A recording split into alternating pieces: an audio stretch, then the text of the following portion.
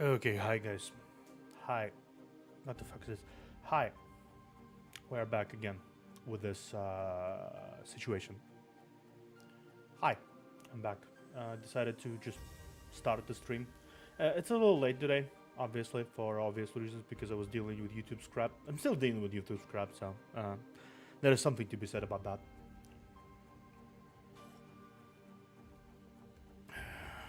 Still, I'm back. So how are you guys doing?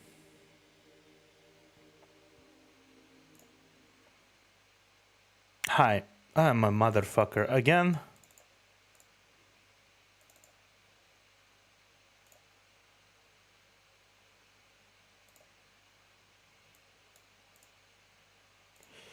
Well, chat doesn't seem to be doesn't want to work again. I don't know what happened with the chat, but yeah. Let me just. Guess I'm just gonna do that. Just gonna do that. Let me see.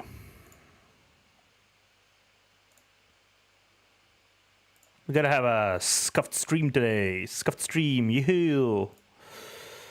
Window capture. Press direction playlist. There you are. There you are.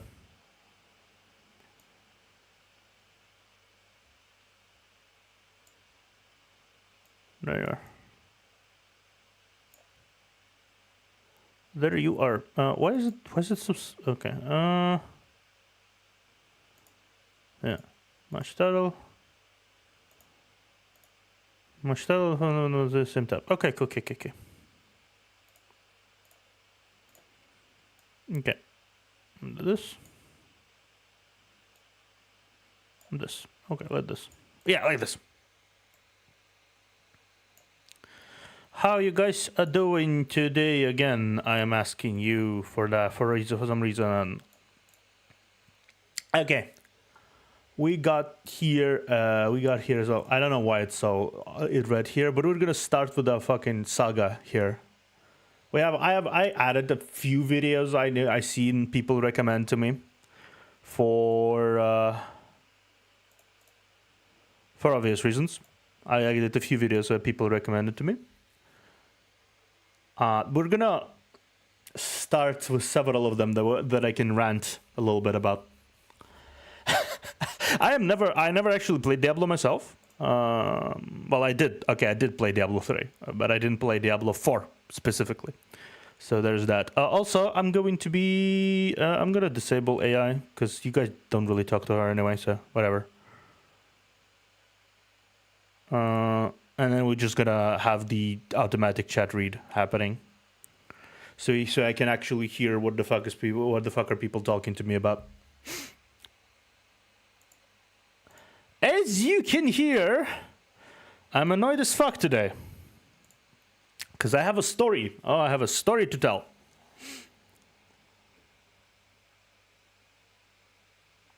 Don't worry, Garcia Angel. I just want to vibe today. Today we're reacting. We're doing epic reaction stuff. Doing pretty good. You? Okay, let me see if it's working.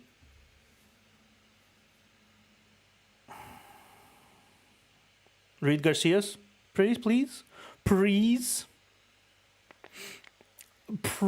You'll have the chance to argue with her Saturday, because I'm gonna have her on, like, obviously, yeah. Will you read it? Fair. Okay, cool.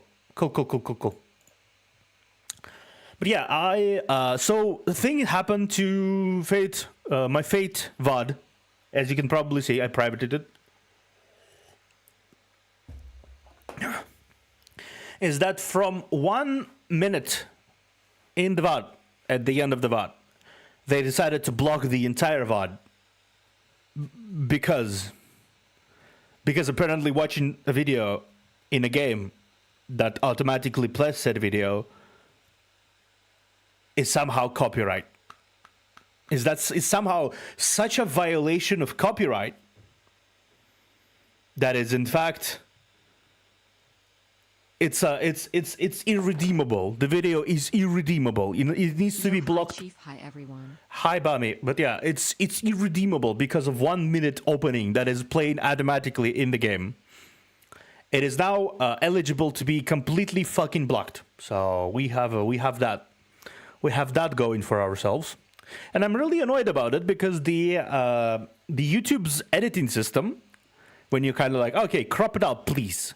It's been about, give or take, 10 hours since I did that, and it's still editing that one per video, that 1 per minute out of the VOD. Also, quick FGO tip: buffs such as attack up, NP up, buster /art /quick /up act are multiplicative with each other, but 2 act buffs are additive. Okay. Good to know. Anyway, that's. I was really annoyed. I hope I will get the VOD back up sooner or later. That's something I hope to achieve, at least within like a day or something. That's something I hope to do. That would be lovely if that happened. But I'm not sure, really.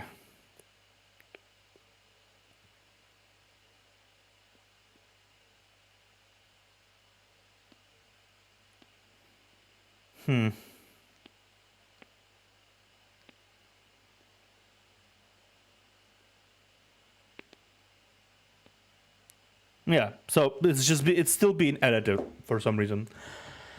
So yes, that's something I'll have to deal with as we go, unfortunately, because obviously YouTube likes to be YouTube, as usual. That's something I have to deal with, unfortunately.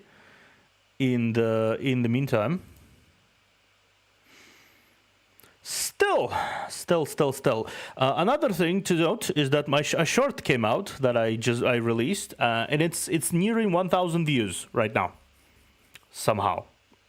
So that's the thing that happened. Feel free to watch the video, the short, please, if you want to support Moi, because I'd like to give incentive to do more of these.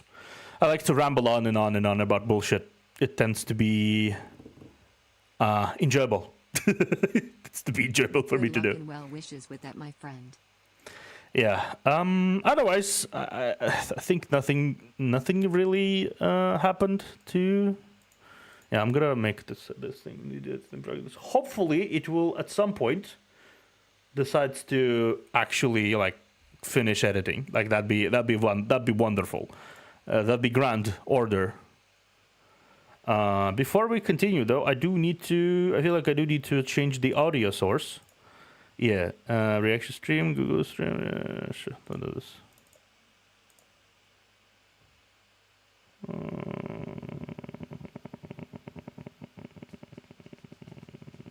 Why is it Chrome? It's not Chrome. What the fuck off? There you go. This video has a 100% Do you guys hear it? like ratio, and I just got to give props to YouTube for all that. But on the real, I'm very surprised with the reaction to that video. I'm happy with how it turned out and the conversations it sparked. So I figure, you know what? This review was a bit more controversial. So like my COD World War II review, let's do a throwback, okay? Let's take a look at some of the responses from Diablo fanboys. And in comparison to the video itself. Yes. Okay, cool. What's up?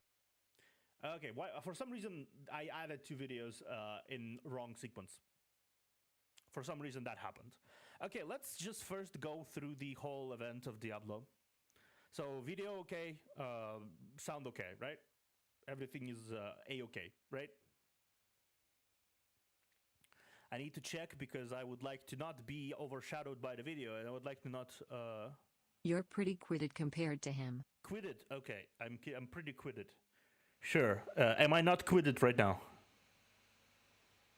Am I not quitted comparatively? To be fair, I will talk in pauses. My voice is too small. Is my voice too big now? Your voice is too small.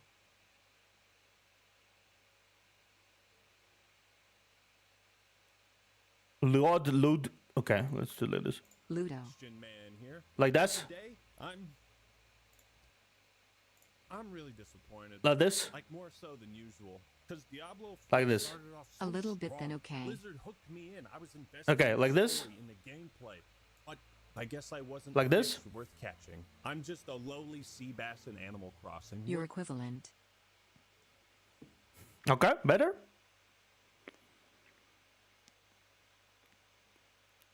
Better? Okay. Okay. Everybody, see. Okay, cool. Now, first video. We're gonna be watching first video of the fucking day. For some reason, which for some reason is wrong order. Anyway, we're gonna watch the whole Actman's fucking Diablo 4 saga. I think I can provide some input from my standpoint based around what I see here. And what I've seen while watching people play the game myself, and what I can say, as not exactly a fan of ARPGs. I'm not exactly a fan of ARPGs. I'm not really one to grind for loot. I'm not really one to go like, oh, I need to do this big piece of a big gun to get another big gun. I don't give a shit. So that's part of the reason why I never really got into big online games such as Diablo series, where part of the fun is just like, oh, I need to get this big ass mace of deadly butthole or something. I don't know, and so it's very much something I am a very much an outsider to, right? And so I'm actually really curious. Why is Diablo 4 so bad? Like, why is the comparison? Because I can't really tell for sure why I think it's bad, right? I think it's just bad because I don't like it, right? I don't like that kind of series. I don't like that kind of games. But I want to see what a person who might like the game think about it, right? It's absolutely okay to suggest videos. I never expected to hear big ass mace of the deadly butthole, but I like the sound of it. I mean, it's just something that came up on the spot. What do you mean? What do you want from me? it's just something that came up on the spot. What do you want from me? Fucking hell. I'm gonna do pop-up chat. Pop-up chat. Yeah, like this. What's up, everybody? Or not. But yeah, ultimately that's the cause, the desire for me to realize, to see what is happening with the Diablo saga here, because not a fan. And Diablo 4 is a money-sucking scheme from the higher-up from the company. It seems like it, yeah. Because there is the usual how it's called. There's the usual battle pass, then the usual cosmetics. There's everything. And it's just like we're just starting the stream. Hi Theo. Can't stay, but I want to see how the stream is going. Yeah, you can suggest any video. I can replace it with anything else. It's just Let's game it out. You chose one of his less funny videos. Mooney is not around today, as you can see, because she's just reading chat, so she's not around today. Sorry. Yeah. Everything is being read though. Everything is being read though. Yeah. I think I need to edit it back to delete the AI Mooney, because I think I just want to chat about bullshit myself, right? Thank you for reminding me, by the way, to edit this out. Okay, let's just start the video for this time, because I'm curious. So this is the Christian man. Hello, Christian man. Today I'm really disappointed. Hello, really disappointed. I am the observer. Like more so than usual. More so than usual. Diablo 4 started off so strong. Blizzard hooked Did it? me in. I was invested in the story, in the gameplay. But I guess I wasn't a fish worth catching. I'm just a lowly sea bass in Animal Crossing, worth only 120 bells. I guess the That's an interesting analogy to things, honestly.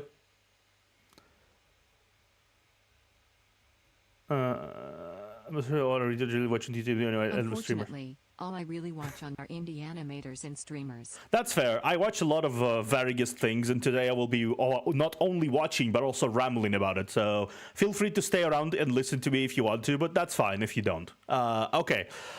I use this analogy is because I've accepted that I'm no longer the target demographic of Diablo. Same. Games. I've realized that Blizzard ain't making these games for people with my kind of interests. In truth, the taste of modern gamers has evolved and changed, and Diablo is more unfortunately than it's ever been. Very unfortunately, the taste of gamers these days are shit. I'm just gonna say it right now. The taste of the gamers today are fucking shit. I feel like an old man when I talk about it, but like, excuse me, maybe the game did not have groundbreaking graphics and did not cost like $1 bajillion to make, and didn't make anyone go insane over crunch and kill themselves. Sorry to YouTube, but it's like no, I think a lot of the bullshit that is happening right now is absolutely not worth it. Like, okay, sure, graphics are amazing, sure, even though that's very doubtful in my case. Like, not every graphic is amazing. Diablo 4 looks like a Diablo 3, but like edgier. That's basically what it looks like. I don't know. Maybe I just don't have what it takes to be accepting of the fact that every game is released on the AAA market is a money laundering scheme. Maybe I just don't have it in me to accept it. But that doesn't necessarily mean the games are better than they've ever been, and I'll die on that cross. So yes, you read the title same. right. I don't like Diablo 4, and I think it's a bad video game. Maybe debatable about that. It's not. Maybe it's like a bad video game for. Oh, Danny Sal, you're trying to trick Theo, aren't you? What are you talking about like that? Daddy Cell speaks about himself in third person. That is my personal opinion. Personal opinion. Game, don't let me change your mind. Yeah, that's fair. If you enjoy modern gaming, don't let me change your mind. Same here. Same thing here. Personally, I think good graphics is not worth declines in other areas. Personally, I agree. That's not worth it. Not worth it. Decline in morality. Not worth decline in general production quality. Not worth it in crunch time and spent nerves of these developers people claim to love so much. It's not worth it at all. Like, and even then, it's not worth complete degradation of talent and moral qualities of every person who makes games on a grand scheme of things. Because people can tell whatever they want. Oh, a good game costs so much nowadays. Games cost so much that having $70 cosmetics in a game that is already $70 is totally justified because people need money. No, people don't need money. That's a very wrong assumption. People need money to make games, but people don't need all the money. The executives need all the money. The investors need all the money. The developers need just money, some money. It always was enough to pay $70 or $60 or $50 for a game. It was enough. And it was enough to pay DLCs. It was enough for all of that. But now it's not enough because people are fucking brainwashed into believing that buying another yacht to Bobby Kotick is equating supporting the developers. And okay. If there's one thing I love, wait, hold on. It's the sight of blood. You know, I actually think I like this game. Good ad. You like what you like, that's fine by I me, remember man. when $15 games were the norm. I do also remember that, Frederick. I also remember that very well, and that haunts me in my dreams every day. What I'm here to do is whine, bitch, moan, and complain into the ether like an old man. Honestly, that's half of our job as content creators. We need to do that into the algorithm, just in case. Just in case. Like an ancient Haradrim who can't understand why everyone's forgotten the old ways. Oh, the old ways. Oh, man. This makes me feel old. I really wanted to like Diablo 4, but the longer I played it, honestly, same. Despise it. I kind of wanted to like the Diablo-thon genre of things. Kind of wanted to like the Diablo-thon, quote unquote, where you go around, loot things, and just enjoy yourselves and like smash a bunch of enemies to pieces. I wanted to like Warhammer now because it's cheaper than modern gaming. Yeah, true. You know what? I'm also a Warhammer player. I'm also a Warhammer player. I have to step away. I will be back soon. Okay, see you around, Frederick. But anyway, I also am a Warhammer player. I have seen prices, and I have seen people lose a lot of things from their wallets just to get enough units for an army. The fact that people are saying confidently that the modern gaming is now less expensive than Warhammer 40k's miniature collection is really telling. It's really telling. I spent a fucking fortune on my orc army. And still, yeah, I agree. I could spend a lot more money on a single game that will give me nothing of satisfaction except, I don't know, what? Nothing really. Before we jump into hell, this video is sponsored by Rocket Money, an all-in-one finance platform. Good job. You know what? Sure, let's listen to it. Spend less. This finance app allows you to manage subscriptions, lower bills, build a custom budget, and grow your savings all in one place. What I love about Rocket Money is it keeps track of all of my recurring monthly payments, so I don't have to go to 1,000 different places to see what I'm spending all the time. It makes it very quick and easy to manage and or cancel them. They haven't seen a single The Lion model price yet. Some kind of monthly subscription that they shouldn't be or don't need to. To be fair, that's a Lion. Lower your bills, and you can monitor your spending by setting up custom budgets. I don't even need to say anything. That's just. I also like to use Rocket Money to avoid That's the Lion. taxes. Just kidding. I love the government. To save more and spend less, join the 3.5 million. Thank you, Octman. I don't have to make an excuse about it. Has got the hookup. So go to rocketmoney.com/actman or click the link in the description to get started for free. Okay. That's rocketmoney.com/actman. Yep. Started for free. Okay. Time for something completely different. Okay. Oh, XC exploded. Cool. Let's start with the positive. Let's start with the positive. Diablo 4 is very fluid and fun overall. I've seen that. I agree with that. Combat is one of the strongest parts of Diablo. Everything you do feels very impactful. I played Diablo 3. I played Diablo 4 a little bit. I played during the open beta. Didn't stream it, but I did play it. And it was very rewarding to play in a lot of ways. Like, smashing tons of enemies was cool. It's just... It's not a thing I can do for eternity, right? It's not a thing I can see myself doing for next year or 2 years or something like that. But for the time it was the open beta, I was like, yeah, it's cool. I enjoy it. Cool beans. Good combat, very weighty. Though it's a little too easy in my case, in my opinion. It's a little too easy. Like, enemies die if like from one poke at them, right? It's just like, is it really continuously rewarding when the challenge never really increases, no matter how much you go through the play? And I don't know, it's not really for me. Same thing applies honestly to Final Fantasy XIV when I played it in Realm Reborn. I just smashed through all of the obstacles, pretty much, except like one or two fights where I needed to like restart once. For reasons of being a caster, which is a squishy squish. But yeah, I'm not sure. Like in Final Fantasy XIV, I had the whole thing with the story. That the story kept me going. The story kept me advanced. It didn't really matter in my case that there was the no challenge situation. That didn't really matter to me.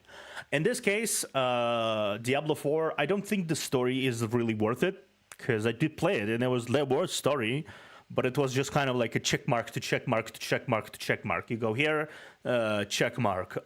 The character says something.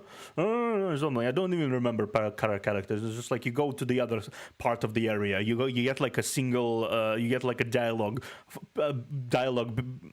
explained by people who I don't know and don't care about, and you go to another part of the world, and it's just like smash nth amount of enemies for whatever reason, kind of thing. It feels good to slaughter hordes of demons with lightning bolts. Now, I didn't play much of 3, but between Diablo 1, 2, and 4, this one might have the best enemy design in the series. Fair. Or at least the most interesting. In the early game, leveling up is extremely satisfying. When I saw this big skill tree for the first time, I just thought, I can't wait to max this out. And one thing I really do appreciate is that boss fights are more about dodging attacks instead of like the classic brute force. Is my number bigger than that boss's number? You know? Because it adds a much emphasis on skill and strategy. A lot of boss fights in D1 and D2 were battles of attrition that could get pretty tedious. Now, I played as a druid, and all the abilities were cool, flashy. Played Necromancer. I played Necromancer. I enjoyed the aesthetic of a Necromancer myself. I enjoyed the aesthetic of the whole fighting for things, fighting the enemies with the minions, with an end minions thing situation of summoning undead minions, trying to enjoy myself like with that. Yeah, I enjoyed that. Fuck hell. And felt awesome to use. The game certainly fulfills the power fantasy many are looking for in a Diablo. I don't really look for power fantasy. I think that's the problem with me. That's the problem with me in Diablo games, and me and any game whatsoever. I don't look for power fantasy. I don't give a shit about power fantasy. I don't really want to be the strongest ever to ever exist. I don't play the games for that. That's I guess that's why I'm not really as much focused on, say, competitive games, right? Because it's like I guess I can play them, right? I guess I can play them. I guess I can enjoy them. That's not really a problem for me. The problem for me is that eventually, being the very best no one ever was, it's like not a situation I want to have. I want to engage in a story. I want to engage in a singular narrative, right? That goes from point A to point B. That's those points I want to cross, and that's it. I'm dropped out. Like, I'm not going to go back and do New Game Plus. I don't want to drop back and do like a special super run or something like that, or no damage run. I don't do that. Title, and I appreciate that Blizzard tried to return Diablo to its gothic horror roots. Tried to. Fucking Disney cartoon art style they came up with for Diablo 3. So I think with the core gameplay, they've succeeded. Now, before we get into the real shit, let's discuss some minor complaints. One, Diablo 4 is a modern video game. Modern video game that people really love and appreciate. No, we don't. In modern games. No, we don't. Most people don't really love and appreciate those games. You're delusional. Which means it has to be always online just to shove half-assed MMO mechanics in a game that basically has no social features and virtually no reason for players to interact with each other. Okay, absolutely. It's so easy to create a community. What? No. No. Even in MMOs these days, there's so much convenience in terms of how you interact with the world and content, that it is so incredibly hard to actually give a shit about any other player. I played Final Fantasy XIV. Not a single person ever invited me to a party. Not a single person ever stuck around me, because they were all doing their own bullshit. They all ran around. They all do their own bullshit. I walked in the world. People passed me without a single thought. Nobody created a community, quote unquote. The only reason people create a community, quote unquote, is because they want to show off their fun loot and cool stuff they acquired, or maybe showcase the results of their dedication to a game or something like that. I don't really know if that's called a community, or maybe like or is it the same thing as walking into a game shop with your super epic extra uber mega Yu-Gi-Oh deck that you just want to wreck everyone's shit with. It makes Diablo more of a social experience. Bro, what are you talking about, man? It's not. Always online also means if the servers get fucked, then so do you. Yeah. It's like Blizzard literally learned nothing from Diablo 3. You know, when They I didn't. see someone lose their hardcore character after... If it's not broken, don't learn from it. And people made sure that Blizzard think it absolutely is not broken. People absolutely make sure to believe that, to make them believe that. Thank you. Sorry. It's what's not broken, don't fix it. That is the corporate attitude about things. People can whine and bitch wherever they want, right? It's just, unfortunately, most people don't watch YouTube to watch us moan and bitch about it. That's unfortunately not the true, not truth, not something people do.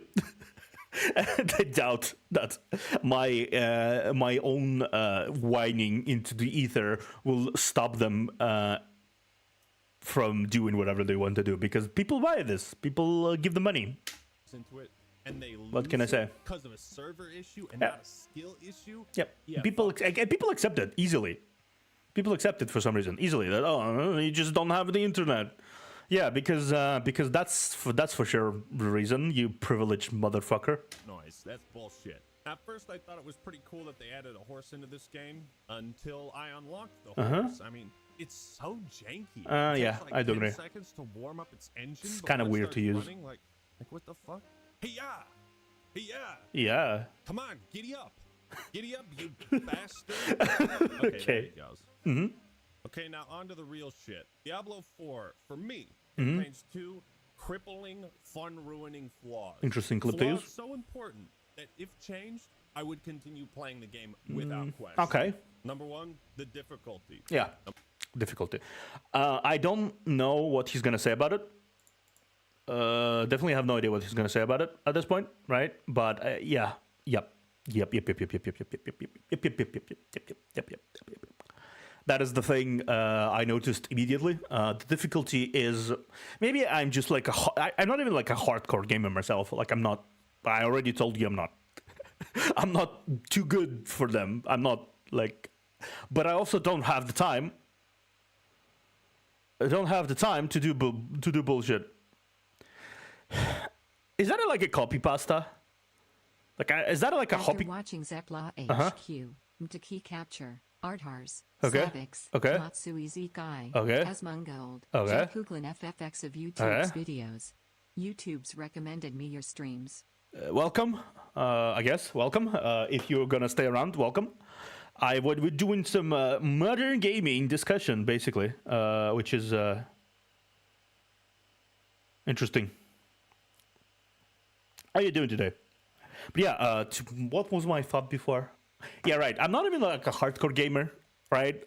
I don't do the whole hardcore gaming thing situation, right? And I'm not like good at games either, right? I'm not super epic gamer, man. That's super epically just too good for the games, right? And still, I find myself utterly bored by the game eventually when I play Diablo 4. I just find myself bored.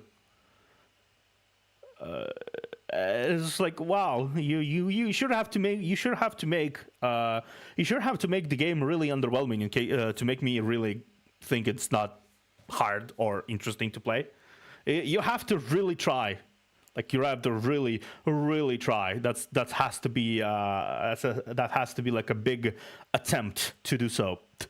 This has to be like a very valiant desire from your side. Oh my god. Okay, let's listen to what he has to say. The skills. Let's start with difficulty. Don't know about that. I stopped playing at level 48 after beating the campaign. Now, you can run down to the comments section and tell me what a casual scrub I am, that I need to play on World Tier 3. Absolutely. How Diablo 4 starts to get fun and challenging after I beat the game and reach level 50. I'm absolutely waiting for people. If I'm gonna be honest, if I was any more popular than I am right now, I would be absolutely waiting for people to drop by into the comments of this VOD or the video I'm gonna post eventually from this whole thing into the channel, and it's just like, oh, secretly you're all you don't know what you're talking about. You don't know what you're talking about. And I'm like, yeah, sure, guys. I haven't played the game. I haven't played games for 20 years for you to fucking assume that I'm not. I am not aware of what I'm talking about. I know what's fun. I know what's not fun. I know what works. I know what doesn't work. I know a predatory fucking bullshit when I see one, and I don't. I think I see, and I know a good game. And with the moral standards when I see one. The fact that you don't see it is very depressing. And if you're thinking that, you've just proving my point. Yeah. Why do I have to dump 30 hours into Diablo 4 simply You just played for 100 hours. It's gonna get better. It's gonna get better. Fuck off. to unlock a difficulty option that suits my skill and experience? Well, because that's how it's always been, Act-Man. Yeah, You're absolutely. right. The big difference is in Diablo 1 and 2, the games weren't this easy. And D2 had some extreme difficulty spikes. The base game is so ridiculously easy that by the time I got to the climactic finale in Hell, I was bored out of my mind, begging I didn't get the climactic finale of the game because I got bored halfway through. for it to end. After an experience like that, why the hell would I keep playing? I did end up And to be fair, it was beta, so I couldn't physically get to it either. doing the first capstone dungeon, and for whatever reason, that was like a light switch. It's like, oh my god, I'm actually dying to boss mechanics and not just cheap gimmicks like hard crowd control that lock me in place for 5 seconds. I'm not exaggerating when I say every single death I had, besides this boss, was from hard crowd control. To be fair, that is something I would say it's a part of the difficulty. It's fairly easy to avoid these kind of cheesy traps if you don't let them corner you. But though, to be fair, if you play in like super uncaring mode at this point, I think it's easy to it's basically really easy to assume that it's not gonna kill you because it's been so easy and it just like surprises you a little bit. The game had to stop If you me from underestimated moving it, in order to kill but me. you can't not underestimate it because it's like so easy in any other case. It's weird.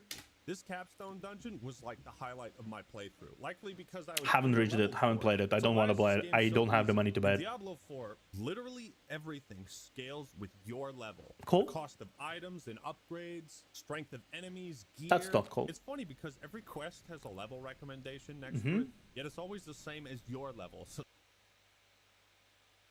Why is that there? Why is that there?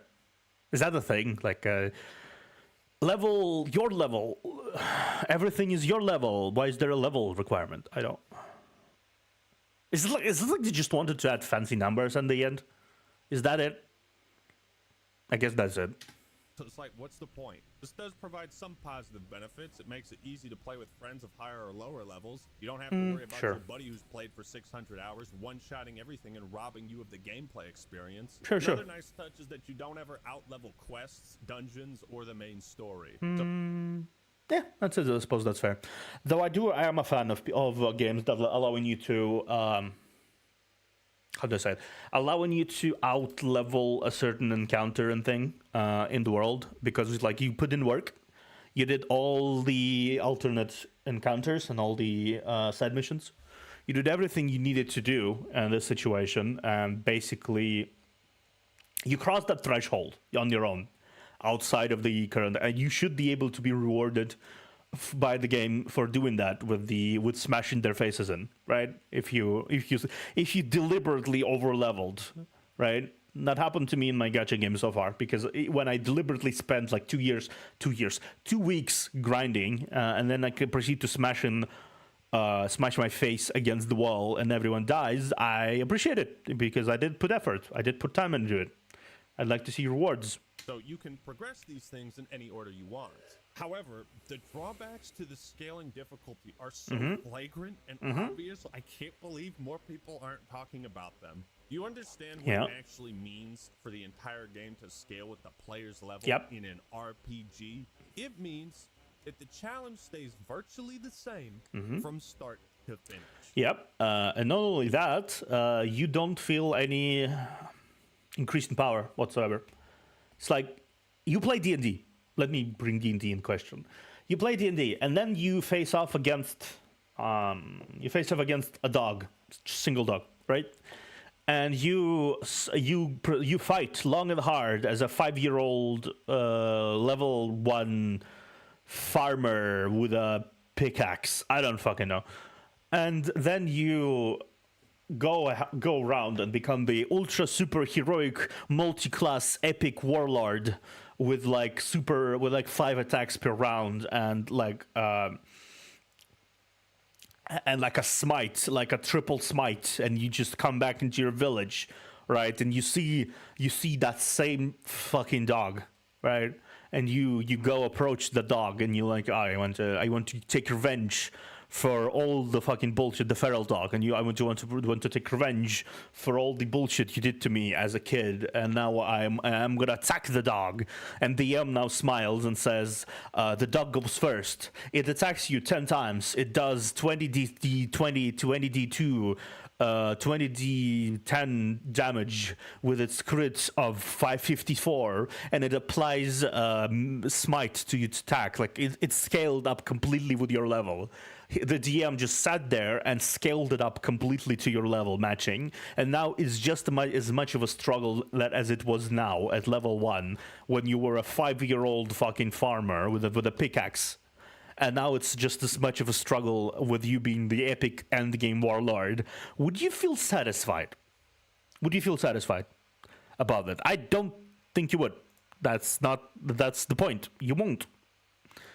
Even it doesn't really get the power fantasy going either, right?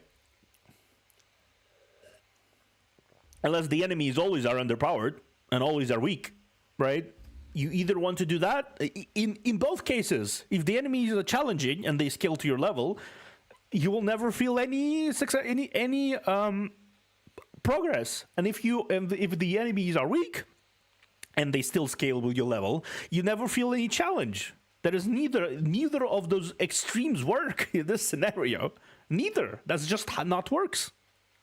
To be fair, though, it does work for some people. Some people just like that kind of stuff, but it does not work here, like, at all. So I don't know. Motherfucker. It does not work at all. Okay. Why is this a problem? Well, it's going to take a good long while to explain. Okay. The only available difficulty option is easy as balls. Uh-huh. Then you'll be begging for the sweet release of It depend. Like for a looting game, then it's bullshit, but in soul game, then it normal. Yes.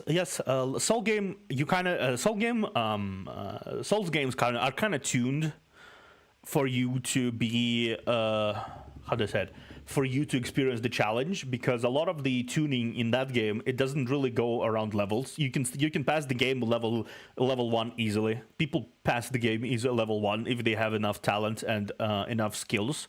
I have seen people go outside of the gates and then smash the gate at the head of the golden tree guardian that was prancing around while being completely naked and with a club. It's possible to do.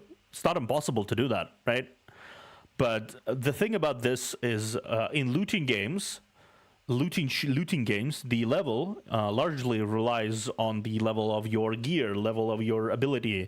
Like it or not, looting games are usually number versus number, right? So when it's not number versus number, and you feel like whatever gear you apply, whatever things you get, they do not have any impact whatsoever on your performance, and the fact that you're doing more damage to it without it than with, like it was with Anthem. There was a game, Anthem, if anyone remembers it. It was a game that existed, and hilariously enough, it was so weirdly broken and tuned that when you had a starter weapon, you did more damage percentage-wise to the enemy, to the epic end game level enemies than you do when you equip an end game weapon, because it did percentile damage. It scaled like that. That's how you can completely ruin an experience if you don't adjust it correctly. So in my opinion, I feel like there needs to be some sort of balance.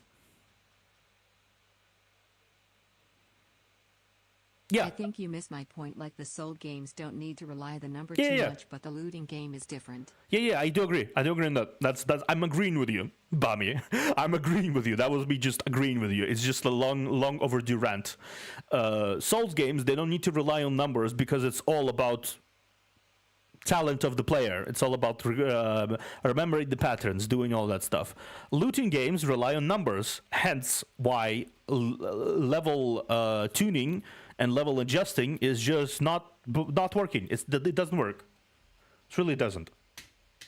Now we're gonna be okay. It works for a certain specific group of people, and I will say you which group of people it works for. The bot farmers.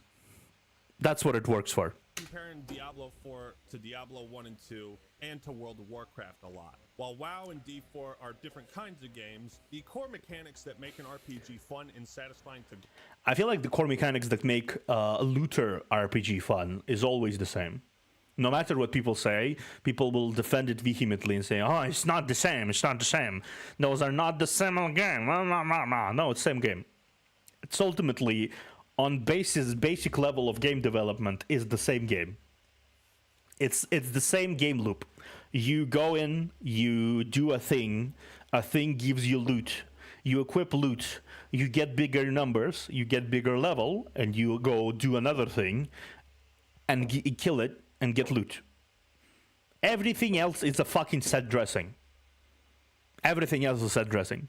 If you break down MMOs, ARPGs, and other things to its basic core level, it's absolutely the same game design.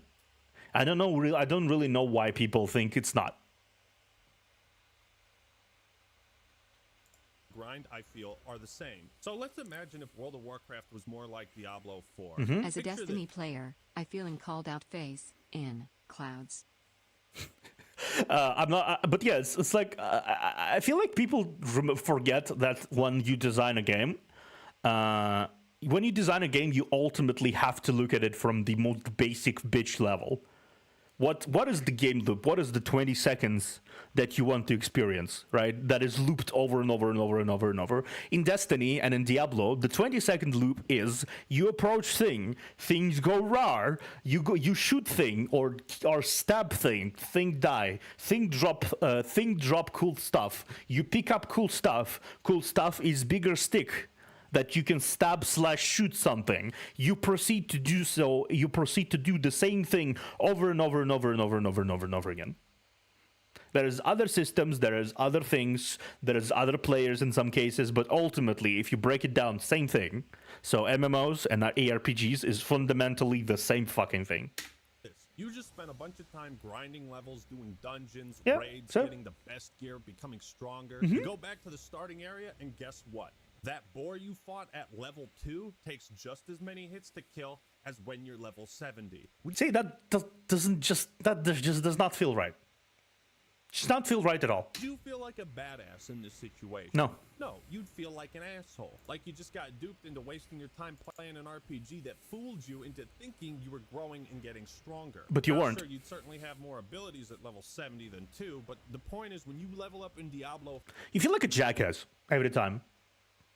Like, you want to be stronger. You want to be like, oh, yeah, I'm gonna go. Like, sure, it doesn't really feel nice to go around and one-shot enemies, right? But just for the sake of that experience of, like, oh, I finally reached, like, level 50 from level 1. I want to go and test my mettle against the level 10 boss that I faced at the start of the game. That gave me so much trouble, right? And then you approach the level 10 boss, and level 10 boss is actually a level 50 boss.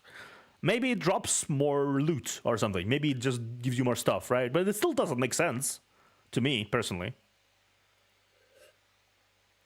It doesn't really.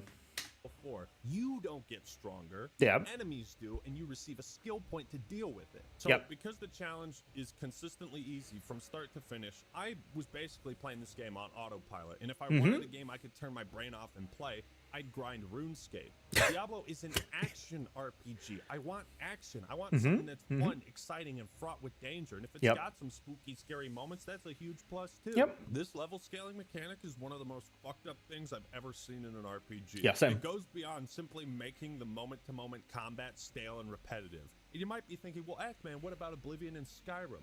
Well, that's a lot different because you have some control over the difficulty. Yeah. And the scaling only affects the types of enemies you encounter. So it's a lot different. Ultimately, I feel like that's what it comes down to. Certain people enjoy this kind of gameplay, right? They just want to turn their brains off, want to go in and just shoot a bunch of things, right? Or like stab them in this case, in Diablo case, and they don't want to be challenged at all. A lot of people in this game, in this day and age, they don't really care for challenge as much. I've seen more and more people whine and bitch about the fact that they cannot pass certain levels or something, and they expect the game to cater to them and giving them the easy mode so they can just go through with it without putting any effort, without putting any dedication to it or something like that, without really giving the game back, so to speak. And if you don't give the game back, you will not receive anything from the game. That's personally what I think. I give all of my gachas a fair amount of attention. That all the gachas I play currently, I give them attention. I log in every day. I have the time to do it every day. Log in every day. I do the roles. I do the things. I do it every fucking day. I do dailies. I level my characters. I basically prepare for the fact that every week or every other week I play the game, I'm gonna be ready to go in and do it, right? Every time. But it's just like, it's not... If I didn't do that, I would obviously suck at the game. I would obviously complain about it a lot. I would obviously not pass it. But if I do this, I pass the game. That's just easy. That's just how it is. To be fair, Although, to be fair, there's a lot of gacha games that are very fair to win, and you can just pay past it.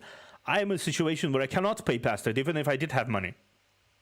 Because I live in a country where the Google shop does not work right now. It just does not work. So even if I wanted to whale, I can't. I am prohibited from whaling by the universe itself. I think Diablo 4 excels in its enemy design. There's a ton of cool, creepy demons like those spider hosts and the walking ball sacks that spawn flies. The Balrogs return, as do the Fallen. Everything fits a theme based on the area it's in, and I like that. Enemies can spawn in unique ways. They same. Yeah. In the snowy areas or ambush you when you loot certain chests. Oh wow, bears just spawn from the ground, huh? Okay. Are flashy and fun to play around. Scaling fucks with the world and level design much more than you'd expect. Yeah. Because every corner of the game is now stuck at the same difficulty level. Therefore, no zone stands out or feels more challenging than the last. Yep. A lot of the identity of, say, Caelid from Elden Ring, and I guess yeah, sure. Comparing Souls games to games like Diablo 4, I think that's a bit unfair. But I'm not comparing them right now as much as just explaining in detail what I find to be memorable about an area in a game of a different genre. I find Caelid memorable because every time you walked into it from the start of the game, it's a pain. It's so much pain. You walk in and everything wants to kill you, and everything causes bleed, and everything two-shots you if you're not careful, and everything is so tanky you probably won't be able to murder it immediately. 42-minute video _0. Don't worry, Pengi. I have been rambling about this video. It's been a minute 96. I have been rambling for the last half an hour about this 10 minutes. I am absolutely fucking bonkers when it comes to reaction videos. I go wild. I talk way too much. There is no sense. Let's just continue. Again, what if you took this scaling difficulty and added it to Elden Ring? What if you went to Caelid at the start? Why is he using the same examples as me? X-Men. You didn't get your ass whooped by those giant dogs. Yeah. Well, then that place wouldn't be as memorable. The desolate atmosphere and red-tinted sky would betray the tone of Caelid. The land of Caelid would not have this stigma among Souls fans of being a challenging, oppressive area of the game. And that's what makes it stand out. You get what I mean? Exactly. That's the thing about this. If you don't walk into the game and suffer, into the area and suffer, you will not remember it. That's the thing. We only remember the hardships we experienced. We experienced the hardships. We remember them. We go through them, and we go at the end, and it's like, oh, what a journey. All these fucking hardships I experienced at there. All the things I did. I did this. I killed this boss that killed me 15 times. I don't remember a boss I killed in one go. I remember the tree sentinel, which I had to try to kill for 6 hours. Over the game span, I tried to return the kill, did suck ass. Then be like, okay, no, maybe not now. Then have to do this thing, other things, then return back and go, okay, maybe now. and then suck ass and be like, maybe not now. And then only after a while I killed it, and his weapon became one of my most signature weapons for the playthrough of what game I played. And then I went in and murdered what's his face, Margit. I murdered Margit with it with third attempt because I was so focused and I was so good at the game. I can't say I was good at the game by that point, but I was better at the game. Let's say it like that. I'm saying when you give players far too much freedom to explore Yeah. an open world and you don't gatekeep any sections of it, then they end up having nothing to look forward to and nothing to go back to. The world becomes very lacking in personality. The world lacks completely in any personality because of it. Like, there's not even anything to say about it. It feels like there's no rhyme or reason to what I'm doing in the world of Sanctuary, and it doesn't matter what order I do it in, so it all just feels the same to me. Is this making any sense? Yep. Or am I just talking? It makes absolute sense. Diablo's butthole. You know how in Breath of the Wild, after leaving the tutorial, Yeah. you could go straight to Ganon's castle? I mean, you'd stand no chance. Untrue, people did it. But that type of freedom is genius because you're given a sense of progression in the world and the different zones. You're not supposed to be here yet, but the designers still let you. I feel like this is just like basic. That's the thing. I feel like that's why gamer designers should allow more freedoms for people. People should allow more freedoms in RPGs, but also they should punish reckless action or reward extreme skill. In both of those cases, Caelid works the same. Ganon's castle works the same. If you defeated the game after just finishing tutorial, going straight to Ganon's castle and kill the Ganon, that's a feat. That's something you can legitimately record as a YouTube video and send it out and say people will applaud you because that's fucking hard to do. If that were not the case, if you would just run into the Ganon's castle at the start of Breath of the Wild, and Ganon was level 1, would you find it fun? Okay, level 1.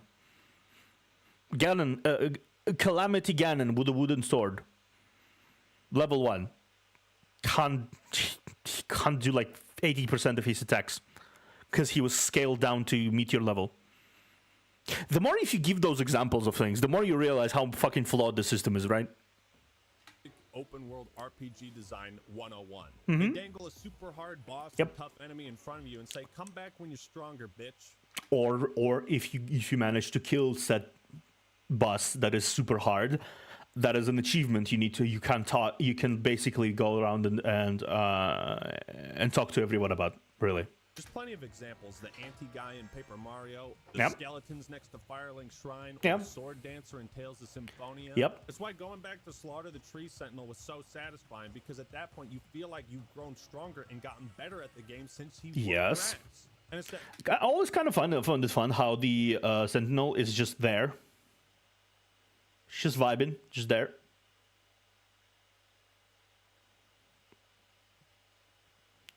Like really, like right straight there. Like you don't need to go anywhere to find this boss because he's already there. He's already there. You don't need to find him. He's like right there. Big shiny gold target. Always found it fun. Accomplishment that I tend to chase in RPGs. Yep. Unfortunately, Same. in my 30 hours of playing Diablo 4, I never once had that feeling. Yeah, I don't regret dropping it These types and never buying it. of difficulty spikes, they just give me something to look forward to. I need a challenge I can't beat yet. Yeah. Or a super difficult optional boss thrown in my face. A forbidden area I can't access yet. That's what inspires me to grind and get better gear, to see more of the game, right? If you brought Diablo 4's version of scaled difficulty to other RPGs, you'd see how fucking atrocious it is. Yes. Like I said, I already said that literally 30 seconds ago. God damn it. Capstone dungeon at level 48, so I was 2 levels below the recommended. And after 30 hours, like, this was the challenge I'm looking for. The boss is well designed. Dying to him made me pissed. I felt some tension every time I got close to killing him and was running low on healing potions. My point is, why did I have to beat the game to start being challenged by it? I don't get it. Like, that's the mentality. I don't get it. If you want for people to enjoy the game, those hardcore people you want to have, you need to make sure they enjoy the game immediately, because most of these people are old. Most of the people who want challenge are old. Most people who will stick with the game forever are old. They don't have the time to play 40, 50, 60 hours. They don't have the time for it. Because they have work, they have kids, they have whatever else. They don't have the time for it. If they don't enjoy the game immediately, they drop it. And people, and young people who have time, they don't have the fucking attention span at all. There's no attention span whatsoever. People will drop the game within the first half an hour. That is truth. That is fact. That is a proven fact. People, there has been an achievement exposing lots of people that basically indicated that not a lot of people passed like the first hour of the game. And then there's a lot of people who played this amount, and there was like they posted reviews, seemingly forgetting that the fact that they are not, that their view count is very visible, actually. That the amount of time they played is very visible, actually. And most people don't do that, really. They don't post reviews because they know that. So, but they just basically quietly uninstall it and don't play it ever again, or most likely refund it because people can refund it on Steam specifically. Yeah. And it's just so obnoxious that people think that a lot of developers think that they are still in that era where everyone had the time, and had the dedication to go through fucking many hours of bullshit to arrive somewhere where they would start enjoying the game. Remember how simple Diablo 1 was? There were 16 levels. Each one got progressively more difficult and was filled with different and tougher enemies. The soundtrack and visuals would change as you got closer to Diablo's lair and hell itself. This is a very simple way to convey to the player that the challenge was evolving. This doesn't happen in Diablo 4. Open world tends to have that problem because ultimately it's very hard to establish a certain pattern of things. You can't expect a player to go through the world in exactly the same way you intend to, right? So you sort of have to rely on different areas having their own identity and maybe level difficulty, question mark, to establish themselves as something.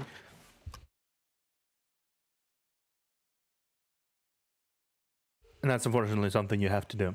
I'm not exactly sure how Diablo 4. I guess no, Diablo 4 can be done in the way if they just rip off the Elden Ring formula, where they have certain areas that are much higher level than everything else. Well, not much, but just much. And you just go from one level to one level in terms of story, and you level along. And you still feel the challenge everywhere, right? But it's not. But it's also possible to maybe outscale it a little bit. I don't know. Either way, I feel like it should be more rewarding for you to get the super secret, super good loot instead of I'm gonna walk over there now. And it's the same challenge and the same level of difficulty as if you go directly into the Diablo's lair and just like murder Diablo. That's gonna be the same level of difficulty. Everything was just adjusted to you, which is funny because they already do have that shit when they have the storyline that goes across multitude of areas. But it's like, okay,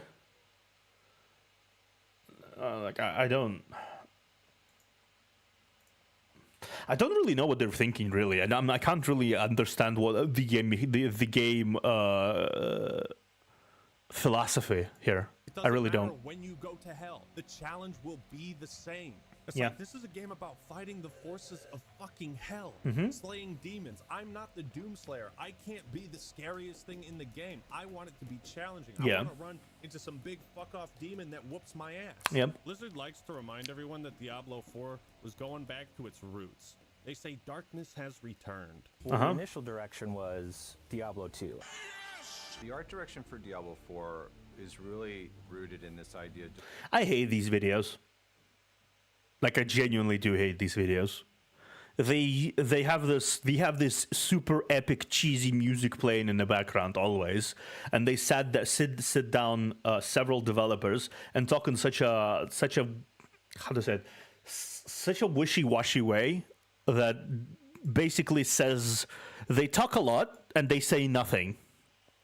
It's basically a PR move of let's talk exactly let's go down the bullet points of everything people want to hear. It goes back to the dark roots. It's now challenging. You can what they were saying. Delivering on the fantasy of a dark Gothic medieval world. Yeah, delivering on the fantasy of a dark Gothic medieval world. Like they have all this whatever else they have. Some fucking idiot in the PR department sat down and just compiled the list of things they have to say in these videos, and they had to like add super serious, super try-hardy violin music in the background to really empathize it, like to really focus on it. Art direction of the game in general was darker and grittier, and Diablo 2 was kind of the inspiration. We wanted to bring Diablo 4 artistically more back towards like Diablo 2, the much darker style. Cool. Major redesign to make them feel more grim, a little scarier, a little darker. When writing this next chapter, we really wanted to return to our darker roots. Everything's a little darker, everything's more difficult. The story of... More difficult? Is it? Is it now? Doesn't seem like it. I had more difficulty in Diablo 3, really. Lilith and Inarius is the darkest story we've ever told. No, it isn't. Daddy issues is not the darkest story you ever told. That's not it.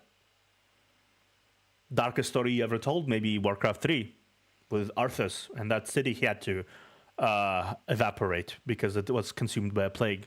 That was darkest story. Maybe the Lich King was the darkest story. Maybe Diablo 2 was the darkest story. Maybe anything else was the darkest story, like StarCraft's annihilation of whole planets and thing. That was maybe very dark. This is not the darkest story you've ever told. Not even by a long shot. What? Without me, you would have no victory. And its cost will be more than you can pay. Okay. So, is now the darkest story ever told considered cheesy villain monologuing at the end? Because it seems to me like the Lilith is just like, you will regret this. Darkest story with the epileptic flashbacks in the background. we've ever told. You have done well. Yeah, that's bad. That's dark. Agree. Now I think you shall have your reward.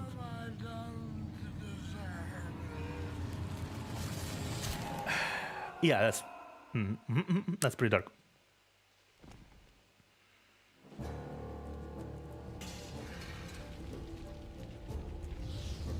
Don't catch fire. The story of He caught fire. Lilith and Inarius is the darkest story we've ever told. The dark tone is at direct odds with the gameplay because you're slaughtering endless hordes of trash mobs like it's nothing. Also that. Yeah, also that. For a dark game with a dark tone to work, you need to have a sense of danger, sense of scale, sense of... The gacha games have more darker story than it. The story of Diablo is written more like the story we tell in the Bible NGL. Yeah, exactly. It's not dark story at all. I don't really know. The gacha games I play have a darker story. Like casually darker. A lot of it has a really vulnerable sense of danger. And every time I play Zdorika, for example, when I faced off against Laser in his mutated form, against the first, in chapter 11, I dreaded it. I sat there with dread. I had dread. Because I was like, fuck, this is, how do I deal with this? Right? Because it was extremely dangerous. There was a lot of sense of foreboding. The gameplay matched the tone of the story. When I entered Devious's lair, I was unnerved. When I saw the animations of the monsters I was facing against in that lair, I was very unnerved by it. I was very, I was absolutely, how do I say it? I was not enjoying it in a way. I was enjoying it. I was enjoying not enjoying it. Those animations were jittery, completely unnatural, monstrous. The way they attacked was completely brutal. The way Devious laughed every time you faced off against him, he had all control. The only reason he won is his own arrogance, and surprisingly, Laser's interference in a lot of ways. But still, you felt like an underdog. The entirety of Mirage, I'd say, you felt like an underdog. That was basically seeping through the entirety of the storyline, and that's what made it so interesting to me. Honestly, you could compare this idea to Bloodborne or Bioshock or Dead Space, yeah, where the gameplay matches the tone of the locations and narrative. Yes. When your character suffered, you also suffered. It may be not trying the level over and over and over again. It may be actually feeling the emotions, the scare. If it's a horror game, you need to be scared, just as your protagonist is. If it's an RPG against like a super big army, you need to feel the tension and the danger of every encounter, because otherwise it will not deliver the same punch as any other game that does that. Brilliance of Diablo 1's design is there are very few moments where you can let your guard down, even at the start, because even the trash mobs can surround you and kill your ass. Same. Exploration Diablo 1 very tense and methodical. Yeah. It was an action RPG, but it also felt like a survival game. But this whole aspect of surviving the forces of hell started to become more and more irrelevant when they released the second game. The issue with Diablo 1's design is that it doesn't fulfill the power fantasy modern gamers are looking for in a Diablo game. Like I said, the tastes have changed, and I accept that. I do accept that as well. Want to kill hordes of demons that fill up the entire screen. And they want to see epic lightning bolt go ahead and murder like 300 enemies at the same time. They want to see like they want to just see the screen flooded with enemies that they can just stomp and feel really powerful about. I don't understand that. I will never understand that. I will always find myself bored after an hour of doing that. But you do you, guys. Do you? They want to feel like a badass. The problem I have with this is it makes most fights with basic enemies feel totally trivial and pointless. Yep. Because they serve no actual threat. You might as well just pass them. Now, this doesn't bother me in normal RPGs where you out-level enemies. Yep. Because of the scaling, that's not a thing. At some point, I realized that fighting random enemies on the way to a quest was a waste of time. Waste of time. Just skip them. It's fine. They don't do anything for you. If not killing them doesn't really change anything. Just go past them. Because the quest itself will give me demons to fight, so I might as well skip all combat in the open world entirely. You see, it's not enough to make a. Why make it combat? Why make it open world if everything in the open world feels useless and irrelevant? Why? Why do that? For trends, I guess. That's. The number man is all about the number. The bigger, the better. I guess so. That's people like it. I guess that's why people like it. I guess I don't understand it. Objectively, I don't. Like even when I play Fate, right? I didn't really give a shit about the bigger number. I just needed to. BTW, have you checked out Counterside Code Geass collab? How did it went? Also, just wanted to know when is the next CS stream? Zero Snake. So what happened is I'm gonna quickly distract myself from the video because what happened is I rolled gacha, first gacha. I had three tickets for secret file gacha. I got her immediately on the first pull. I got the mecha girl, what's it called? The redhead. I got her. Third pull.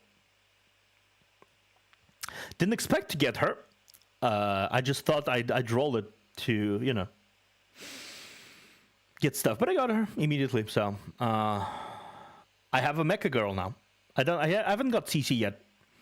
And I haven't got Lelouch yet, because I haven't passed the story. But I got D1, the Awakened unit.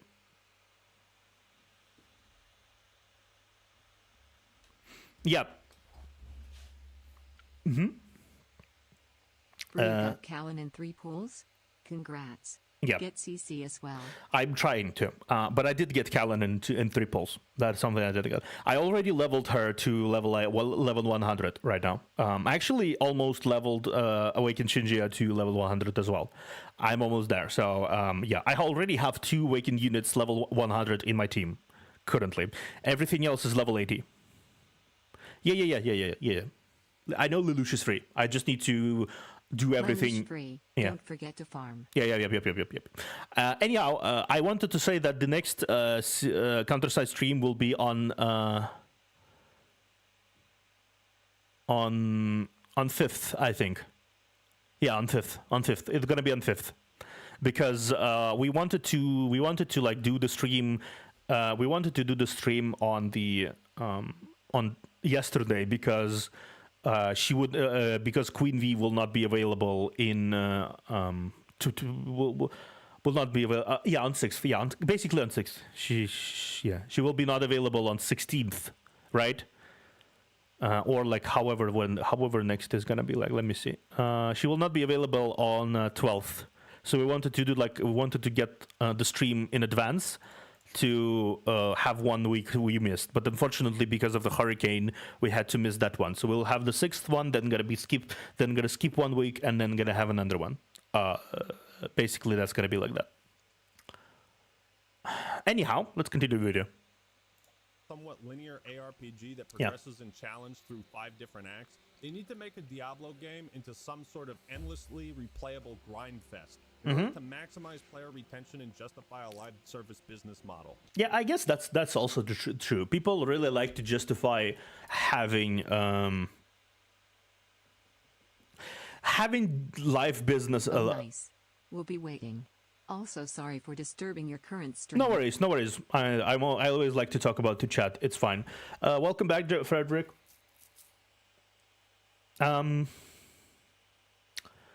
You missed mostly me rambling about modern gaming. I still am rambling about modern gaming. What have I missed? You missed me rambling about modern gaming. Diablo 2 was more open, but it was segmented, you know? You couldn't just run to the Act 5 area at the start of the game. That's fair. If they had to have the open world, I would have suggested make the campaign somewhat linear, and then once players beat the game, the world opens up. Agreed. If you want your players to engage in a world continuously, right? The farming, the left dailies, the weeklies, the battle pass, whatever the hell. What you need to do to actually succeed in pulling people in, that's what people do in MMOs. You need to have an interesting story that goes from point A to point B. And takes you all over the world in a way that would make it so people will remember every time they passed a new. Yeah. Okay. Cool. Yeah. I am an orc player. I have an orc army. Anyway. You need just as you were saying you were playing orcs, which is cool. Yeah. But yeah, you need to go, you need to like start in the starting area. Then you need to go there and there's like a challenge there and you clear the challenge and you remember the area. Oh, those spiders are fucking annoying or something like that. And then you go into the other area and then you clear that stuff. You encounter an interesting boss along the way. And after you pass the entirety of the campaign and went into hell and killed Lilith or something like that, you unlock the entirety of the map. You are right. Look at the early Pokemon or Final Fantasy games. The gameplay was a bit iffy, but the stories were amazing. Yeah, exactly. And that's why that's how you remember games, because of the story. If there's no good story, you don't remember the game. That's simple as that. There is After over an hour, I'm back. How many videos did I miss? Unfortunately, Danny, I talk too much, so you missed exactly 10 minutes of video. I watched exactly 10 minutes of video in the time you were gone. Okay, 0.5. Yeah, 0.5. 0.5, exactly. There would be a lot more to it than that. The point is, when you throw hundreds and thousands of trash mobs at me, it trivializes the combat and therefore trivializes the threat hell itself poses to the world of Sanctuary. Not only that, it trivializes your presence in the world to an extent that it's just like you're just a scrub, you're just a random scrub that came around, and you're just one of many badasses in the world that's running around. So hell is not really a threat all along, because there's hundreds of people like you running in this world. Because hell is nothing. It's just like it's like clock in, clock out. It's like the office job. Casually kill the Lord of Hell every 5 days a week, 7 days a week, 5 times five an hour a day. Care about story, just go play the Roblox version of these games. Exactly. Finally get to hell. There was a brief moment of excitement. I was like, oh, fuck yeah. I'm going to start seeing some crazy-ass enemies. And then you don't. It was the same demons I was fighting at the start of the game. Even the unique bosses aren't all that challenging. Take the Astaroth battle. It's built up quite a bit. I mean, you're fighting a Hell Knight riding a giant 5-headed demon dog. And? Fucking epic. This should be a major checkpoint in the player's skills, and this guy should be a total badass. Instead, he's a cakewalk because of scaling difficulty. I mean, yeah, that's it. He scaled up to your level, and if you don't do all the bullshit leveling situations, which most people, which I don't, I often don't really stop and like overextend myself. Notice towards Roblox, off-brand Roblox Diablo was really good. Yeah, there are some really good developers in Roblox systems. There is really good developers. Yes. I made a video a long time ago about the most important thing every video game. I'll be back tomorrow when you've watched 30 minutes. Exactly. Thank you, Danny. Shit, you got me. And it's challenge. If I'm not challenged, then I don't see a point. I don't see a point to playing the game. I don't see a point either. About Diablo 4. I might have been willing to grind to World Tier 3 and deal with the game's lack of difficulty up to that point if it weren't for the second crippling. People who play Diablo 4, if there's any, how usually long it takes to get to level Tier 3? Like how long does it take to play the game, or like people who know Diablo 4, how usually much it takes to get to the appropriate level of difficulty at which it's actually interesting to play? Just answer whenever you feel like it. I'm gonna continue the video. If anyone here knows the answer, please answer me, because I'm actually curious. Flaw, the skills. Now, at first, I was having a blast with this game, and every time I leveled up, I was super pumped to spend the next 5 minutes looking at the skill tree and carefully considering what I would put my point in. It felt like my playstyle was constantly expanding until I unlocked my ultimate. Once you do that, the game becomes extremely repetitive as your playstyle is set in stone from then on. And you're only investing points in Mod check. I know. I don't think I'm watched by a lot of Diablo players though, so that's fair. It's fair if nobody answers me.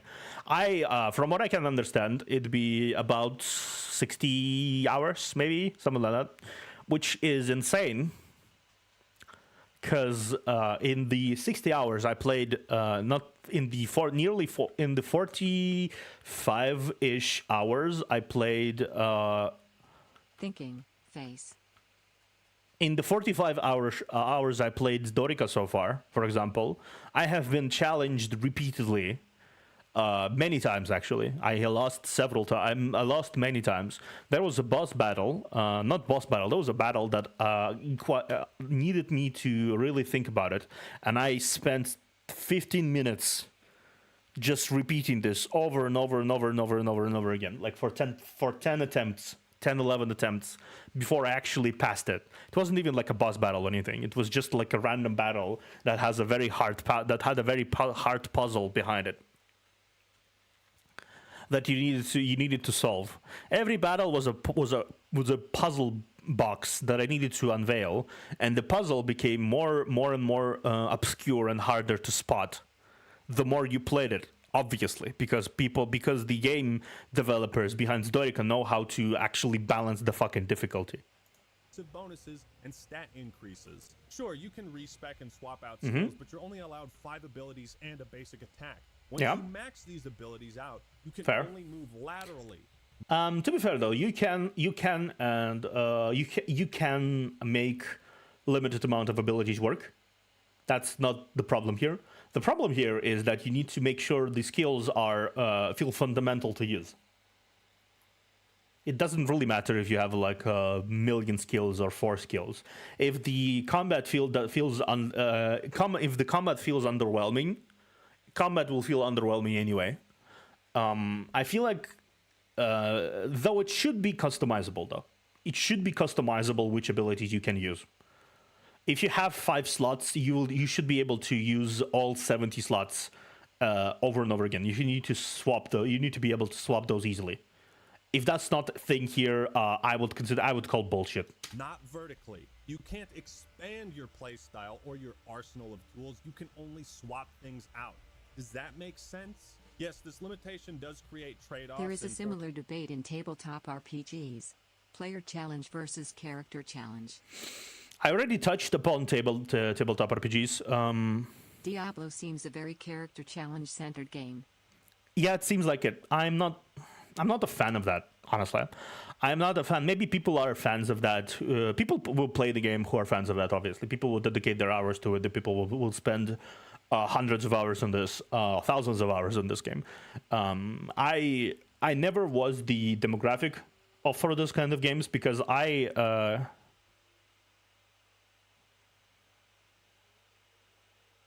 Oh, I beg your pardon for retreading old ground. Oh, it's fine. It's fine. It's fine. You actually brought an interesting point. I am objectively not the demographic that these games want. Right? I don't have a single game, and I'm not joking. Don't have a single game in my roster in my 20 years of playing games that I played over 500 hours. Not a single game. I know people play like thousands of hours some games because that's what they do, but I don't. I have specific goals I want to fulfill. I want to be the hard boss. I want to finish the level. Not a RuneScape player, I see. Yeah, exactly. I want to finish a hard level.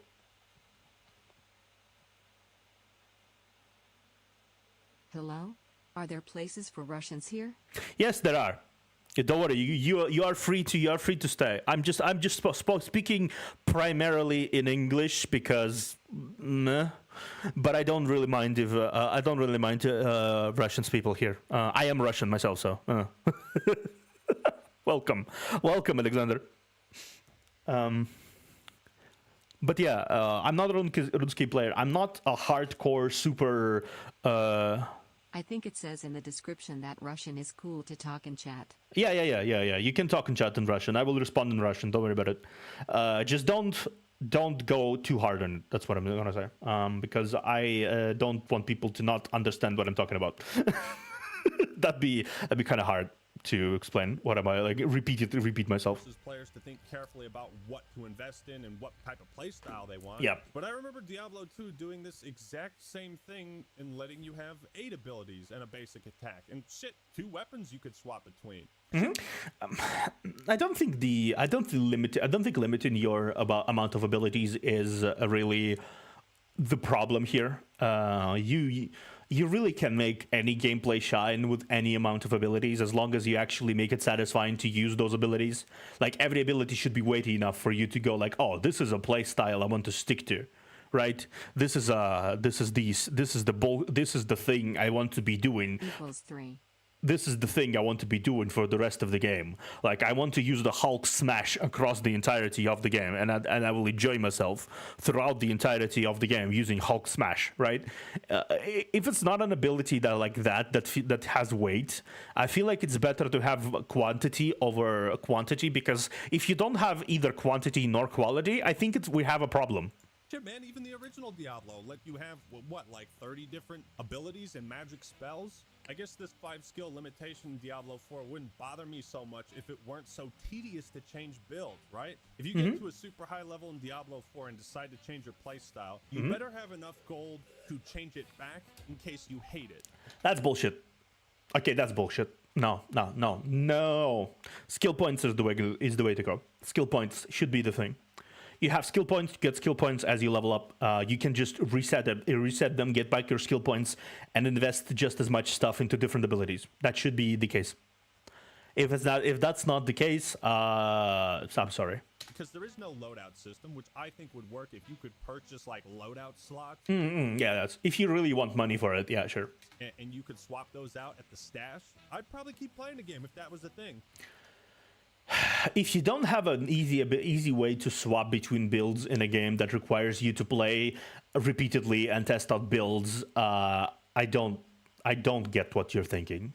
But right now, it just feels like Diablo 4 is insistent on restricting the most fun aspects of its gameplay. Yeah. Is it for balance? Balance for what? PvP? Who cares? Who cares? WoW lets you fucking hell. Axeman! like 500 different abilities. Balance for PvE? That's a laugh. We just established the game is too easy up until you hit level 50. Maybe... I'm not sure PvP is a thing, though. Is it? Is it a thing? And I haven't tried fighting other players. Maybe it's the... I mean, if it's an MMO light, it must be. Force players to make trade-offs, and that seems more likely. But come on, man. It's boring. A main cornerstone of D4 is play your way. Yeah, play your way. Play one way and no other way. And if you want to play any other way, you have to go through a bunch of hoops and completely bust your ass to actually play another way. But if your way includes actually playing different builds and trying out different strategies, that is not a your way we can allow. Between all of our different systems, you can really create a custom character in ways that was not available in previous Diablo Bullshit! titles. You're a liar! You're a liar! In the eternal conflict between the high heavens and the burning hells, Diablo 4 offers you more choice than ever before. Bullshit. This too is false. Because we have all of these different ways to make your own character. Yes, a whole ass. We have so many ways of making character. Because we have all of the whole ass 1, 2, 3, 4, 5, 6, 7, 8 ways. 8 presets, whole ass 8 presets. I'm sure you can customize it directly, but I'm just making a joke. You have whole ass 8 ways to play this game. So much customization. Oh my god. Oh my wow. These different ways to make your own character. There's a lot more possibility compared to previous titles. Yeah, sure. How you want to play, how you want to build your character. But if I want to play a game that allows me to experiment with builds and try different builds and use different strategies, I'm fucked, right? I'm fucked.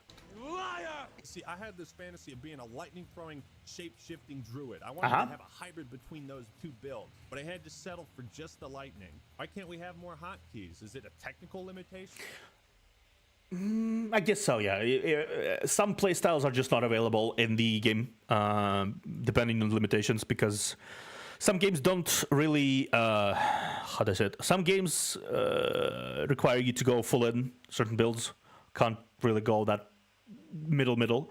Same thing with D&D, actually. To return back to the tabletop analogy, D&D usually has you go full in on the thing, because if you don't go full in, you can multitask, right? Multi-level, right? You can give like a few levels in Rogue, a few levels in there, but ultimately you will not get the ultimate experience of a character. How do I say it? No, let me rephrase that. You will not get the ultimate experience of the class that you picked at the start, or the class that you picked ultimately to focus on, because you already diluted the class with other things. Sure, it can bring the biggest bunk ever, right? Sure, it can bring like the some combination of classes are the most meta thing ever, but then the other combination of classes are absolutely incompatible in any shape or form.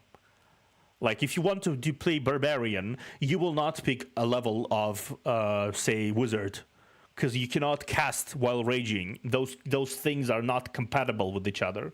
That's part of the game design. If you were able to rage and also cast Fireball, I think that will be a little too much.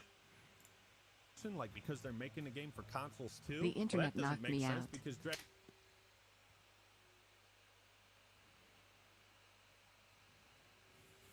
Yeah. Welcome back, Alexander. 10 levels of Rogue and 10 levels Fighter. You will never get that 20th level ability. Yeah, you will never get the ultimate satisfaction of maxing out the character. That is not a thing. You will not get it. People will do certain dips when they want to do it. You will not even be able to max your subclass, actually. because most subclass ultimate ability, the final defining feature of a subclass, is usually past level 10, far past level 10 sometimes. Dragon Age Origins, Fable, and other RPGs have had workarounds for that issue. Mm-hmm. But let's look at another top-down RPG that's also on console. Divinity Original Sin 2, oh, I love one this of the game. greatest video games ever made. You can invest points in the memory stat to unlock more skill slots. There's no limit, and you can do this with 4 different characters. It's literally like that easy, or at least it would be if when you leveled up, you can invest points in attributes, but you can't do that in Diablo until level 50. What the fuck? Huh? You can do it at level 50. You can do it at level 50.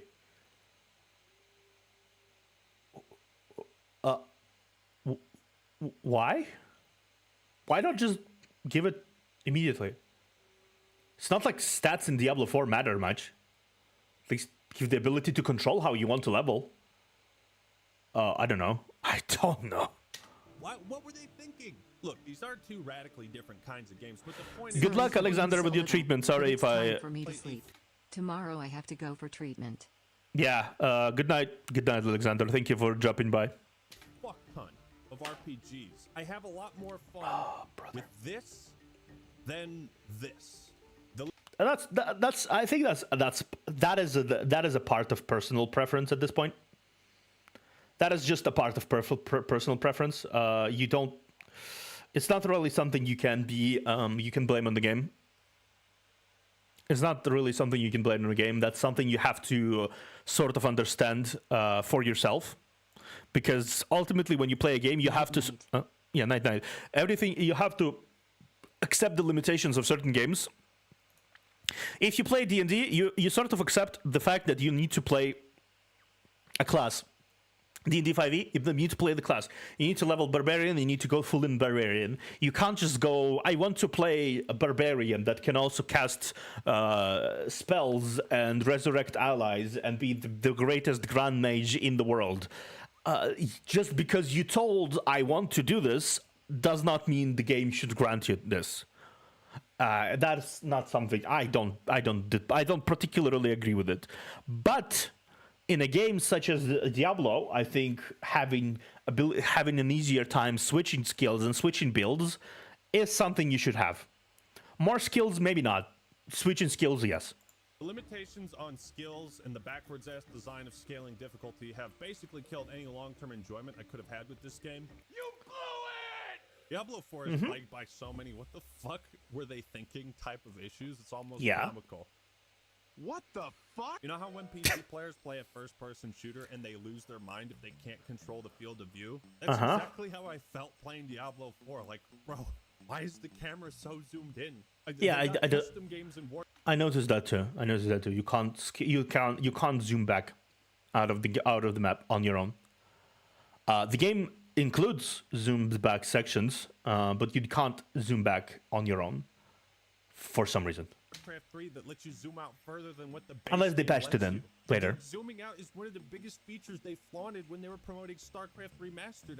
I just don't get it. Look, I'll show you, okay? Here's the FOV in the original. Character ain't too big. I remember when people were so annoyed about the flexible racial ability bonuses, because it meant choosing a character race wasn't an important choice. Yeah, exactly. People like choices. People like making choices. People like to have flexibility. People like their choices to be meaningful. That's the thing. If you make everything watered down and unimportant, people will never remember their characters. D&D is already watered down and unimportant in a lot of ways, because ultimately race amounts to just how much the 2 stats you're gonna get, or in case of humanity, you're not even gonna get that. You don't really get anything in terms of humans. You're just vanilla piece of bread. Sure, part of it is all of it. Ultimately, all the enjoyment of D&D is in the role play. How you make a character is how you enjoy a character. You can ultimately make any character interesting if you try hard enough. But In old editions, you had to deal with negatives. Yeah, exactly. Negatives, trade-offs. You need to pick one thing over the other thing. And if you pick one thing, you have to deal with the negative of that thing. People don't like that these days. So ultimately, 5e decided to just cut out the entire negative part so people stop whining about it. Here's Diablo 2, same thing. Even Diablo 3 somehow got this right. And then, well, what the fuck? Throughout my playthrough, I kept spamming the scroll. Trade-offs. That is the word I am looking for. That is also the word I was looking for. Thank you. Trade-offs. You have to have trade-offs. Sure, trade-offs in some cases trade-offs are good, right? In cases of this, I think that sounds kind of cool.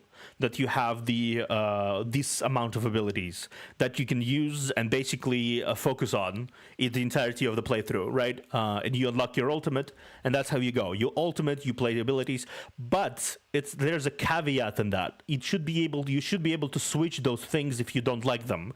You should be able to find your own build that you truly like, right? In case of D&D, I feel like by not giving choice of what abilities you get outside of the subclass, they allow you to still keep your identity, but also allow classes to remain generally the same. So nobody feels like they have much of a choice in terms of building. In that case, then there is no reason for experimentation.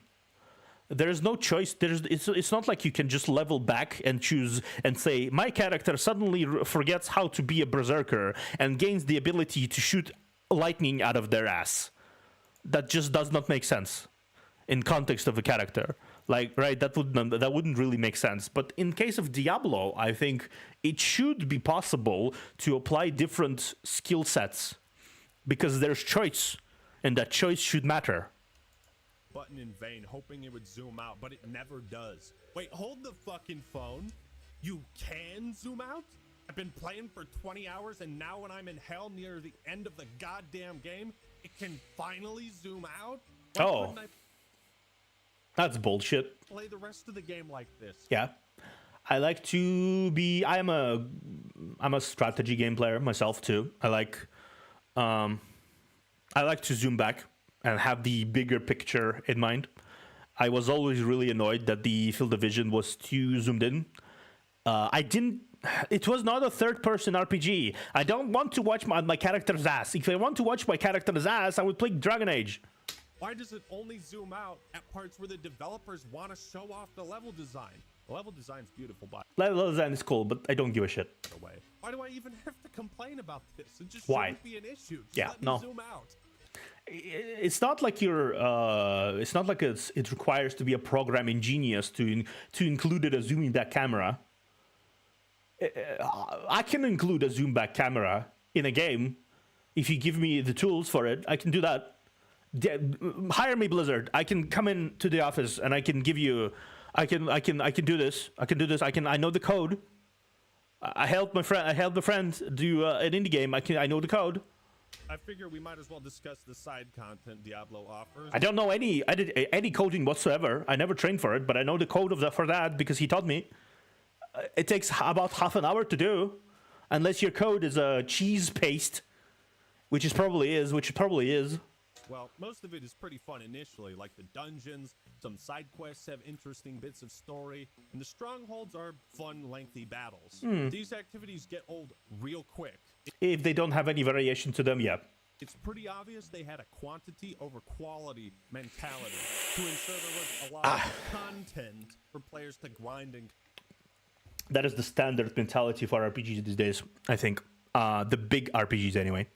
Where people just go, let's just fill the 16 times the detail. It's 16 times the detail. Doesn't give a fuck about the fact that all that 16 times is bullshit. All of it. It's just stupid or empty or completely uninspired. Doesn't matter.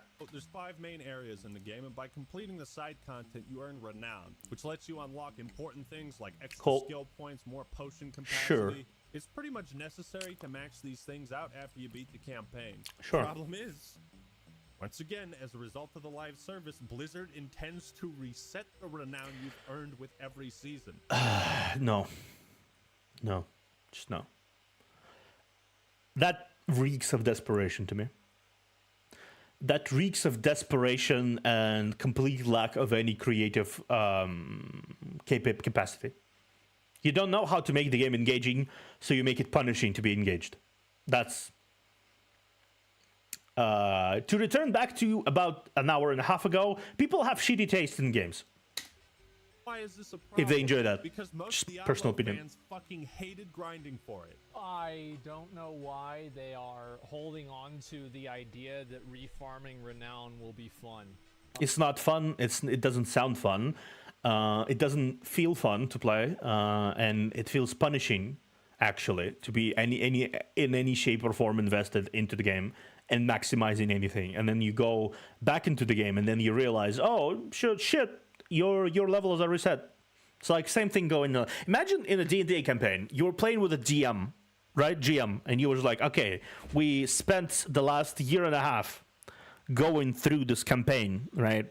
And then one day, you come into the campaign, and the GM proudly announces that the season 2 of the campaign starts. Hence, every level, every item, everything you had until this point, every level you gained until this point, is irrelevant.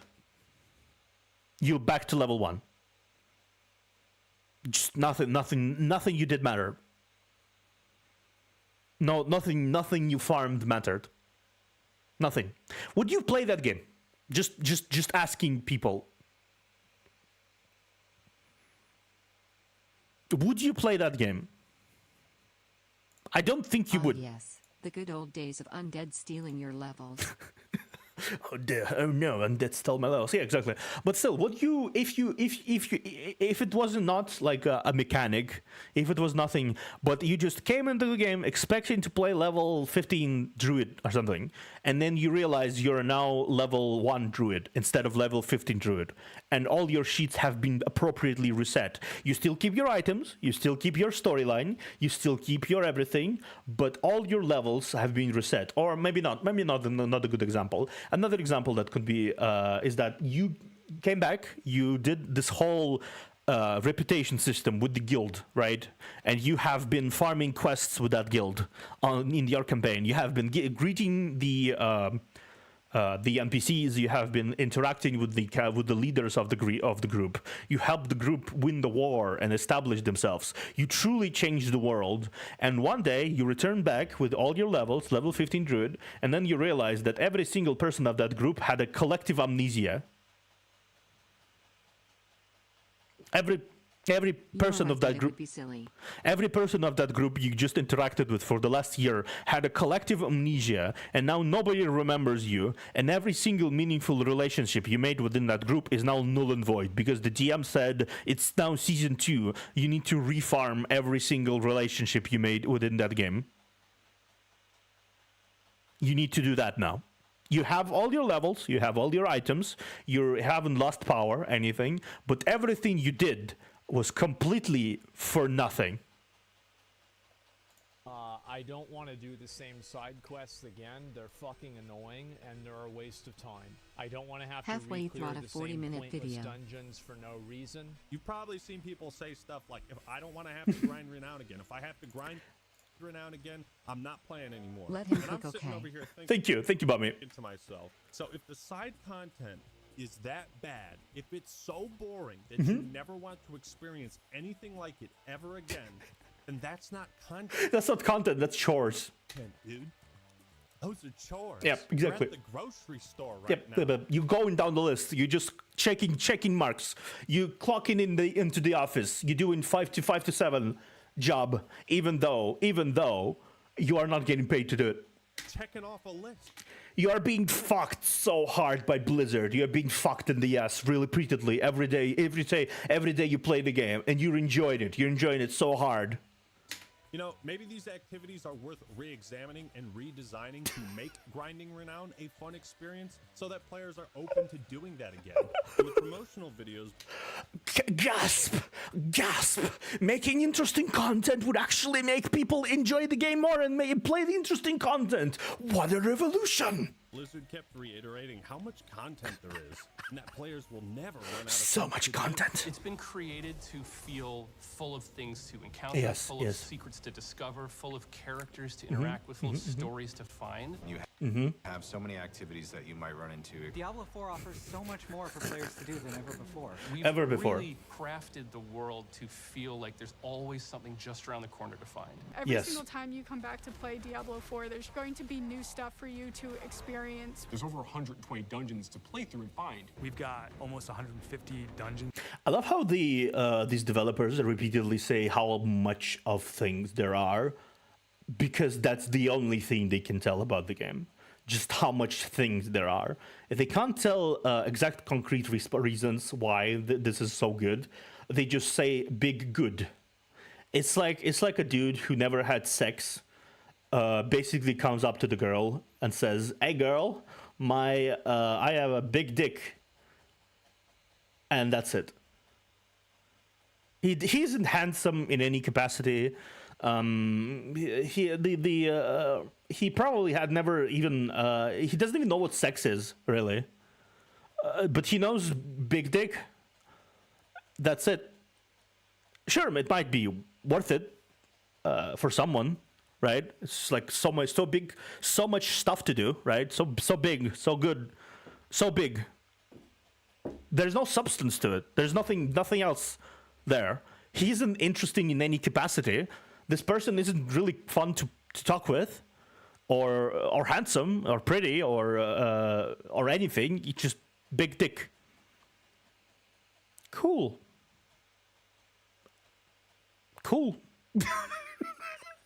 I don't know why I decided to use the same the analogy of a dick towards the game, but it's a thing I did.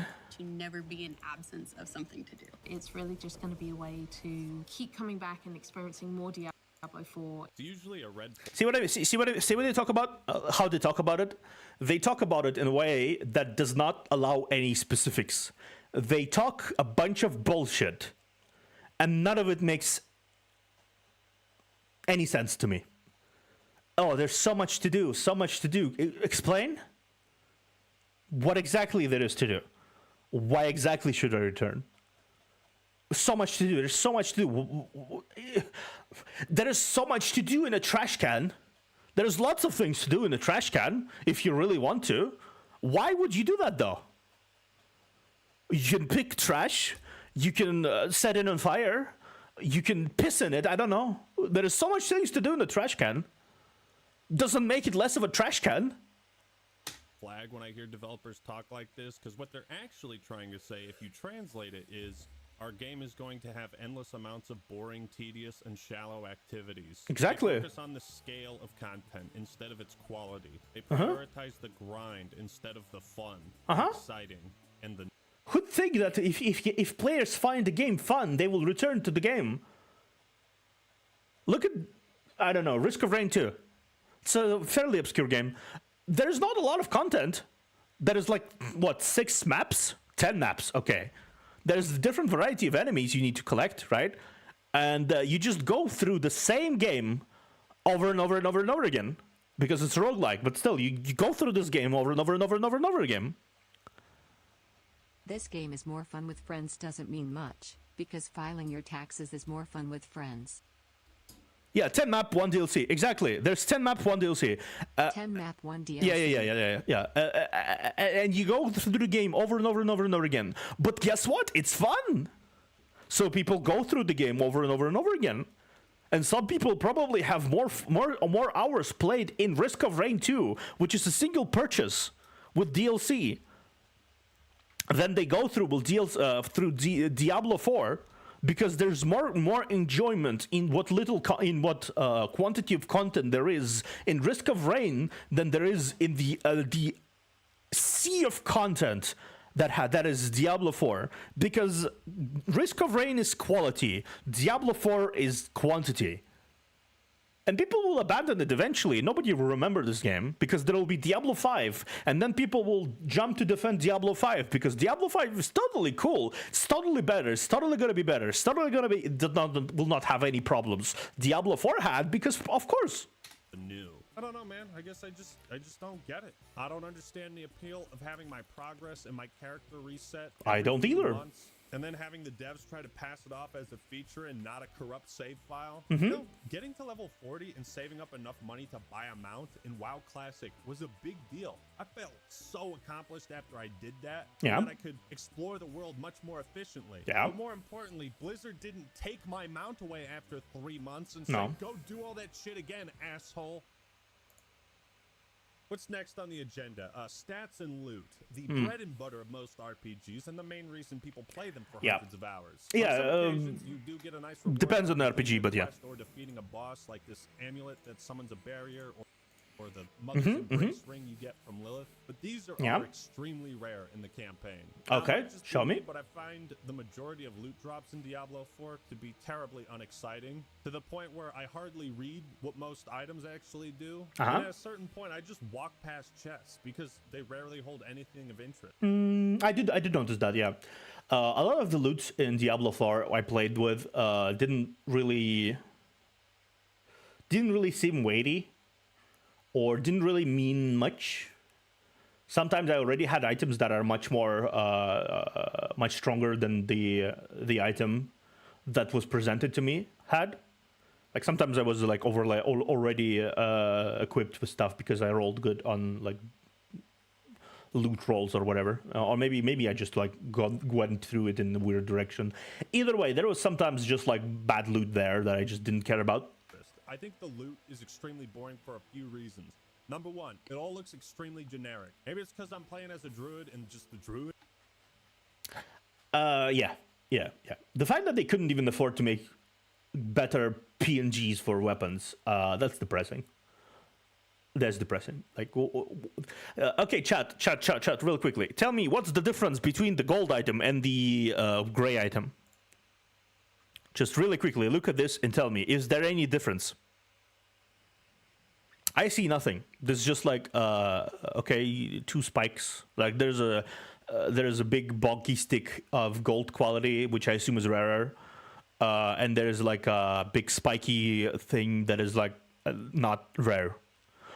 There is not much difference, is it? Color. Sure, color. But like the item itself, not the background. The item itself, not the background. Is there any difference? Is there any difference between these boots that are supposedly this is rarer than this is? Like, okay, rings, sure. There is a difference between this. But look at this. Is there any difference? I don't think any. I don't see any. Good items are boring, but when I look at the loot in Diablo 1 and 2, it just looks way fucking cooler. You got like the Skull Shield or Arcane's Valor. I mean, look at the helmets and... That's just another case of complete artistic bankruptcy. People don't enjoy working on the games, and that's very visible. I think that's something also people really overlook when they talk about games and they talk about development. People don't enjoy making games in AAA studios. They don't. There's no passion. There's no enjoyment of the process. They will not sit down and say, "Okay, I need to make how do I make this amazing? How do I make this fucking fantastic?" They don't do that. And I perfectly understand it because the AAA studios are often stifling creativity in a lot of ways. They stifle the creative process of people who make those games. So eventually it becomes routine. It just becomes, okay, I need to make 5 item of this quality. Whatever. I just slap boots and draw a green line on there. Done. And nobody in the management goes, "Oh no, you have to make it really cool." No, nobody does that. The management are very satisfied with people buying the coolest items from the cash shop. How colorful and different they are. But in Diablo... That's just how it works. Sometimes making something new is a risk. Corporations exist to minimize risk. Exactly. After the Blizzard workforce incident, yeah. Not only that, a lot of the big AAA companies are fucking hellscapes for developers. They are hellscapes for QA testers, developers, artists. Fucking hell. They're hell. So people don't have the time to be passionate about the product they're making. People don't have time to be really, people don't want to do that thing that sometimes Japanese animation studios do when they're given a certain amount of budget and people work overtime all the time to work to not, sometimes not even paid, but they put as much effort into things as it takes, as if there's like a movie budget behind the anime, even though the anime does not have a movie budget. It has the same budget as any other anime, but they still pull in this just as much effort as it was like a anime movie. They pull in they clock in overtime, and that's how you get like animes like Demon Slayer, which is objectively a mid anime, but the animation is so good, everyone is just like, oh wow, this is just a spectacle. This is such a fucking spectacle. The original manga didn't get nearly as popular because it wasn't a spectacle. The art was very specific, very scuffy. I'm sure Japanese studios are just as exploitative, but those devs really are committed. Exactly. Those devs, a lot of it doesn't make it better, it doesn't make it good that the fact that Japanese studios are exploitative. It just means that Japanese people are workaholics in a lot of ways and have way too much commitment to their cause. Way too much commitment sometimes. That's just a fact. Way too much. And it's just That's like... why I mostly play Japanese games these days. Same, honestly same. But yeah, if you look at the JRPG, say Final Fantasy XIV, the story behind Final Fantasy XIV is one told for the ages, but it's the story that cannot in any shape or form happen in the West. Why? Because the developers are tired already. There's not going to be a Yoshida that comes in and saves the day. There's not going to be a task force that saves the game and turns it into a masterpiece. Because every person on that task force will treat the game the same way as they treat it usually, which is whatever, fuck it. They will not try to make two games at the same time in 1.5 years and live in the office. They will not. Because that's not what they want to do. They want to just get money, get money, and get by. And I'm not making a dig at those developers. Please don't misunderstand here, people who will watch this eventually, if you guys even watch it. People in the comments, I am making a difference in mentality. There's a complete and utter difference in mentality. Both are exploitative. Both are bad. But in some cases, crunch and overtime and all that stuff, it can be rewarding to people. But a lot of people do not find it rewarding. It depends on the mentality. So, for example, that's what I was speaking about, basically. Japanese developers, they are way too devoted. They are way too dedicated to their job.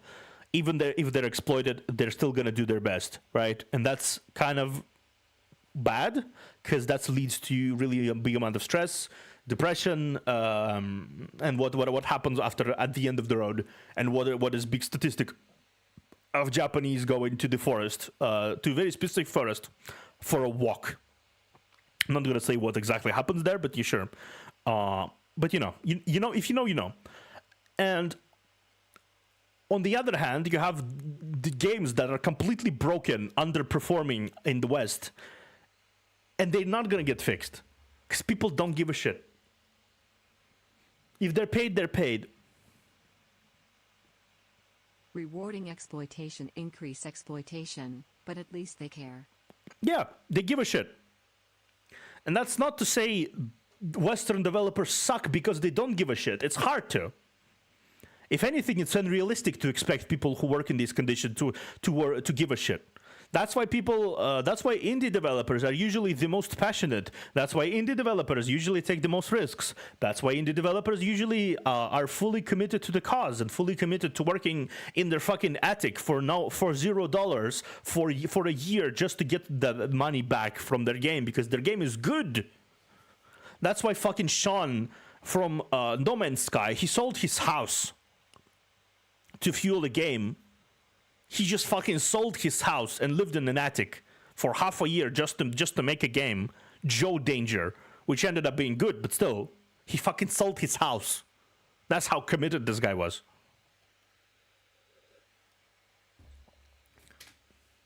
Ah, fucking hell.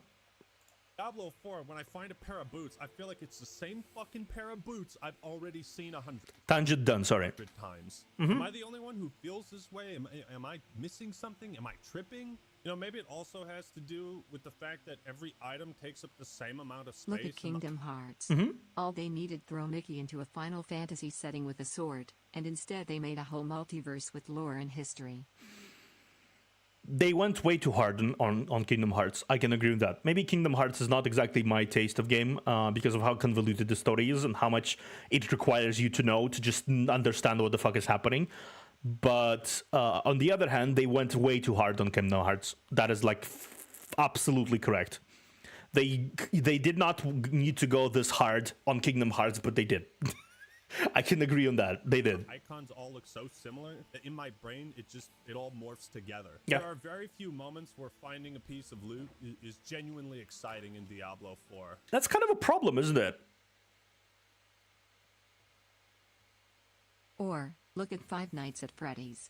Convoluted story again, but that was because Scott cared so much. Yeah, exactly. But yeah, that's exactly, that's true.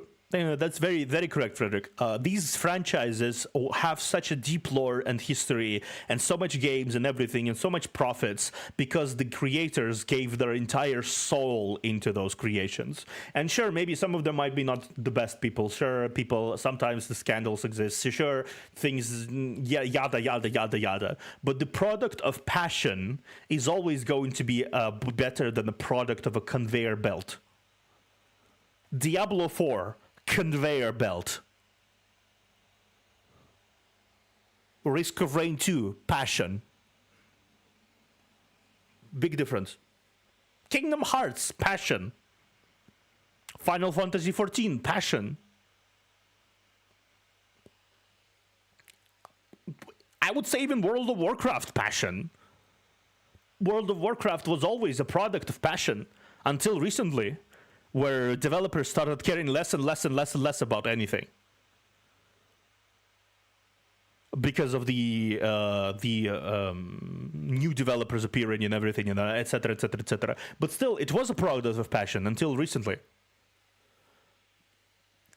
To be back to be on topic of loot, it's a problem when loot is not good in a game that revolves around loot.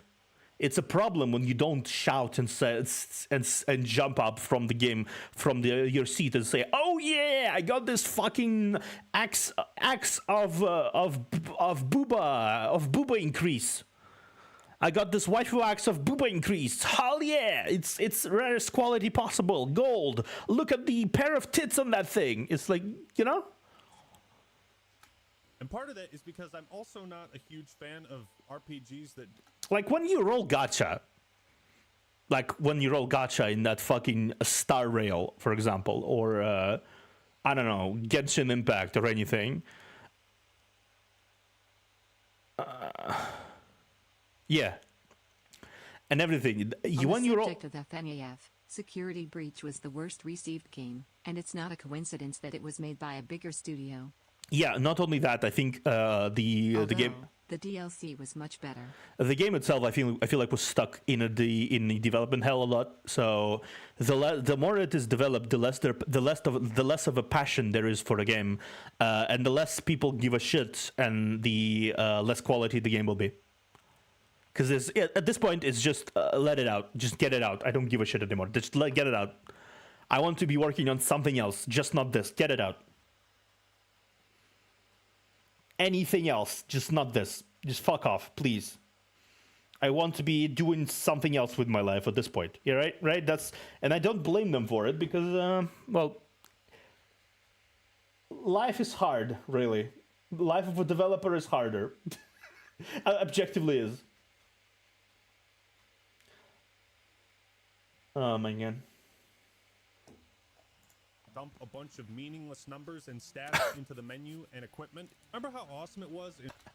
Oh, I love this. I love this. I do love this. It really is amazing. When you pick up your axe and look at the stats, and it says you need to you do 5 more damage to wolves in the attic, dancing on a single on the left leg while Also, with the axe of Buba increase, raise your bust size or the targets. Both. Yeah, both.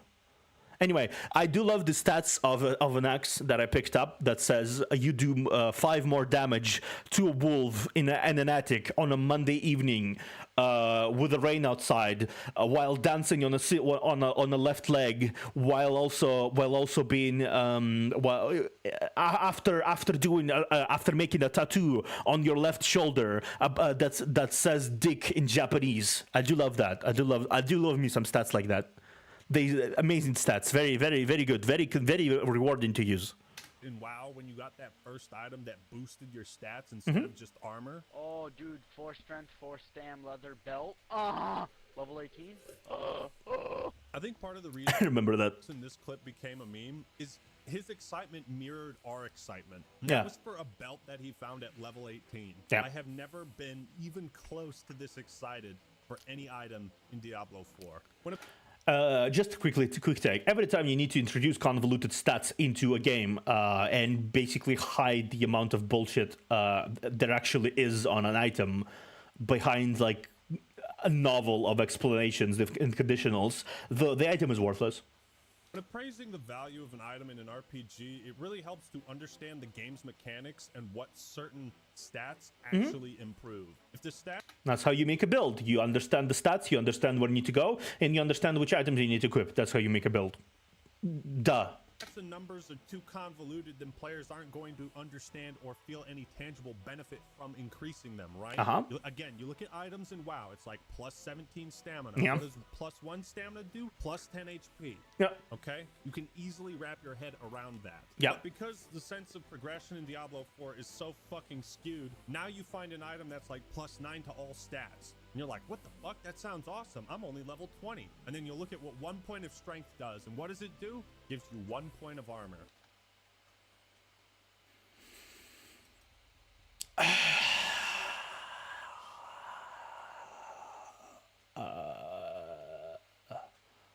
Huh? What? Why not 1% skill damage? Why 0.1%? That doesn't make any difference. If you have 40, if you have if you have 10, if you have 10 strength, that's like what, 0.10% skill damage.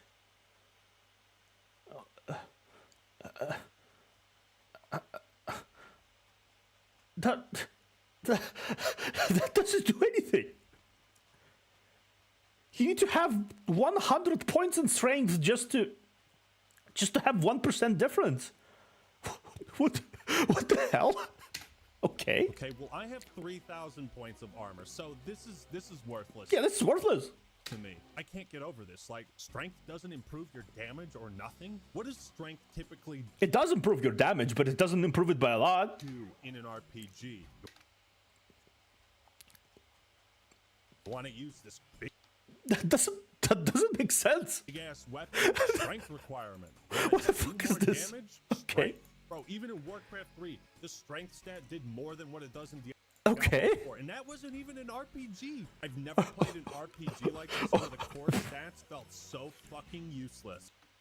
So meaningless to increase. This is apparently what the entire Paragon board is all about. Yeah, let's talk about that shit. How do you balance a game that has skill trees this big by making each point basically worthless? Diablo 1 did it better. I cannot for the life of me understand what they were thinking. The reason I bring all this up is because so many of the stats on items I look at it and I'm like, well, this doesn't mean anything to me, or it doesn't feel important. League of Legends champion design suggests that giving players fewer but more meaningful passives is far more desirable than a bunch of passives that offer minimal changes. Because you're not gonna notice most of this shit. I guess that basically follows the usual tactic of quantity over quality. Quantity of items that doesn't do really anything whatsoever. Quantity of items that are worthless and do minimal amount of things. Like not even anything interesting. They just do minimal amount of things. Shit at all. That follows. That tracks. Especially when the enemies are scaling with you. There's so many different damage modifiers, you know, complex number calculations like damage to close enemies, damage to distant enemies. Well, where's the stat for damage to enemies at a moderate distance? Why don't you have that as well? Damage to enemies at a moderate distance, but not close enough to be close. But also not distant enough to be distant. But also maybe like damage to enemies behind 30 centimeters of cover, or maybe damage. Maybe you should introduce damage to enemies that are smoking at their work break, or maybe you should add damage to the enemies who play cards around the fireplace of specifically a 150 Celsius. And not above 200 Celsius degree Celsius, or maybe you need to introduce damage to enemies that are currently divorced. Maybe you should do that too. More ideas. More ideas for you. Damage to an enemy who's currently experiencing troubles with his son. Specific abilities are hilarious. Yeah, exactly. Why is it necessary to have like 8 different stats to calculate how much damage something does? Why do resistances reduce incoming physical damage as well as magical damage? It's just like, I just think this is like the worst stat system I've ever seen in an RPG. Seems like it defies not the worst. I've seen worse. To be like. Believe to me. So again, going back to the original, enemies didn't respawn and levels were finite. So you were encouraged to kill everything, pick up every item, and sell the shit you weren't using. You can sometimes buy a really good item with gold, and in the later stages purchase elixirs to boost stats. And of course, on potions. But Diablo games, in my opinion, even the first two, always had a way of making gold feel kind of worthless. That has never been more apparent than in Diablo 4. It's like you'd only have 2 options. Buy the shittiest gear you'll never use for dirt cheap, or drop all of your money on one overpowered item. That's stupid. I hate having just these 2 choices. So when you keep checking the shop inventory in Diablo 4 and it's never anything good, or it's something that requires you to drop all your money so you can't respec, you just stop checking. This blows my mind. The entire trade-offs are not trade-offs if what you get in return for a negative is also a negative. I think people don't realize that trade-offs, when they say trade-offs are not trade-offs if in exchange for a bad thing you get a bad thing. It's not a trade-off if instead of being stabbed I get shot in the leg. It's not a trade-off. Concept of purchasing items and equipment in an RPG is superfluous. That's a big fucking problem. I never once in my entire playthrough purchased a piece of equipment from a store. Now, sure, I did things like upgrade my potions or craft elixirs, or upgrade my gear. Yeah, fair. But I never bought anything. In fact, this item lovely. Why the shops are even there then? Has more item power, but the ring I currently have equipped has higher resistances. So why the fuck would I ever buy this? Why? Or that? No. Or that? Imagine creating an RPG where the in-game currency feels worthless. Oh yeah, At one point, that's fair. That's how they do it usually. Because they want you to buy other currencies. If there is another imaginary currency that they've imagined in their brain and gave it quantity to, that can be bought, the game currency that cannot be bought becomes obsolete. They make absolutely every decision possible to make it obsolete, or make it really hard to take any value out of.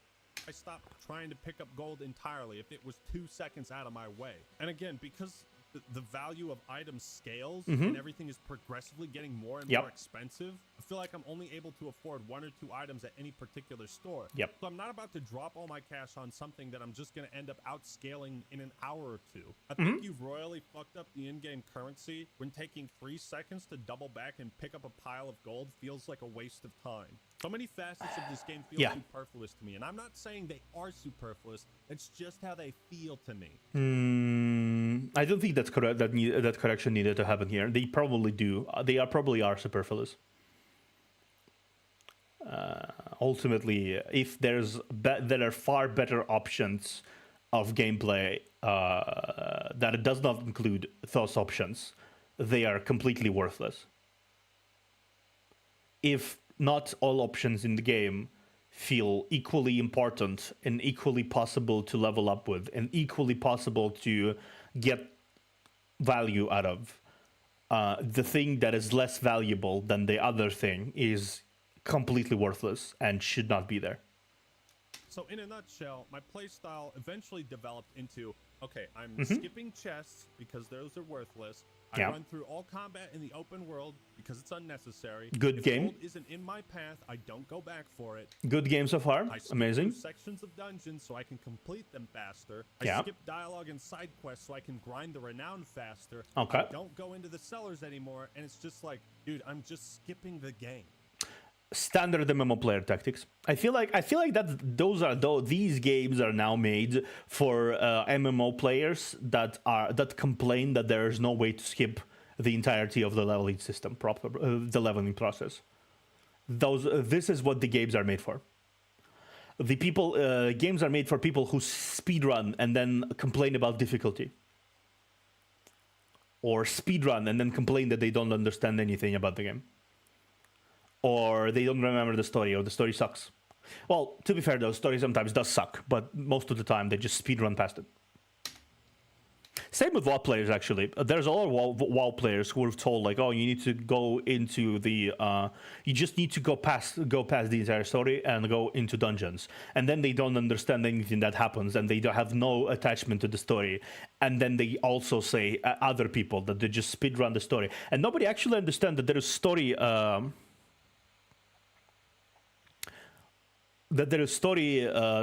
there that is interesting in WoW. So, you're saying games are made for game reviewers? Kind of, yeah. And also try-hard, sweaty children that spend the entirety of their life in one game and then say, portray this kind of like tribalistic, almost ridiculous outlook on games. That if you dare to play any other game in the same genre, you automatically betray the game you've been playing so far. That is like the same thing. How dare you play Final Fantasy XIV? You betrayed WoW. How dare you play WoW? You betrayed Final Fantasy XIV. The same kind of mentality. I'm just skipping past all this shit. This is the game. All right. That is the game, yeah. I don't understand why it's not the game. It should be the game. Every part of the game should be the game. You should be able to get value out of the game from every part of the game. I got as much value out of Sunset in Zdorica as I got out of playing Mirage, as I will get out of no doubt playing Eclipse and Aurora. I will get value out of all seasons of gameplay, and I don't think Sunset was bad. I don't think Sunset was worthy of being speedrun. Fuck, I don't even believe Fuyuki is bad. I just played Fuyuki, the Singularity F Fuyuki. I don't think it was bad. I think it was a good prologue, establishing all the conflicts and everything, and why the fuck is this happening? Now, it was decent writing, in my personal opinion. Maybe it's not gonna be amazing when I actually go into amazing episodes, but it was worth the time I spent on it. And I didn't spend any money for it.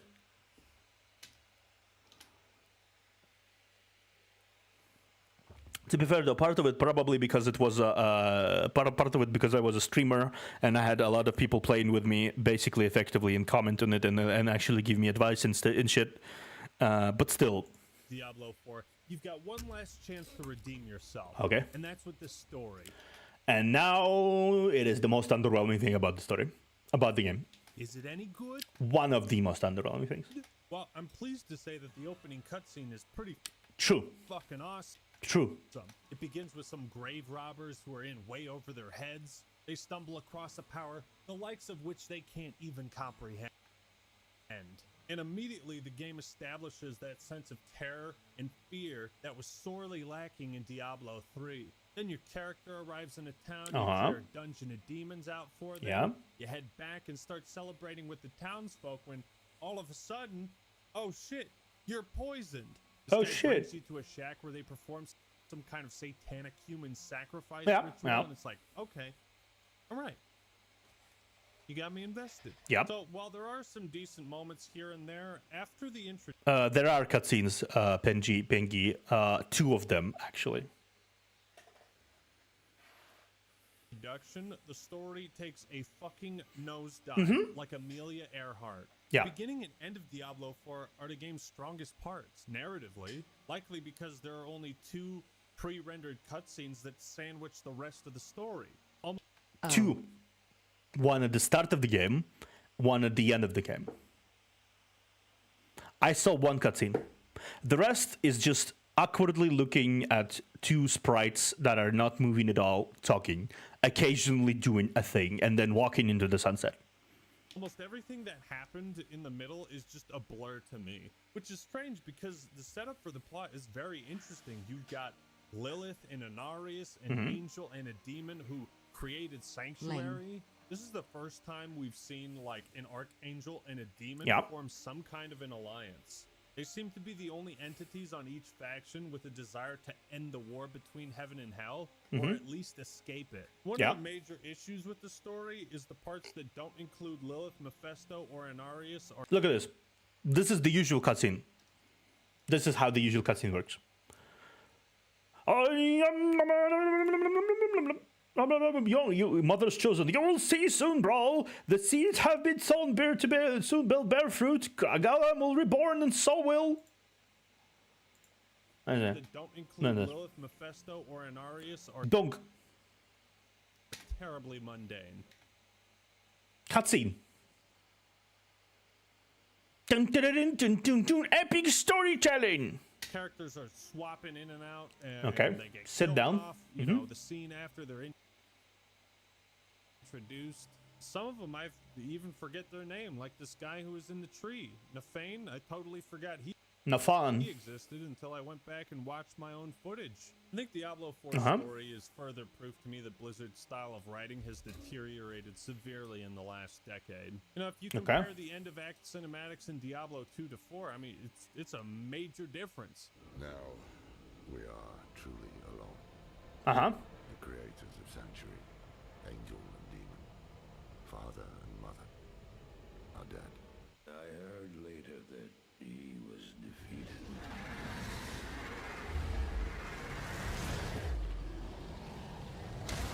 And that the Soul Stone were destroyed in Hellforge. All except one. The big difference is in Diablo 2, they actually showed the events that Marius, the narrator, is talking about, as opposed to just like some boring static shots of like. This is the finale of the Alpha. This is how it looks.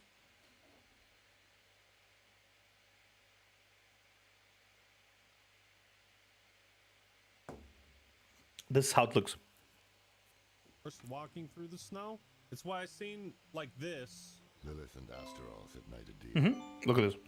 And we were the ones who would pay the cost. Is nowhere near as interesting or engaging as this. Take it. I'm glad this is finally over, Tyrael. Everything happened exactly as Lilith wanted. We just danced to her music. It's why I'm more interested in this. Oh, I failed, Tyrael. I couldn't do as you asked. And not so much this. Okay. Okay, that's just bullshit. His mind on grief, not her. Not answers. Who's speaking? What the stone has done to me. Playing Diablo 4 is like dating a pretty woman. Uh-huh. The kind that the longer you talk to her, the more you realize she has the personality of a tampon. Yeah, same thing. Like dating a really handsome guy who's like a really big muscle dude, but then you talk to him and then you realize that he has nothing in his head except wind. There is nothing there. There is absolutely nothing there beyond wind. It just goes. There's nothing there.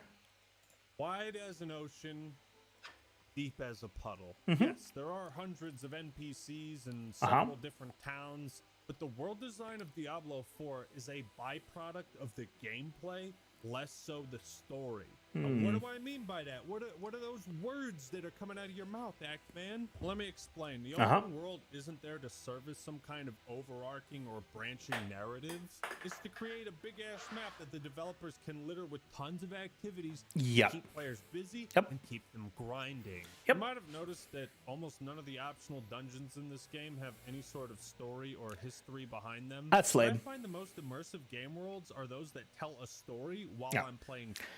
Show, not tell. That is the oldest fucking rule in the book at this point that nobody uses, and somehow everyone says, "Oh, they talk about for half an hour at the start of the game. That means they have story. It's a good story. You just read it. You should just read it. If you didn't read it, that's bad. You don't understand the story. You didn't invest in the story. Yes, I read it. It didn't tell me anything. I did read it. Through them." Now, if you want to understand what's so wrong with Diablo 4's world, we need to look back at the first game, because it's the polar opposite of everything Diablo 4 is trying to be. I think Blizzard knows that Tristram is the most memorable location in the series, because in every sequel they find a reason to take you back there. The thing is, Blizzard doesn't seem to understand why Tristram is such an iconic and memorable location. Oh yeah, the music does some pretty heavy lifting. The music is always good. The music is still pretty good in Diablo 4. I can say that for sure. The music is still pretty good. The music is not really what's the thing that makes the game shine. The music enhances it. The music enhances the story. The music enhances the emotion and everything. It just enhances. It never makes it. If you wanted to just listen to music, good music, you just listen to good music. You won't play the game. It's not how it works, unfortunately.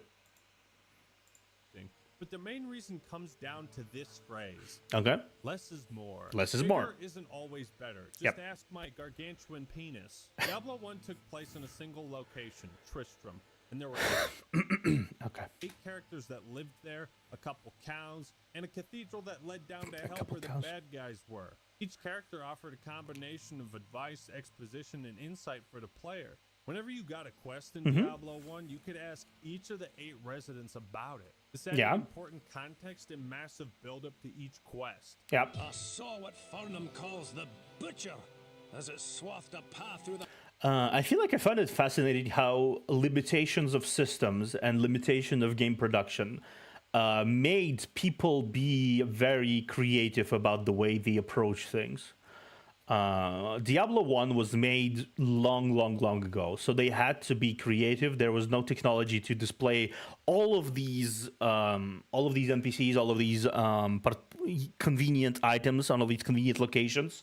So they made it in one town with all these NPCs that are just there, but they overloaded those NPCs with so much personality and presence and relevance that when you look at blacksmiths, for example, again, Diablo 4, blacksmiths, they're absolutely relevant. They're absolutely relevant. Last week I was looking at the original Pokemon games. They fit on less than a megabyte. Yeah, exactly. They have system limitations. And so they had to work around those system limitations. And now, considering the technology went so far ahead, they don't have those system limitations. They don't have to be creative. They can just do the same bullshit tactic of just plastering the same tired tropes into the same games. And not make them in any shape form standard. My PFP is bigger than the entirety of Pokemon Red. Yeah. Friends. Exactly. He swung at My model is bigger than most old games in size. It's just heftier than most games that came before 2000s and even a little bit into 2000s. cleaver as large as an axe, hewing limbs and cutting down brave men where they stood. I know more than you think about that grisly fiend. Mhm. His little friends got a hold of me and managed to get my leg before Griswold pulled me out of that hole. Sure, the voice acting is cheesy as fuck, but you remember it. I'll put it bluntly. Kill him before he kills you and adds your corpse to his collection. By the light, I know of this Mhm. demon. Yep. I don't know what he used to slice open his victims, but it could not have been of this world. Beware if you plan to battle this fiend. The Butcher is a sadistic creature that delights in the torture and pain. Like, sure, it's not professional voice actors. It's not Matt Mercer that basically makes fantasy character number 4 because of how good he sounds. It's really cheesy, a little bad, but you remember all of these characters, don't you? Of others. You have seen his handiwork in the Drunkard Farnham. Mm-hmm. Big cleaver, killing all my friends. Mm-hmm. Couldn't stop him, had to run away. So everyone in town is telling you this guy is a big fucking menace, but from their own unique perspective. Yep. This added realism to the world of Diablo and its characters. It created build-up and tension to That's why Butcher is constantly being reused in Diablo series too, because he was so memorable. The entire quest with him was so memorable that they still have to use him over and over and over again. But he loses more personality as he goes along, because it's just at this point the hell apparently has a cloning factory for butchers. every quest and every boss fight. There's a reason Blizzard keeps bringing back the Butcher in newer Diablo games, and it's because this quest from the first game is just that iconic. But why? The spirits of the dead are now avenged. Well, apparently not, because he's back over and over and over and over again. Part of the reason is for every quest in Diablo 1, you get to consult the same 8 characters. This makes the plot easy to follow, as it's not being communicated through like 40 different characters. Diablo 4 is like the exact opposite. It feels like once again the designers had to justify this open world design by having you constantly jumping from one area to the next. No one person, quest, or area is given enough screen time to become truly memorable, aside from a handful of moments. I personally believe that it's best if you have a big vast world, it's better to have characters that travel around said world. If you have a big world that you travel through to have the story, include a traveling mercenary that you keep running into and experiencing the story of as you go along, or keep the character's story arc consistent within the area, and give them enough time to actually shine within their little small character arcs that they should have. More does not mean more often does not mean better. That is like basically it. If you don't have anything to do with the character, don't add the character. There's no meaning to it. Prime example of this style of writing is the Tree of Whispers. It's an ancient tree. It looks cool. With the severed heads of those who pursued its knowledge. Now, that sounds fucking awesome. That sounds awesome. But this place has barely any build-up to it at all. Mm-hmm. You can't really ask characters to prod their knowledge of it. Lorath and Donan might have a couple lines, but it's nothing deep. So While standing in the mud, Lilith might observe. She found a gateway to hell, and she approaches the key. So it makes this ultra cool area of the game feel far less important than the world is trying to make it out to be. What it boils down to is, ironically, the original Diablo, which takes place in a single town consisting of 8 characters, tells a vastly more interesting, relatable, and immersive story than... To be fair, though, you have to have some sort of talent to actually be able to tell a cohesive storyline using very little amount of characters. That is very true. You have to do that. It's not impossible to do, but you have to be very in touch with your world to do it. If you're not, you're left with Diablo 4 writing. And you can tell a big epic storyline. You look at Mass Effect, lots of characters there, but they all had meaning to them. They all had a role to them. They all participated in something. They all were important to something. And if they weren't, they were overall important to someone within the story who was important. Now, maybe that's just nostalgia squirting out my ass, but let me convey this point with a question.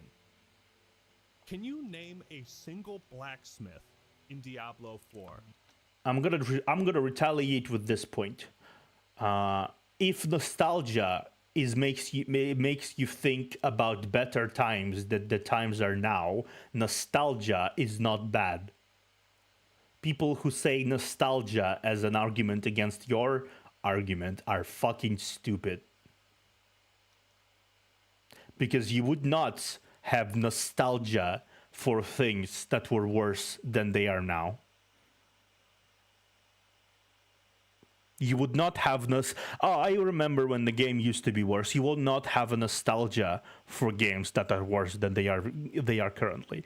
You will only have nostalgia for things that are better than they are currently. You will not sit in your new luxurious home and be like, I remember when my dad was an abusive piece of shit. No, you won't.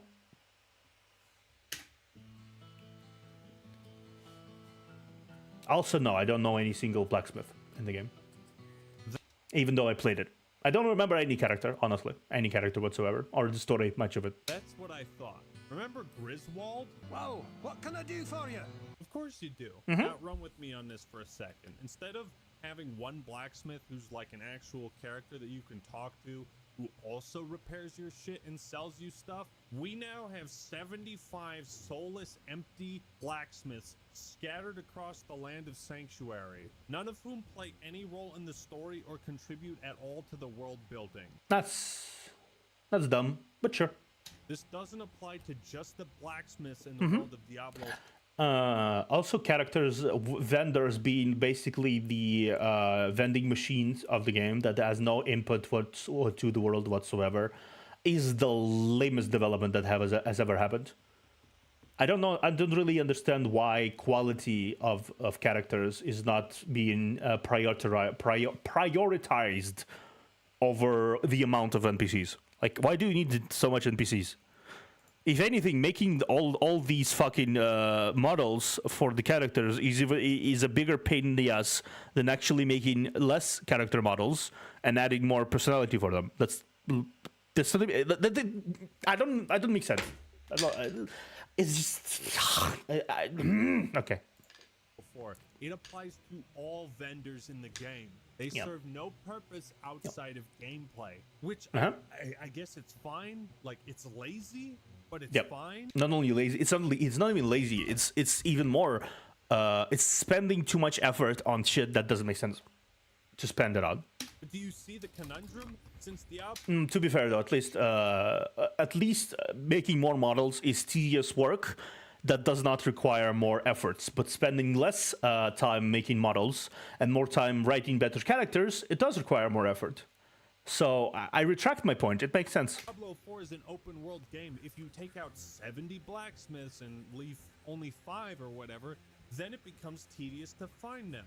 And Blizzard clearly didn't want to go through the effort of writing each blacksmith to be an actual character, and I don't blame them for that. My point is that in so many ways, Blizzard seems to sacrifice world building for an if the world is irrelevant to the story, don't make it an open world. Open world. Now, call me crazy, but I think vendors and merchants play an important role in a video game, especially if that game is an RPG. They must have a personality to them. They must have a reason to be there. They must, because these are the characters you talk with the most. People you buy shit from are the characters you talk with the most. Don't get...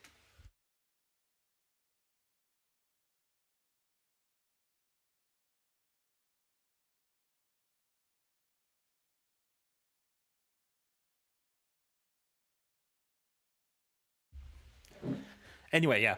Get yourself killed. Neither of us want to see you go hollow. See? Yeah.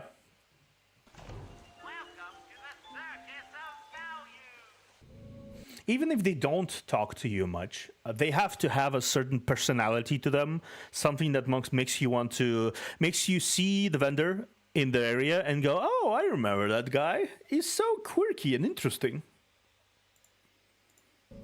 Got something that might interest you. I think Resident Evil Village did it very best with Duke. Duke was really interesting. No, I think all NPCs should play some kind of role in an RPG Agree. or offer a slice of life. Mm-hmm. But outside the characters in the main story, most of the people who inhabit Sanctuary aren't memorable or important at all. Yeah. Therefore, neither is Sanctuary itself. Yep. I don't know, man. The scaling difficulty and restrictive skill trees make the core gameplay feel extremely easy, boring, and repetitive. And with some slight changes that they'll probably never do, would improve the game vastly. The loot is uninteresting. Most of the game's content is shit I just ended up skipping trying to get to the fun part. Yep. But I never really got to the fun part. There's no fun part. Okay, incorrect. There is a fun part, but you have to grind very hard and very tediously to get to it. I'm sure there's a fun part. I'm sure there's content that people in the game development cared for and devoted their attention to and efforts to, but it was nothing that actually made sense. It was not the early game. For a massive open world game with tons of replayability, content, and depth, it ends up being no deeper than the puddle in my backyard. Yeah. And that is why Diablo 4 is so bad.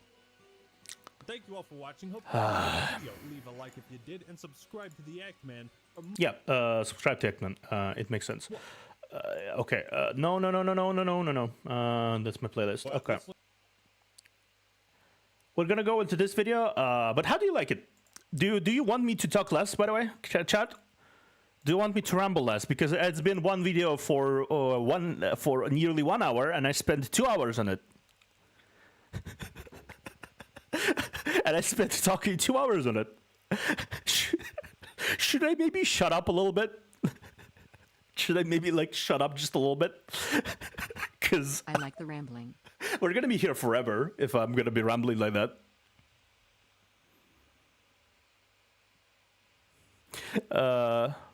That might just be me. Pretty good. Okay, I will continue talking. Give me a moment. I need to go grab food. I'll be right back. God fucking damn it! I ended up talking about this game for about this video for 2 hours. God fucking damn it! Okay, I'll be right back. Enjoy talking to each other, please. Whatever. I'll be back.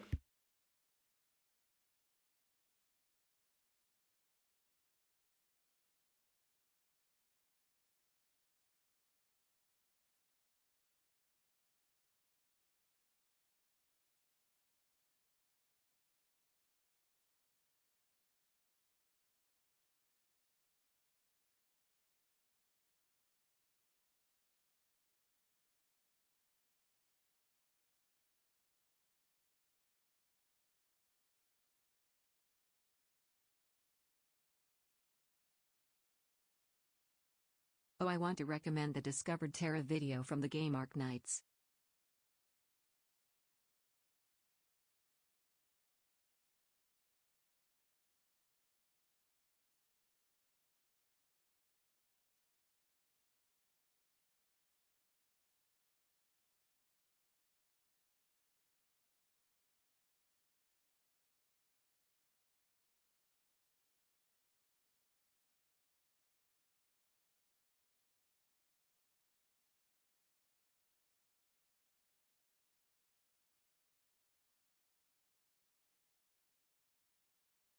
I haven't seen that, but I'm sure Theo would have interesting things to say about it.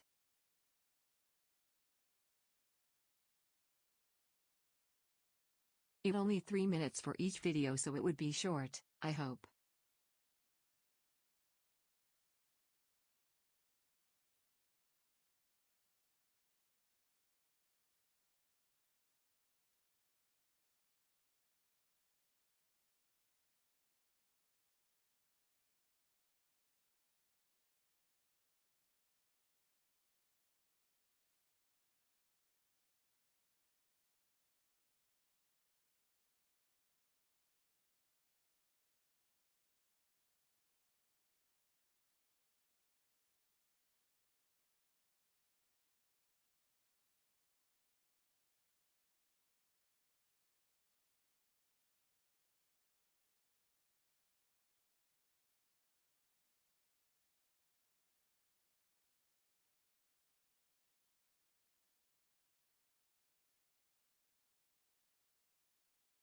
I recommend an animation called Internacion Cube for my favorite indie animator, Liam Vickers.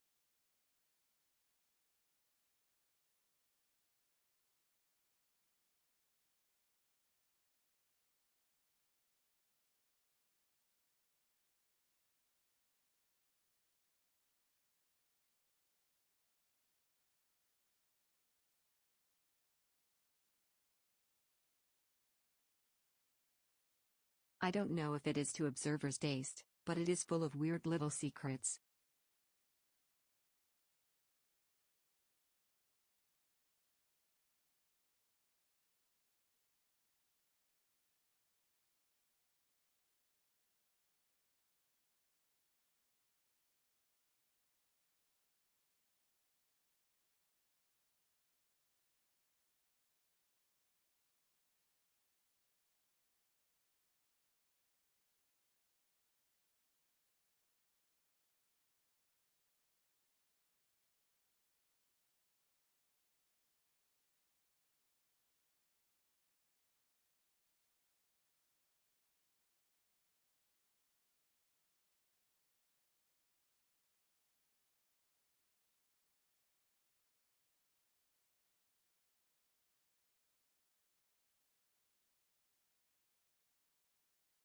$3 years ago?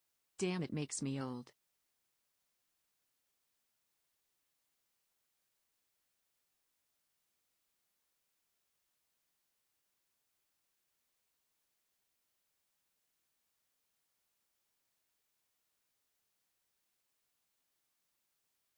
Yeah. Time has flown. 2020 feels like yesterday.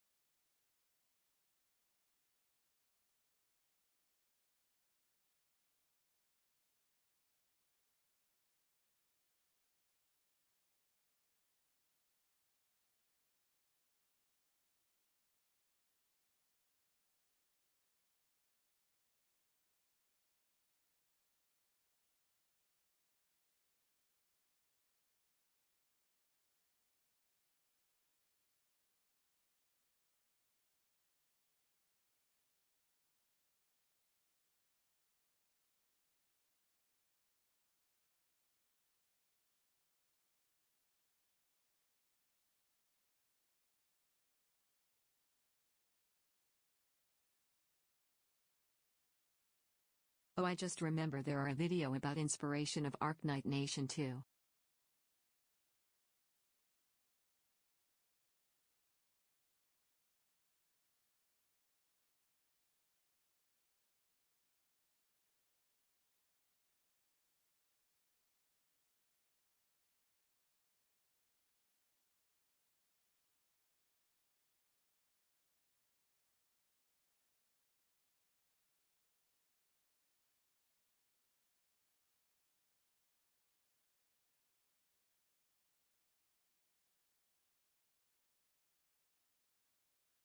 How many videos is your thing?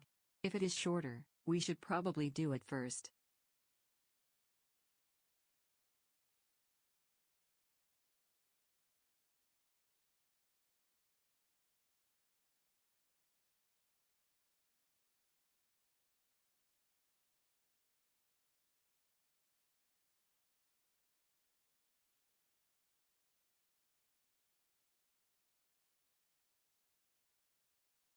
Three videos, so I think it will take like 15 minutes.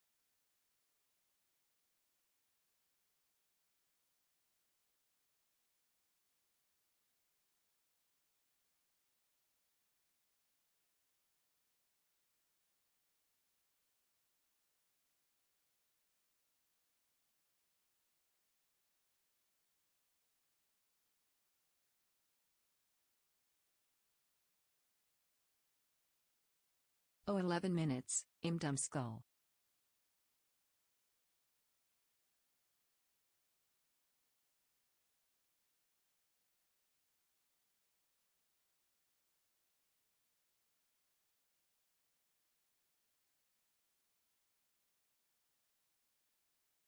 And the inspiration of Arknight Natio is 28 minutes.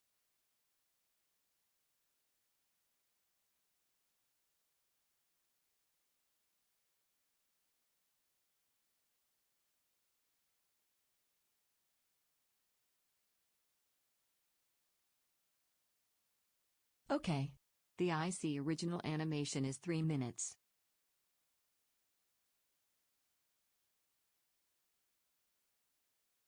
The other ones are about 15 minutes each.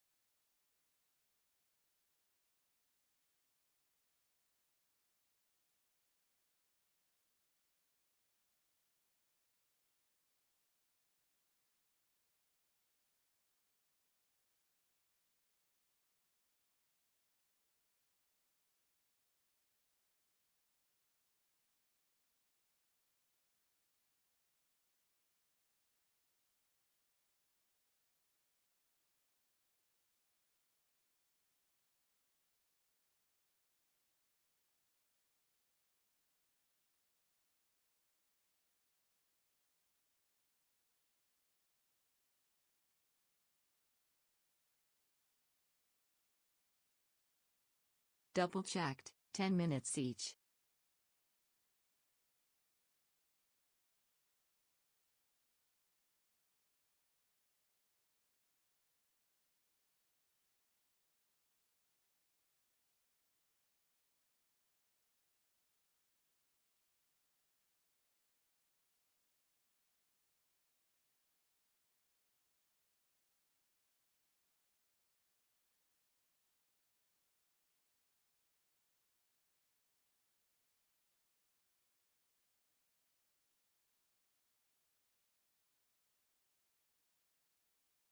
Probably Arknights, since he is already on brand.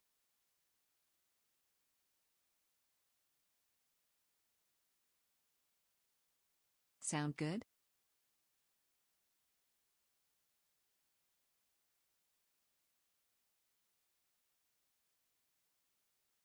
Okay.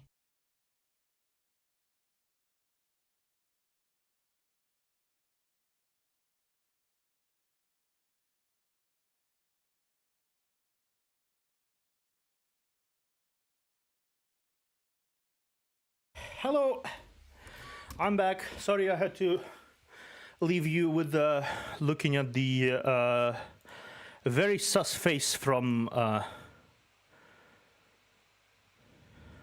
the Act Man. The fuck is this? Hi, I'm back.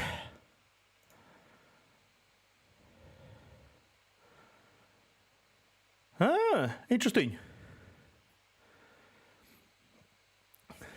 We were just discussing what videos we want to suggest. I am done with Diablo. Yeah, this is the supplemental video to it. Finally, he's done with Diablo. This is supplemental video. It's what the fanboys trying to defend Diablo 4. I feel like I'm gonna spend much less time on it because it's not nearly as long, and he says everything very exceptionally.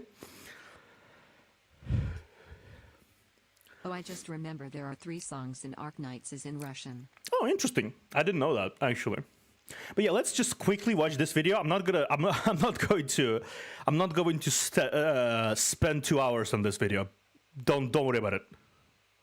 I'm not going to spend 2 hours on it. That's not what I'm going to do. Why is he having a soy boy face? Because he's frozen on this one.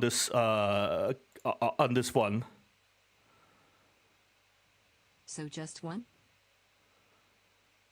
Yeah, this one more, and then we will do other things, and then we'll watch other things. I have this playlist, but you are free to add stuff to it. I have Punishing Grey Raven bosses here, as you can see, which are much shorter. Hour. Not hour. And then we have Let It Game It Out, Jontron, Necrit, and stuff like that. And Jeff Straff-Hayes. He's also another person I really like to watch. What's up, everybody? This is the Act Man. Act Man. And today it looks like everyone agreed with all the things Up on I the said in camera my adds Diablo 10 4 pounds of review. soy. I believe this video has a 100% like ratio, and I just got to give props to YouTube. Thank you, YouTube, for all that. But Thank you. Real, I'm very surprised with the reaction to that video. I'm happy with how it turned out and the conversations it sparked. So I figure, you know what? This review was a bit more controversial. So like my COD World War II How long review, is the stream gonna go? Until at the very least 3 hours more. Because after 3 hours mark, I have potentially collab with Soul Camera to do Punishing Grey Raven. But 3 hours, yeah, solidly. let's do a throwback, okay? Okay. Let's take a look at some of the responses from Diablo fanboys. I'm curious. And oh boy. Oh boy. We've got some great takes. We've got some thoughtful rebuttals to points that I made. We've got really, really bad takes, some funny comments, and some truly unhinged opinions. There's going to be quite a bit of cope. Why do you keep... Until the next stream or Theo falls asleep. This stream is three more hours, and then there will be another stream of Punishing Grey Raven. That's going to be probably... that's going to probably last 2 to 3 more hours. Like that. Calling D4 an RPG, you know it's not, right? It's a different genre. I'm struggling to take you seriously when you're making this mistake. Why do I keep calling Diablo 4 an RPG? You don't need to watch them all. I don't plan on watching all night, just hanging out. Yeah, I don't plan to. 3 more hours is what I go for. But considering is maximum is what I go for, is what I'm saying. I probably won't watch all of them either. I will do more reaction streams. I will do videos. I will keep the same playlist. I will do the videos as I go. But I tend to talk so much that I take incredibly long amount of time just to go through a single long video. Still, this confuses me. You confuse me, YouTube chatter. What the fuck do you mean it's not an RPG? I like to see the talking as adding original content. Yeah, same. I think people who react without react to videos by just sitting there and going do not really add anything original to the content. I personally prefer to pause and go on rants, wild rants in between actually listening to the video itself, because I also have my points to make, and I'm also a person with opinions. Back to the topic at hand. What the fuck do you mean Diablo 4 is not an RPG? Okay. My favorite reaction channels are the ones that pause and go back, because they always catch things I miss. Yeah. There are so many cool classes in the Diablo series. Uh-huh. Barbarian, Necromancer, Sorcerer, Druid. I wonder what sort of role I should play in this game. I feel like people don't understand what the fuck RPG means. RPG, if you did not know, my dear internet chatter, is abbreviature for 3 words: role playing game. Any game where you play a role is an RPG. MMORPG is called massive multiplayer role-playing game. RPG is a action role-playing game. Who'd have thought? Yeah. Are you high right now? I'm struggling to take you seriously when you're making this mistake on top of misalignment. How are you? Why do you keep calling D4 an RPG? It's no. So why? What genre it is then? What genre is this then? What do you call Diablo 4 other than an RPG? Yes, it's action, but it's an RPG, my dude. What? You've been spending too much time in a skooma den? Right. Diablo 4 isn't an RPG, guys, and Mario Kart isn't a racing game. No, it's a first-person shooter, actually. Yeah, sure thing, pal. Whatever you say. Gears of War is an educational Netflix documentary about climate change. Yeah, no, you're incorrect. Gears of War is secretly about the about the political climate in the societies of the little goblins that they built underground. That's what it is about. Got it. Great. Looks like you want to play an MMO instead. Someone to play MMO instead of should me. It's okay. It's okay to like different stuffs. You compare Diablo to WoW so many freaking times. Okay. Getting back to the topic, I think Actman will say the same exact topic, because comparing two things where you play a character of a particular class trying to kill things to get better loot, to kill more things, ultimately I feel like the comparison between the two of them is valid, because both of them utilize the same mechanics, same general things. The compare OSN is relevant because they are both from the same company. Not only that, but they are also of similar fundamental design. Instead of an ARPG, you compare Diablo to WoW so many freaking times. Yes. Compared these games because they're both made by Blizzard, they're both RPGs Yeah. that can be played for a long time with the end-term goal. Yeah, see, told you he was going to mention this too. Of obtaining the best loot. Yeah. So I compared the loot and why I find grinding and playing WoW fun and not D4. Your point. Your race has very basic flaw. You compare D4 to many single-player games, but D4 is never an action. Period. It's in the mode, it's in its bones. So the solution to your critique is simple. Don't play.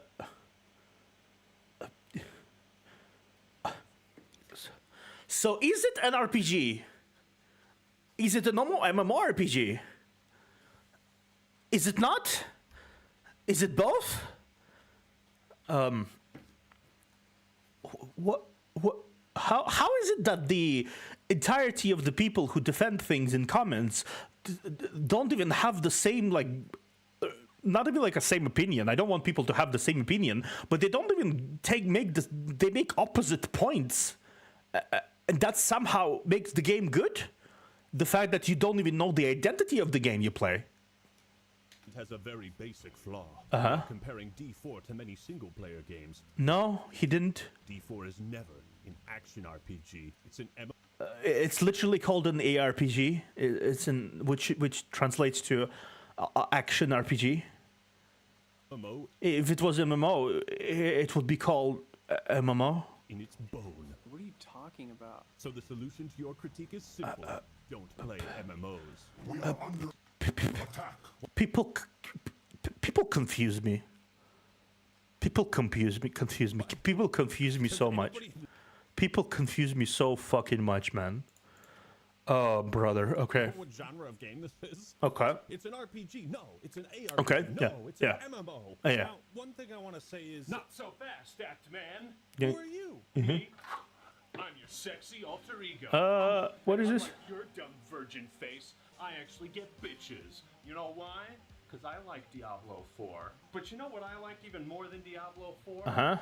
The sponsor of today's video. Naraka Blade Point. Actually, I wanted to try this game myself, so, yeah. Naraka offers a unique spin on the classic Battle Royale format. Hey, whenever I get my drive, I will try Naraka. It seems like a fun game. And robust PvE content, focusing almost entirely on melee combat. Instead of hiding in a bathroom for 20 minutes like you work at Weenie Hut Juniors, you'll be engaging in fast-paced sword fights. And there's tons of different weapons to play around with, like daggers, katanas, long swords, great... Yeah, I want to buy. I want to get it when I get the drive, the drive space for it. Have been struggling with space. Naraka? It is free now. It is free now. I want to get. As soon as I get space for big games, I'm gonna be back to playing big games. Baldur's Gate 3. That's another game I want to play. I want to play Naraka. I want to play Sea of Thieves sometimes as well. Get people to play it. There's several games I want to play, but I just don't have the space for at the moment. Great swords and more. It's also not mindless button mashing, as all three types of moves have a counter. So playing around these moves and knowing when to parry, when to charge your attack, or strike quickly is essential. Naraka is now free to play, and they are celebrating the 2-year it was already free to play anniversary with over 20 million players to date. Uh-huh. Check it out. Look, That's me. I'm in the game. You're Naraka not. is also available on all major platforms. So go play it today. Download Naraka Blade Point using the link in the description and pinned comment. Okay. Thank you, Naraka, for sponsoring this video. Cool beans. Now for something completely different. I love his transitions between the sponsor section. Show me your new mode 100 plus in HC and Uber and HC, then we talk. It's not if not your opinion is suck. See, chat. My opinion is suck. My opinion is suck. Actman did not, and he said the game is ease. Why did he not play HS since it's so easy? Company complains about difficulty yet refuses to play the actual difficult mode. Sums up the majority of gamers nowadays, unfortunately. You know, when a game is good, it allows you, it actually is hard, like, or at least it's consistently, it has a consistent difficulty curve. Not the difficulty curve of my, it's, let me, okay, I almost said a very dark joke. Anyway, not the difficulty curve of American economy, where it was like nothing and then everything immediately, and then back to nothing. Like that's not how it should work. At least I think so. If you have a game, you should have a game give challenging, not challenging for like 30 hours and then suddenly fucking you in the ass. I seeing 3 punctuation errors already. Yeah, I also seen lots of punctuation errors. Like these people, the thing about them is that they also do not know how to write English sometimes for some reason. It's a defining trait. Hardcore, and you picked Druid. You couldn't even make. I can't take his point seriously if he only reached under level 50 and did not try World Tier 3 and 4 and did not even try Nightmare Dungeon. He has no clue of the difficulty the game can reach. Be challenging, chill, challenging, in a steady pattern. Yeah, exactly. This game is whatever. Lemafao, you casual scrub. You need to play on at least World Tier 3. Diablo 4 starts to get fun and challenging after you beat the game. And reach level 50, Lemao casual. He wrote casual first time wrong, but the second time right.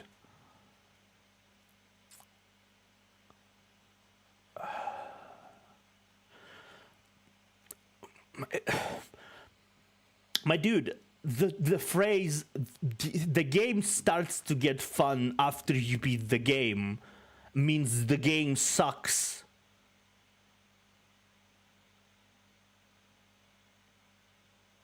Maybe you should try getting that into your intellect. Get to World Tier 3.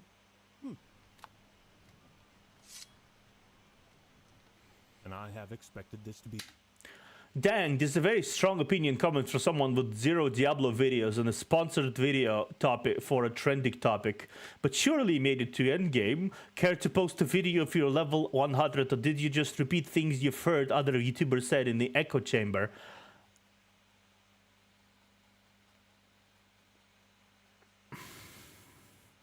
Okay.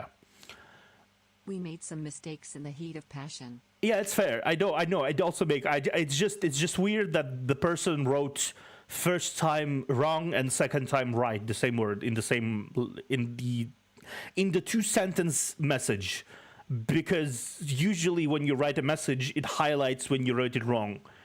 Usually, on PC and on mobile too. So I don't understand it. Anyway, the problem with this review is that Ackman approaches D4 as a casual ARPG player. But then again, I thought D4 was supposed to be tailored to the casual ARPG player, which not only leaves Diable Diable in a weird place as an RPG, but it also leaves it in a weird place as an ARPG. Yeah, that's an interesting comment there. That's fair, because it's very weird place. It's not good enough for not casuals. It's not good enough for casuals. Who's it good for then? But this one is, what do you mean? He didn't talk about the end game in his video at all. Why are you saying like he needed to end game? What did he say wrong? Be your first Diablo. Okay. This is by far the okay, that's fair. worst game review I've ever heard. But you have heard of me. That's got to be. Thanks for posting the video. I feel as good knowing I wasn't alone feeling this way about Diablo. I think it's a generational thing because the newcomers, they are comers to gaming, don't know what it was like before. They have no reference. Yeah, fair. Okay, sure. Finally, a review that articulates actually what's actually wrong about this game. Cool. I had yet to see a Diablo 4 review that came this close to my personal experience. You literally nailed it. Yeah, most impressed. Yeah, sure. Best game review I've ever seen. So it would seem. You are a hater, Diablo bad. You are the bad guy to play it. Hater, Diablo bad. You are the bad guy to play it. Okay, you know what? I kind of find it interesting how a lot of people in YouTube comments of big YouTube creators somehow start to devolve into NPCs the more it goes. Stop, you criminal scum! Just like, you bad, you play game, you bad. This is like same vibe.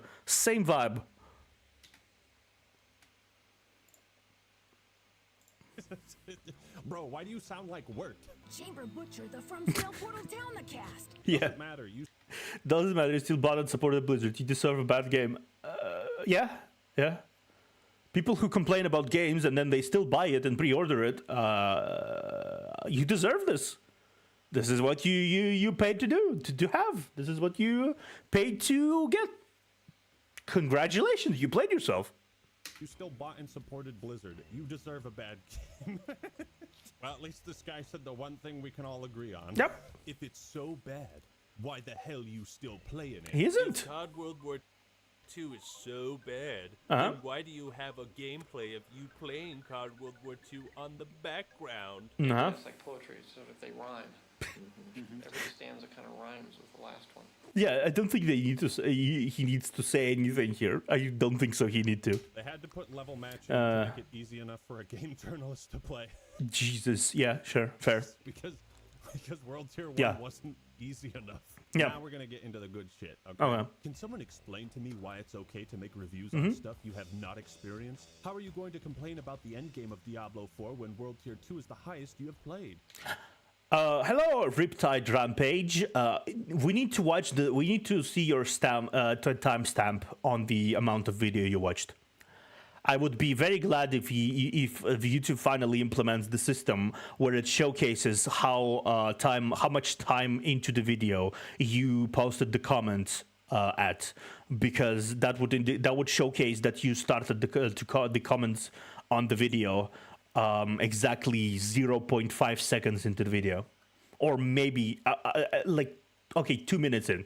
He says Diablo bad 2 minutes in. You heard him say Diablo bad, or maybe you didn't even hear that, and you immediately went and said that he shat on Diablo Endgame, where he did not talk about Endgame whatsoever. He did not talk about Endgame. How you complain about the Endgame? He didn't. Can someone explain to me why it's okay to post comments on a video that you clearly didn't watch or listen to? I never criticized the endgame because I never played it. I criticized everything before it. Yep. And if I didn't enjoy what I played up to that point, then I ain't gonna enjoy the endgame. The mentality of it's gonna get better 100 hours in is bullshit.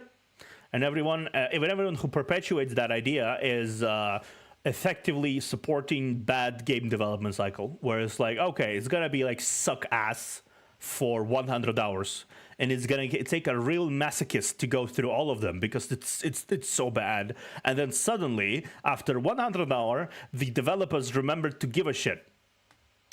If you don't like the dungeons in WoW, there's a pretty good chance you're not gonna like the raids. Yep. But here we are today, asking for changes and complaining on something you have not experienced. Don't publicly stand on your stage and give opinions on stuff you have never experienced. This whole video would be different if he actually got off Tutorial Island. Wait, I was stuck.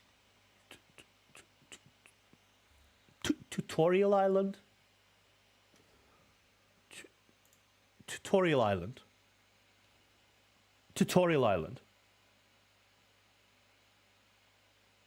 This whole thing is a tutorial island.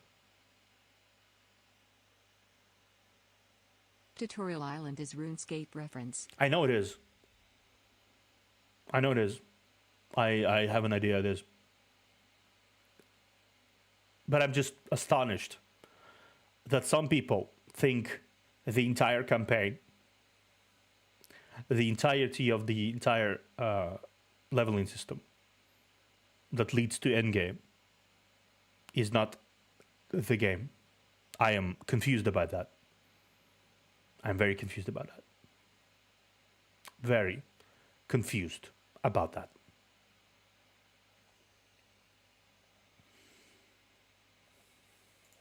Stuck on Tutorial Island? I was playing RuneScape this whole time? Yeah, see, he also made that reference. This is one of the more baffling yet surprisingly common Yeah. takes you'll see from Diablo fanboys. Instead of like outright defending the quality of D4's campaign. So you all know it's shit, but you're still gonna defend it and act like saying it's shit. It's defending the game. Okay. Fair enough. Some MMO players say that RuneScape doesn't start until you are level 99. I think they're a little crazy. A little crazy is not saying it. I think Campaign and content up to level 50. They just say is underselling it. Real game. You didn't experience the actual game. If the game is called the end game, it's the end of the game that you skipped past. If the entirety of the game is bad compared to the thing called end game, the game itself is bad. Because percentage-wise, if the main bulk of the game is bad, the fact that the end game is good doesn't make the game less bad. Okay, well, if that's true, and Diablo 4 does hold the Guinness World Record for longest video game tutorial at a whopping 30 hours... 30, 40, depending on how you go, I heard. Then... Sometimes 20 if you know life it. Can I skip that shit? Yeah, Can I get please. to the real game that people keep telling me is so awesome? It's funny to me, too. I mean, it's strange to me, too. But we talking about practice, man. We're not even... MMOs even implemented a whole system where you can milk their players by selling skips of entire content swaths. Just entirety, just skip the story. Why don't you just skip the story? Skip the game. Skip the game. Pay us more money to have less content available. Because that is smart and very good. That is very good use of your money. Talking about the game, the actual game, when it matters. We talking about practice. Why do I have to suffer? Why do I have to go through all this bullshit then? Do you guys think this dude knows that he's actually agreeing with me and saying that everything leading up to the end game wasn't that great? If he actually watched the video, he'd understand that he's making the same points, but somehow he says that the points he makes discredit Actman's points, which are the same points. Well, he takes it a step further than I do. He's asserting that I haven't even experienced Diablo 4. This isn't even content to him. Why make a video about this game? I didn't play Endgame at all, but it's shit game. Why make a video about something you didn't experience? Because clickbait. Shut the fuck up, Ballard. Endgame is the end of the game. I feel like I'm gonna repeat myself a lot in this particular reaction. Endgame means you reach the end of the game. Please understand the usage of words you are using. That is very important in English language. You didn't even experience. Oh, because clickbait. You see what I'm saying? This is pure coke, dude. These people genuinely think Diablo 4's campaign is so boring, uninteresting, and irrelevant to the core of Diablo that in their mind, they don't even consider it to be an experience that the game offers. And that's sad. Yet they're defending it. Yeah. It's opinions like these that make me want to host a tournament between Pokemon and Diablo fans to see which fan base has lowered their fucking expectations more. I don't know why you guys are trying to outdo each other, but holy God, with takes like these, the Diablo fans are pulling ahead. Pulling ahead. How down bad people were for Scarlet and Violet. You never saw someone come out with a hot take like, the gyms, the Elite Four, none of that stuff matters in a Pokemon title. That's not the real game. The real game starts at the Battle Tower. If you said that to a Pokemon fan, you would be strangled in your sleep. Yeah. We're talking about a campaign that has a story. On the other hand, everyone who loved Scarlet and Violet used to forget the fact that there is a town in the game that is literally so boiled down to nothingness. They have it is basically just a Pokemon gym, a tower, and an arena. Zepla HQ, Mtaki Capture, Arthars, Savix, Matsui Zikai, Asmongold, S0MC's FFX of YouTube's videos. YouTube's recommended me your streams. Thank you for joining me, Kagami. This is a copy pasta, isn't it? Swear to God, this is a copy pasta. I now understand this is a copy pasta. You will not get me with it because this copy pasta happened already today. It already happened today. Fucking hell, man, dude. How did I even get got by it initially? I swear to God, I don't understand. My God.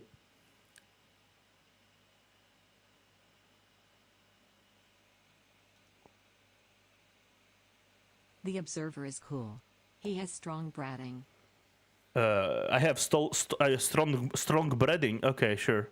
We're talking about dungeons, side quests. I meant branding. Although his hair is also nice. Thank you, Frederick. Listen, we talking about practice. Practice. Not a game. Not a game. Not a game. We talking about practice. Not a game. I am so infuriating with this. And die for, and play every game like it's my last. Not the game. We talking about practice, man. What are we talking about? Practice? More and more. I'm not saying you're not allowed opinion. I'm saying put public stand. You'd say this video would be different if you actually get off tutorial on it. We're talking about practice, man. All this stuff that you experienced prior to level 50, it's in the game. It's in the game. So it matters. It matters. It must matter. If it doesn't matter, it's bad game design. It's bad game design. And people who say it's not, or by saying it is, I feel like brand loyalty has become a cancer in this industry, where people defend staunchly everything that everything that the corporation blurt out. If it doesn't matter, then that is the problem. Yeah. It's part of the experience. To try and pretend otherwise is just advocating for an objectively worse Diablo game for you and everybody else, and I don't know why. And everyone is getting a worse Diablo game because of that, because people still defend it. If anybody would advocate for that unless they're not actually a fan of this series. If you agree with me that everything prior to the end game is bad, then stop defending it, because you. The problem is that isn't brand loyalty instead of people loyalty. Ford Motor isn't Henry Ford. Exactly. It's not Henry Ford. It's not. And Blizzard right now, it's not the Blizzard you grew up with. It's not. Most people who were at Blizzard left it long ago. Most people who made the game you loved left long ago. The corporation that controls the Blizzard right now, it's not what you loved at all. The fact that you are, I'm not going to use the nostalgia argument, because, yeah, obviously. But, like, I guess no. Nostalgia argument is usable here because currently Blizzard is bad. What was once were was good. If people are nostalgic about it right now, that doesn't mean the fact that the nostalgia is clouding their brains. It means exactly that. It was good then for people, and now it's bad. And people who say the nostalgia clouds your brain are most likely people who were not there when it was good. So now they don't know what was good. and they think the bad is the good. Deserve better. The gamers really did change. That is the thing, because there's more gamers than there ever was now. It's more trendy to be a gamer. More people come from their classes, return home and play Fortnite. More people open their iPads and play mobile games. More people buy trendy new video games and say, oh, I bought Spider-Man, or I bought new StarCraft, or I bought like a new skin, like check it out, COD. It's not... There's so many new people that never knew exactly what good is. So standards are so low that they look at us, people who were there when games were good, and see us as old complainers that are not grateful for the amount of things you have to be able to do. That's what they do. That's what they see. Diablo fans.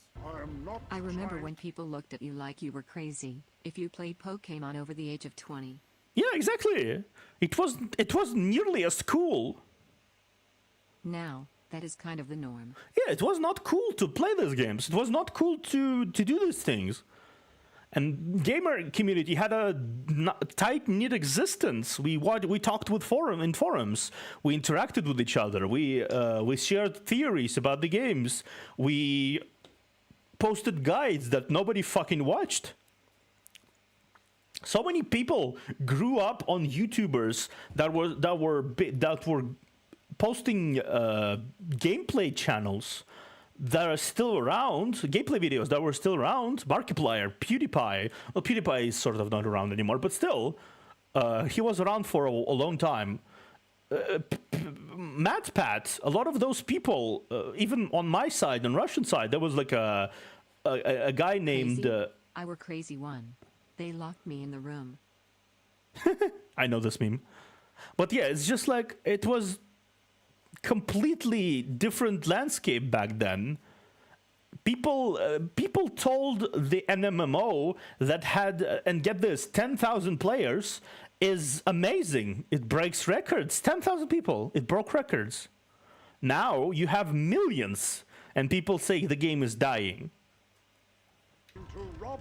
But with quality, with the amount of people involved in the gaming, the overall age of gaming also lowered incredibly. And people who have been here when the gaming was good, they started dropping out because the gaming turned into another gambling machine or a job that people no longer enjoy, but they still somehow defend.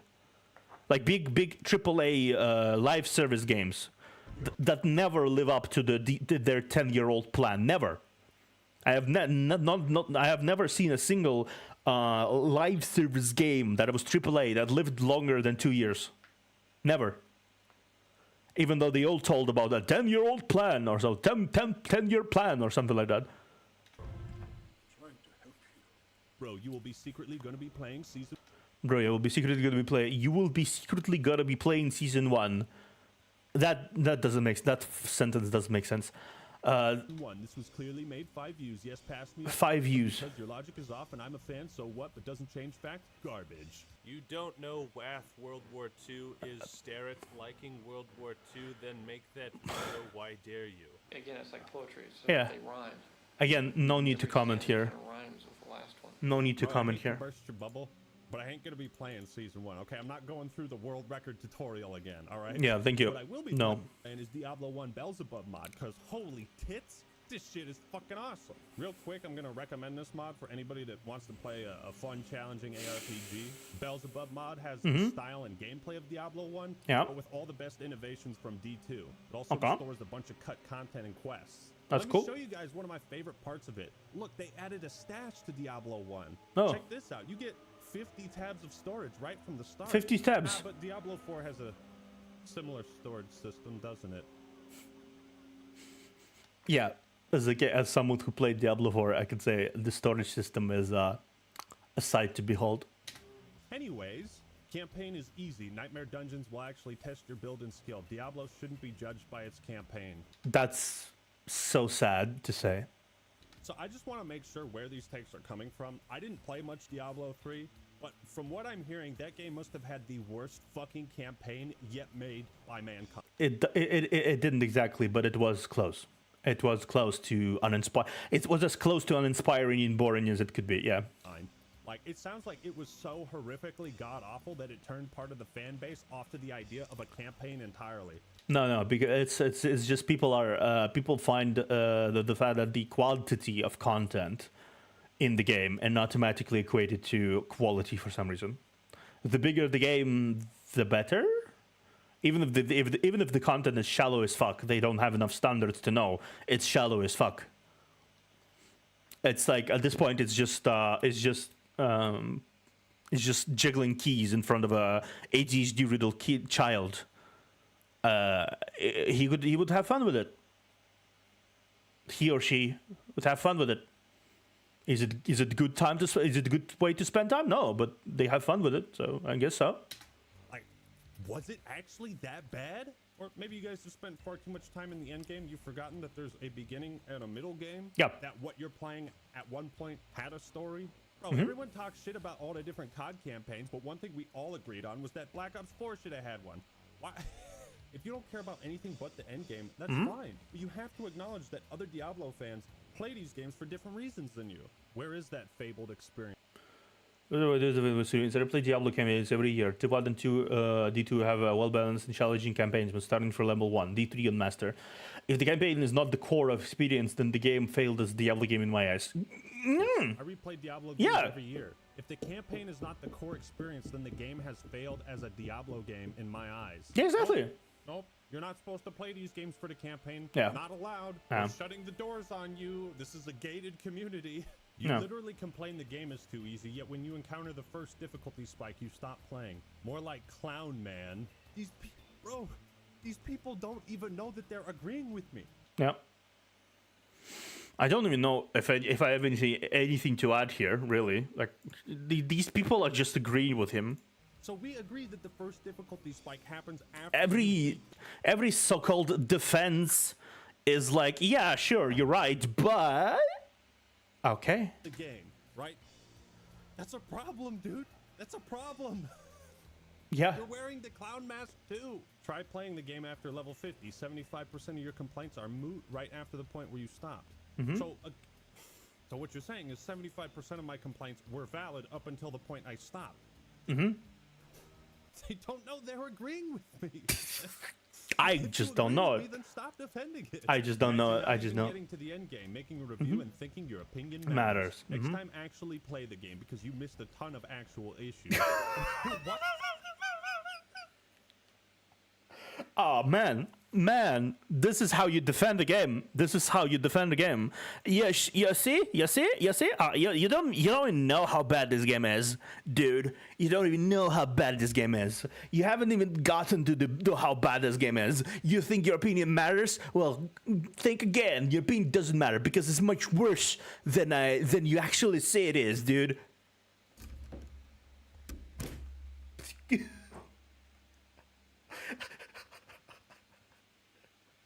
Okay. Okay, thank you. I have never been so validated by someone insulting me ever before. The game is worse than I thought it was? There's some issues I didn't even notice? You guys are terrible at selling me on this endgame content. I don't know what type of sales strategy this is, but it's fucking awful. It's amazing, Act Man. You don't understand. Don't understand. It's amazing. They're all secretly fans of Ashes of Creation. Oh no, what's called? What's called the other ARPG that is very popular right now? Path of Exile, not Ashes of Creation. I was thinking about the MMO. Path of Exile. They're all secretly a fan of Path of Exile, so they want to sell you Path of Exile by defending Diablo 4.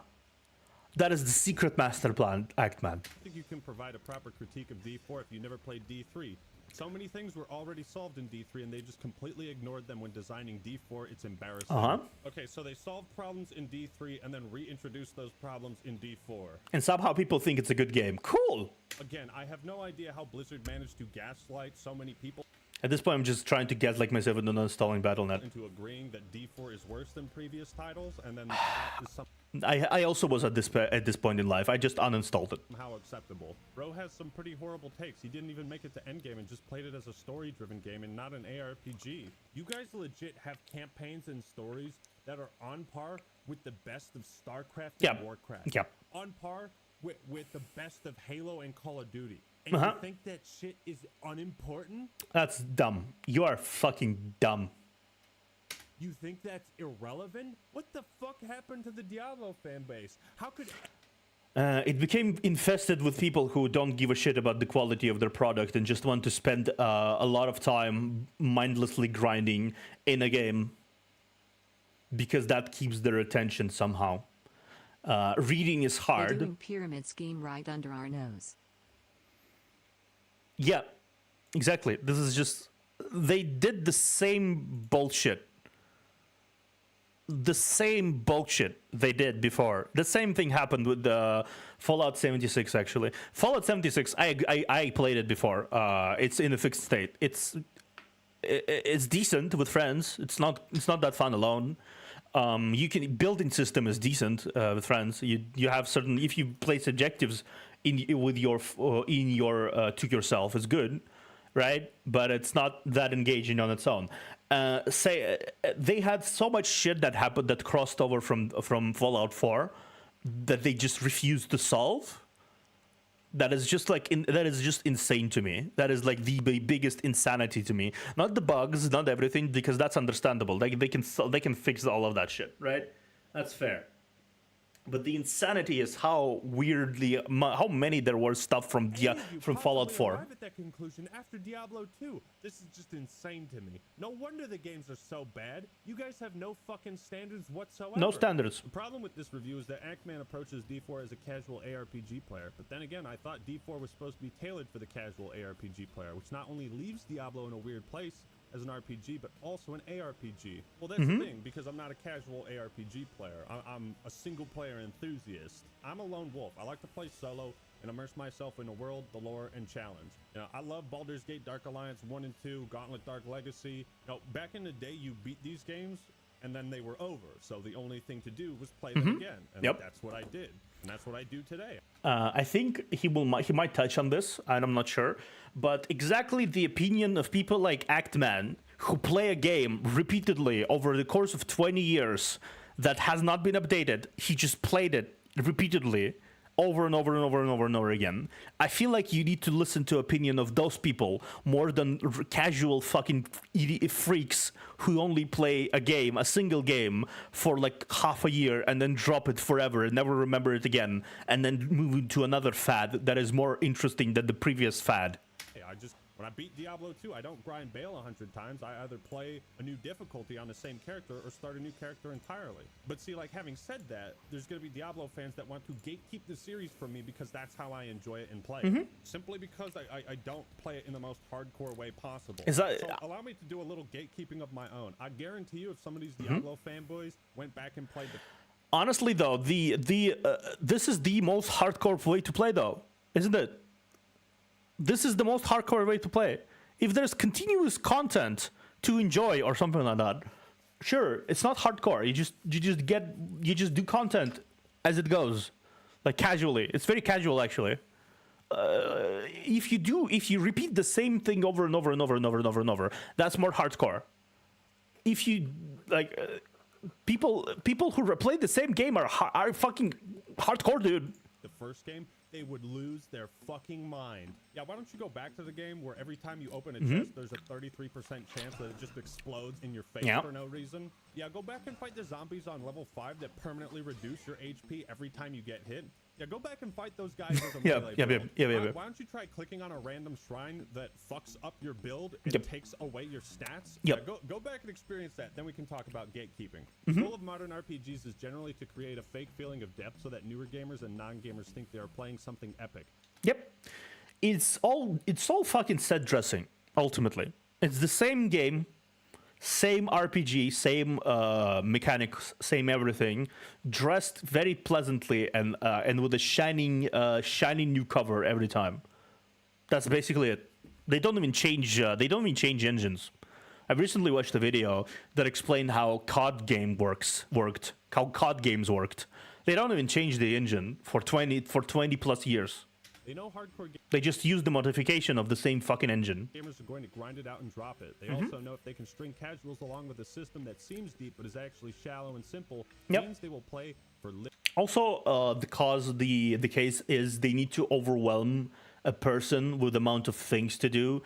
And the more they are overwhelmed, the more they are confused into believing that this game actually has so much content to do, and then they want to do everything at once they don't stop and wonder why the game why every single piece of content they actually did get to is so quick and uninspiring and uninteresting. Literally ever. Couldn't have said it better myself. That sounds like a business proposition. You know what I mean? That sounds like the business model. And it's exactly how I felt the longer I played. I was like, okay, this started off really fun, but the longer I play, the more shallow it feels. It is? Excellent comment, J-Dog. Jesus Christ, it's like looking in the mind of a complete simpleton.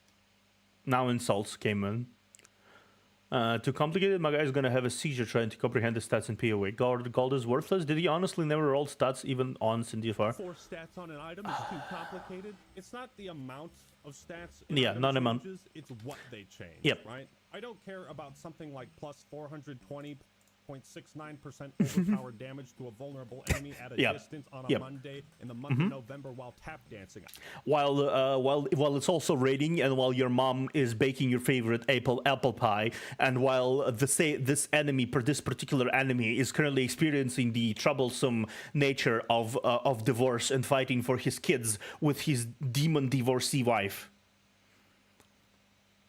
I don't give a shit about a dumb stat like that, okay? I much prefer tangible bonuses like bonus chance to hit or crit, increased armor, strength, vitality, bonus move speed, mana, attack speed, 5% chance of finding magic gear, you know? I feel like this is done really well in Diablo 1 and 2 and WoW. Maybe. Also, side note, in Diablo 1 they have some really funny items like Tin Sword of Dyslexia, which gives you minus. That is funny. Okay, that is funny. That is funny. Obesity. You have to pay to identify items, by the way. So you can just you can get an item that's literally worthless. A lot of people pointed out that later areas of the map do have a base level. And in my review, I made it sound like you could go anywhere at level 1 and all the enemies would be at the same level. Technically, this isn't true. However, Not the way true. that I played the game, every single quest and piece of content Sort of the middle between not true and true. It depends. It really depends. But yeah. at my same level, so the point essentially still stands. Yeah. And then there was people saying I was over leveled for the campaign, which made no sense because The campaign adjusts to your level. You are not able to be over leveled. I don't understand. the campaign was at my level. Like I didn't fucking grind the game. I would do side content and then some campaign missions, and I would just go back and forth. Same. You know, a very natural way to play, but During the beta, I tried everything, and I was already doing much better than the game offered me. So I was basically speedrunning through the content. It doesn't take much effort to speedrun the content. It really doesn't. somehow that made me over leveled without me even knowing it. Furthermore, even if you start a new character and want to go straight to Howitzer or whatever, there's no reason to, right? There are no incentives to go to these areas before you're at that level. No. You only go when the campaign takes you there. No. Right? In Dark Souls 1, you can go down to New Londo Ruins and grab a Firekeeper soul. It's a nice early game strat. There's an incentive to go into an area that you're not supposed to be in yet. Yep. And that's the big difference. That's the type of world design I'm talking about. Like, if there were tougher dungeons in Fractured Peaks that offered players alluring rewards, Yeah. you know, those players might consider doing these tougher dungeons. The more alluring if you want people with skill to be attracted to your games, very simply you must consider the fact that you must place some sort of items there that will be lucrative, just as lucrative to a person playing the game at level 1 as they would be to level, I'd say, 9 or more than that. Let's say it like this, yeah.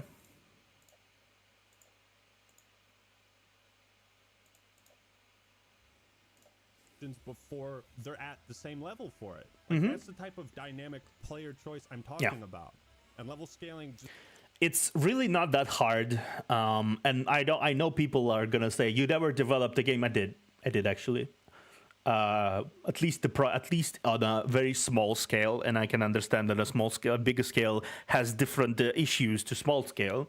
But still, on a small scale, a lot of similar problems are occurring. A lot of similar bullshit is occurring. Spaghetti code is spaghetti code. Fair enough. But and I'm not even like a coder. And I understand the spaghetti code is a spaghetti code. I was helping with editing and everything. It's very easy to implement a single item that would make an area much better than without that single item.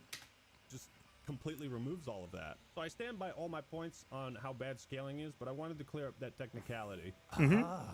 I knew there was something fishy here. Played Yeah. D1 and 2, but skipped 3. Now, how many times have we heard any of these D2 nostalgia crackheads have a sane argument about why D4 is bad, except for it isn't the same? Not once. I don't know, man. You kind of hit the nail right there. Like, they are crackheads Yep. because they've been playing the game for over 20 years. Mhm. So if I were making a game where I wanted people to play a long time, that's the demographic Hand of pink people waving, I would hand pink consult waving, for hand pink input. waving. They are crackheads. Hey, Riera. Welcome, Riera.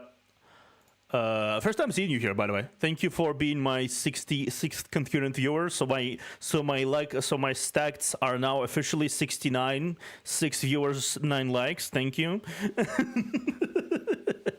Thank you. But yeah, like I already mentioned it before. It's very nice. It's like exactly they are people who you should be asking about, because if they play a game for 20 years, you would want them to play a game for 20 years. On the floor, laughing, rolling. You would on want the floor, laughing, rolling on the floor, laughing. You'd think their opinions on Yeah, on exactly. content would matter most. You Mhm. didn't actually put enough time or effort in the game to understand it. Overall, it's disappointing to see you post a review of a game you barely got into, then gave up and made a barely got into. So 20 hours, so 30 hours is barely gotten into. Okay, cool. How much time will it take before these people drop the game? I'm willing to say about I'm willing to say a year, maybe less.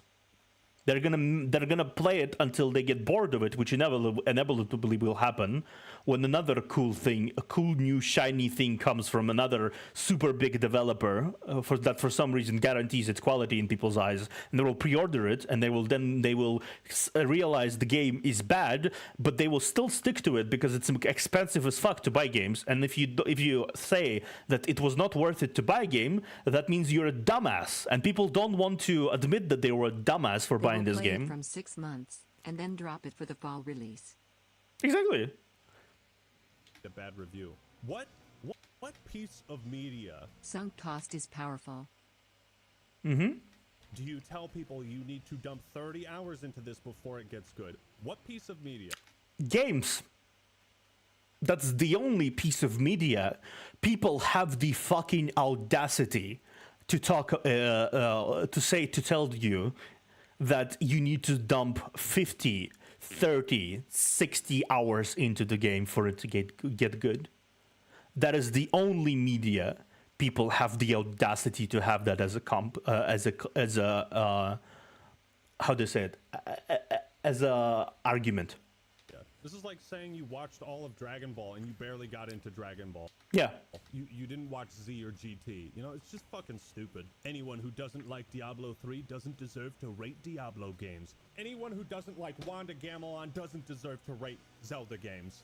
Mm-hmm. It is not bad at all. You are just a tool. Damn, give it some time to add more. No, Rob Farr, they said this about Overwatch 2. No, you're Yep, that's also the thing. People just get so invested into these things that they sit there and huff on copium that it will get better. It's gonna get better. It's gonna get better. And this is what it's coming. The roadmap. Even after fucking tens of like 20 games in the last 5 years said the roadmap and then did not execute on roadmap, people still look at the roadmap and say, "Oh, roadmap." Falling into their trap again. Robfar. Robfar, don't. Robfar, give me your other hand, Robfar. I can't hold you. I can reach it. Your channel is like that guy that goes into a party, stirs up a ruckus between everyone, and then leaves to the corner of the room to watch hell ensue and everyone argue while he eats chips enjoying himself. Good luck being that guy. Your takes have as much thought behind them as your blue and yellow swirly tattoo. That's definitely one of the best. That's a good roast. Ever received. Allow me to counter with one of my own personal favorites, Danny Dome. It must have been a sad day when you slithered out of the abortion bucket. I will also counter with my own thing. This is getting uncomfortable. How about you slid into something more comfortable, like a coma? I disagree with a bunch of stuff you said in this video. Strength is meaningless in Diablo 2 as well. Strength literally increases your damage in Diablo 2. Yep. What are you talking about? Yep. I don't think there is a way to have an open world game like this where every single NPC has a meaningful backstory and dialogue. Then don't make the game open world. Yeah, that's the thing. If you cannot make it meaningful, do not make it. Why is it so hard to fucking understand? If you do not want to make it meaningful, do not make it. Why? Blah, blah, blah. That is pretty good though, NGL. Not every single NPC. Of course, some are just going to be in the background. But like, Witcher 3, anybody? Anybody? Knights of the Old Republic? Yes, that is the problem with an open world RPG. If you cannot make an open world meaningful, do not make an open world. It will save you a lot of trouble, actually. It will save you a lot of trouble. It will save a lot of your developers a lot of crunch. And it might bring them some passion. Just because every Diablo was like a big game with big amount of demons and big locations does not mean not even every Diablo was. Diablo 1 was one town. I don't understand the obsession of sequels to become bigger. Like, what is the obsession with sequels and needing to make them bigger? Make them more refined, not bigger. Bigger does not always mean better. Anyone? And that's not an innuendo. Anyone? People are not going to sit down and read the backstory of every single blacksmith in the game. Well, then don't fucking write it like it's a codex. Present it in an interesting way, maybe. Exactly. To a quest or something. Oh, I don't know. Level scaling seems like it's necessary for couch co-op. Getting rid of it probably does more harm than good. This is one thing I do want to point out, that it's cool that you can play Diablo 4 with someone in the same room. But if level scaling is necessary for couch co-op, then why is it turned on when I'm playing solo? Show me your NM 100 plus in hardcore and Uber in hardcore, then we talk. If not, your opinion is suck. Why do I have to have a recorded evidence of me playing the game on a certain level for my opinion to matter? Why don't you show me Lethan?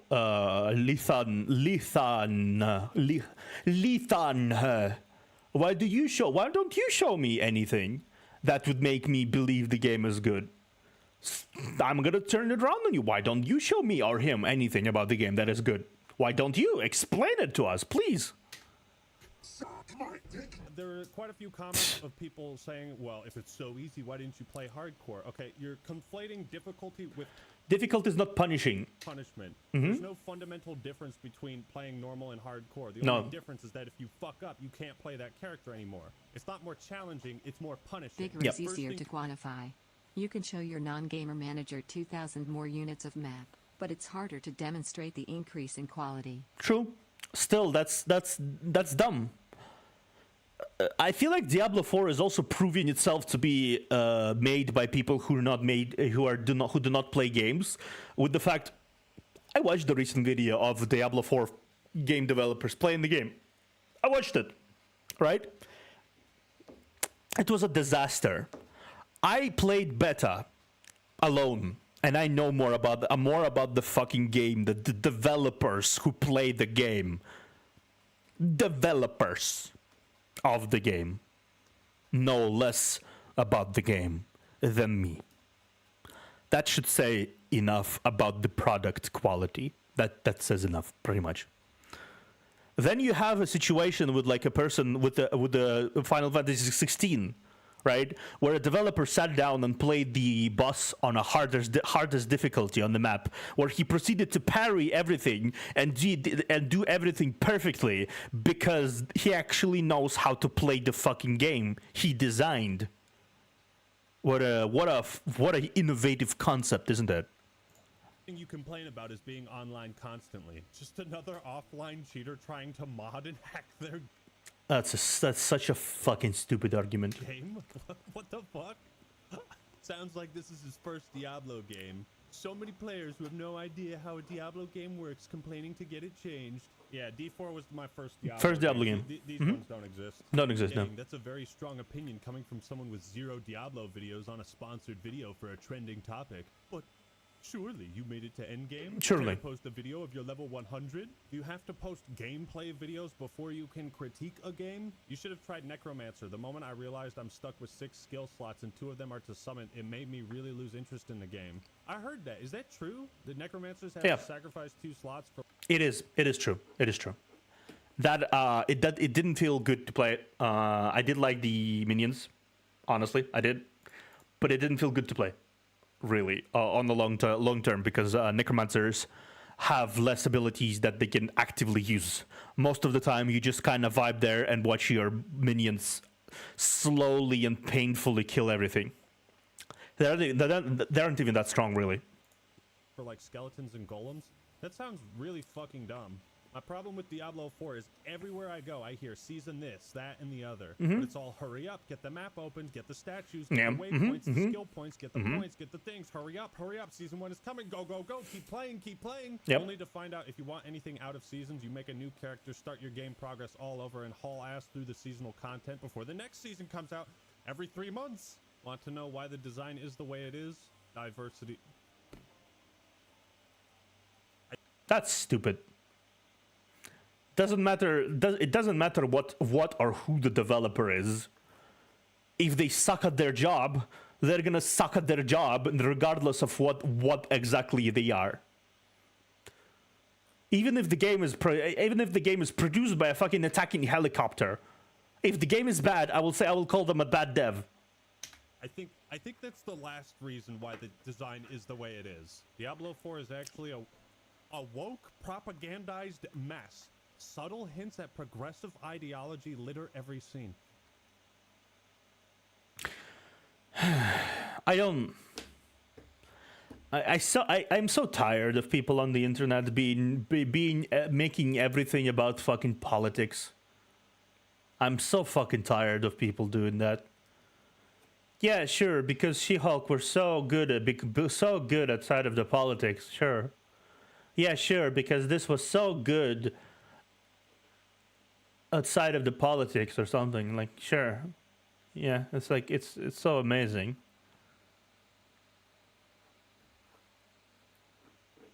Oh my god. That was true about comics 5 years ago. Comics is a different thing, right?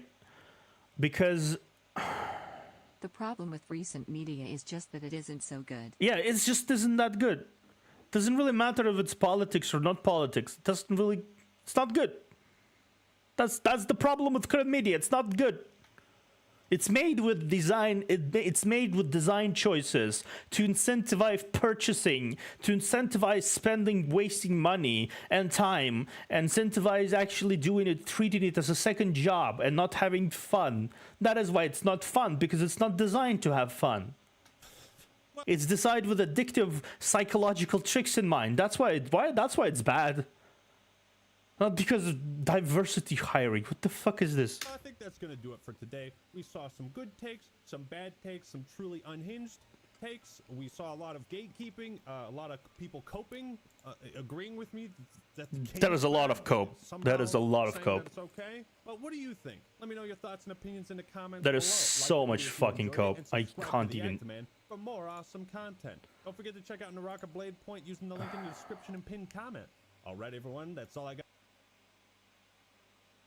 I should say, it is designed to be mediocre. Stuff used to be either really bad or really good. Now everything is just kind of the same. Yeah, that's... That is very fair.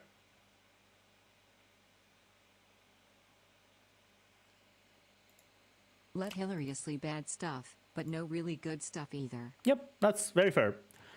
Very fair. Okay, final video from Actman. It's the shortest one on the list. And then we're gonna watch some boss battles for Punishing Raider, and we need a, or maybe some whatever you wanna, whenever you wanna propose I watch. So, but make sure it's not copyrighted, please. I would be very glad if I don't get another VOD blocked. That would be wonderful. Thank you. Final video from the Actman. What's up? Actually, I do want to watch another thing. Give me a moment. Every single link in the description and pinned comment. All right, everyone, that's all I got for today. I want to watch this one. I'm gonna watch the Baldur's Gate is apparently better than it is next time. Everybody, this is the React Man here, and today I want to discuss reaction. I haven't actually watched this video before either, because it's the most recent one, and I saw it, and I thought I'd like save it for later. Content on YouTube and Twitch. What year is it? I thought this issue was solved and done with back in 2016 and 17, when the entire YouTube community came together to condemn this degenerate, thieving type of content. No, it didn't. That problem did not happen there because of the people saying it's a thieving, degenerate content. It happened because Fine Bros decided to copyright. Bon had a video to suggest for you earlier. Discovered Terra from Ark Knights. Okay, I will watch this after this one. Okay, I will watch this after this one. The people united to disagree with Fine Bros attempted to copyright said content and not the fact that it was degenerate content. Don't misrepresent the facts here, please. If you didn't know, there's been quite a bit of drama. But this all started with two incidents. One of them being Lemino posting a JFK I haven't seen it, but it is only 3 minutes. Yeah, of course, I'll watch it. Which XQC and Hassan both reacted to and uploaded a video, copying the title, thumbnail, and much of the metadata, and re-uploading this reaction so soon after the original upload did feel a bit scummy. And the other instance that sparked this discussion was the ongoing feud between Jax Films and Sniper Wolf. The thing about this is there is a way to react to things, and there is a way to watch the videos, other videos of YouTubers, that does not automatically mean stealing content and being disrespectful to the original content. There is a way I do it. I don't say it my way is the best way, because not everyone has 2 hours to discuss a 40-hour video, 30-minute video. Not everyone has 2 to 3 hours to watch through me rambling about a video for 2 hours. But ultimately, I think it's better. There's a certain line. There's a certain line you need to maintain. But to start off, I really want to hear what Hassan has to say about all this. So we're going to be checking out one of his videos. This is responding to this again, Reactgate, okay? Austinox can't help himself, has to get me into trouble. But this is actually informative and pretty good, so I'm going to cover this part of it. The irony is, Austinox himself is an individual entity, okay? He is an editor, but he also works with other people, and this is what he does. He's a human being with his own thoughts and his own opinions. But because we are so conditioned into thinking like, oh no, dude, he's your slave. Everything that he does at your behest. When Austinox talks about Reactgate or whatever, people get super mad. You know, this is kind of loud. There we go. Yeah, I'm just trying to make some steel bars. I figure if I'm going to be reacting to content, I might as well be grinding something in RuneScape. Yeah, exactly. That's a lot of, that's definitely something I feel like that is a problem. That's a fucking problem when you don't even pay attention to the video. I watched recently Vishoujo girls, right? They put videos on the screen, Henya and everything. They would put videos on the screen that others spend time making, just full screen, and they just sit there and eat. Because we have to have content on stream. They have to have content on stream while they don't actually provide any content on stream. I actually seen someone do that argument. So that's why I'm gonna use a person's video unedited that I have not spent any fucking effort doing and play it on the screen. Yeah, that's the way to go. That's the way to go, buddy boy. That's the way to go. That's for sure. That's for sure is not scummy whatsoever. I'm pioneering a whole new type of reaction content. Uh-huh. But as my name suggests, I am the ultimate authority on React content. The trademark is pending, but I think I will manage to wrestle it from the slimy hands of the fine bros. Yeah. Criticism of reaction content has blown up in the last few weeks, and since the content cop turned in his badge and isn't patrolling the streets, many bad actors have gotten complacent. However, before talking about the bad type of reaction content, let's talk about the best. The best. I'm actually curious what he will say about that. Old H3H3 videos are still top tier in this regard. True. Some of Ethan's most popular videos are just reactions, but they're way more than that, because he would incorporate skits, he would only play segments of the videos, not the entire things. Are you a game assassin, dude? You probably fucking sick! And in most cases, his reactions made the content he was reacting to bearable. Guys, I'm Bradbury. I'm Ethan Bradbury. Ethan Bradbury? I remember that one. I cannot get over his gaze. I can't even focus on what he's saying. I'm Ethan Bradbury. Ethan Bradbury? The best kinds of react videos where the reaction or the response is the main focus. True. I don't have a production value. I'm just a dude sitting in my room trying to watch a video. I don't have any production value. I have my own model and everything. But I don't have anything else. Honestly, though, if I had the ability to do so, I would stream the same way Zentrea does. I would stream very physically. I would stream invade this because if I had the model for stuff, I would basically do it 3D. I would walk around here. I would just gesticulate. I would be very active. But unfortunately, I'm not Zentrea, and I'm not someone who has the resources of Zentrea. So that's what I have to do. That's how I exist. I have only the pause button and the ability to pause videos as I watch them. Or the main source of entertainment. Uh-huh. This is what all reaction content should strive to do. Be equally or more entertaining than the thing they're reacting to. And even Well, when look at Matt Pat. He sits on the couch and talks about stuff, but he makes it work really well. Yeah, exactly. Ethan would play clips without him talking for extended periods. He'd add his own little edits in, make it transformative. Yeah. That shit is still legendary. Yeah. This, in my opinion, is reaction content at its best. Yeah. But if you want to see reaction content at its most deplorable, none do it worse than Sissa Sniper Wolf. Sissa Sniper Wolf. Running sideways. This dude is running sideways.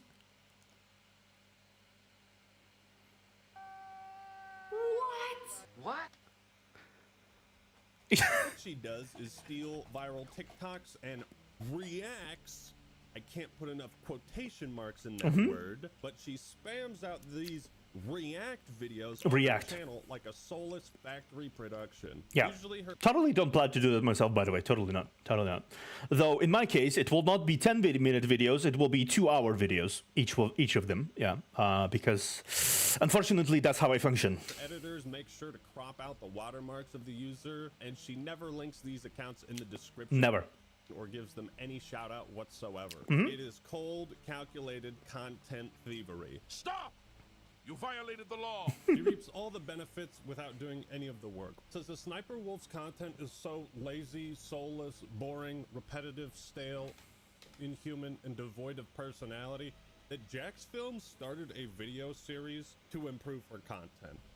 He plays Once again, like Matt Pat. Hopefully that's a sign of greater success. Hopefully. Because I like to share my opinions. I like for people to watch my stuff as I share my opinions. I like to interact with the chat. I like to chat with chat about stuff. I have a lot of things to say, but often I do not have the ability to focus my thoughts because ADHD. So I need something to let me focus on a particular topic and express my opinions about stuff. So I will use those videos more like a mood board than anything. bingo with his audience as they wait and predict how she will react to a TikTok. He does this live on stream, so so these are genuine predictions he makes. Very strong chance Sniper Wolf will read the caption verbatim. I opened my beads the wrong way. Yeah. Please go to your bingo cards and please select reading caption word for word. Word for word. Now they're not in their little dividers anymore. I really want that close up. Oh, I really want that. Let's see. Oh no! That is Holy shit! That is sad. Holy shit! Sniper Wolf, I can read you like a book. That is sad. That is so fucking sad. And what I do, I would be fucking ashamed and utterly demoralized if anybody could do this with my videos. Yeah, that's so sad.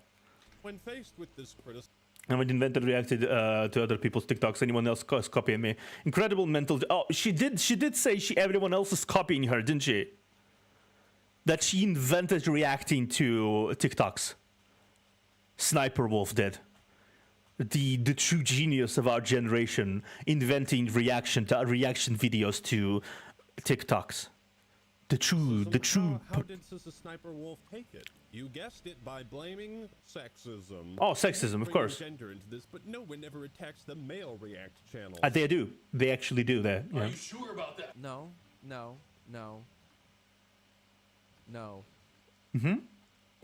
Yeah. And no. Uh-huh.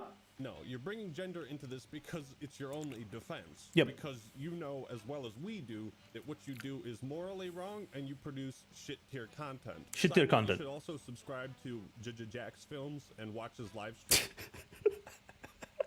Jack's Films. Jack's Films. Sniper Wolves is Jack's Films. He's on Twitch. He goes out of his way to point out each TikTok user that says a Sniper Wolf refuses to credit and steals content from. He links their profile in the description of his videos. So it's Jack's Films is doing your job for you. He's making your content interesting and crediting the people you are. That's called transformative content, by the way. Yeah. Are stealing from. But it gets worse. See, if you watch any of Sissa Sniper Wolf's content in a few minutes, not that you'd be able to, as a few days later the police would find your brain splattered against the wall. Yep.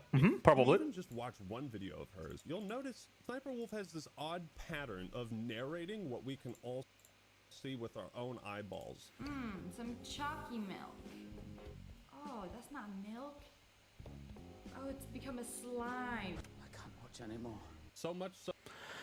Yeah, I feel like a lot of people who don't understand how to make content and how to make commentary about things, they often try to just talk about whatever they see on screen. That is the most rudimentary tactic you can possibly use when you make content. That is the most rudimentary way you can approach live streaming or making content on YouTube. Just comment whatever the fuck you see on the screen. Oh no, the person runs across the road and the car decides to pass him by. That is basically like a narration style content.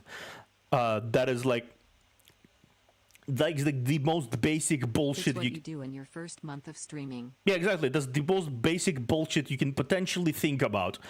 I always have something to say about shit. I have streamed for over a year. Sniper Wolf has been around for years at this point, and she had not learned anything from doing content. That is depressing.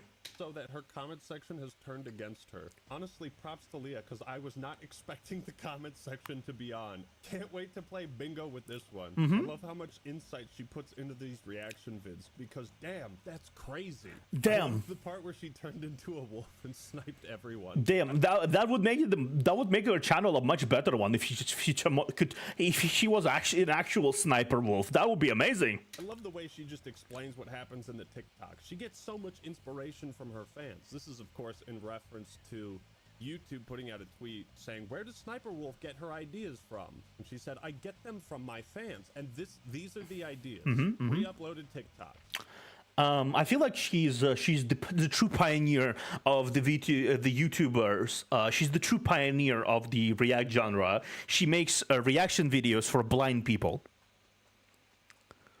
Every time she makes. If you don't have the gift of gab after a year, maybe find another hobby. Yeah, exactly. she makes videos for blind people.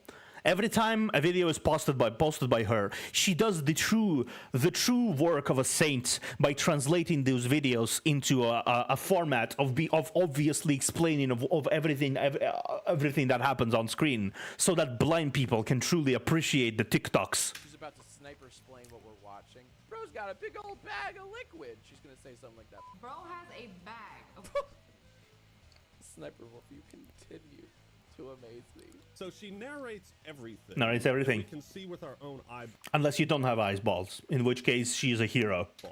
Now, you could chalk this up to just being a boring person with nothing valuable to say and making factory line production content, churning that out without any soul or passion whatsoever. You could chalk it up to that. However, it's probably that. Astute observers have noticed that the reflection of the computer screen in her glasses is always white. You can see my ring light in these glasses, right? You can see the ring light there. You can't see my reflection in my glasses because I have a VTuber model.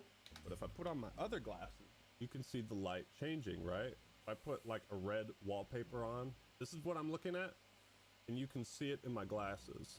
But again, if you look at Sniper Wolf's glasses, it's always a white box. What does this mean? Well, it's almost as if she's looking at a script, a Microsoft Word document, and not actually the video she's reacting to. Look at this. There's multiple instances in which you can see the reflection of her monitors in her fucking glasses, and it's just white. Oh my god. Okay, that's even sadder than I thought. So she doesn't even watch the videos. She doesn't even watch the videos?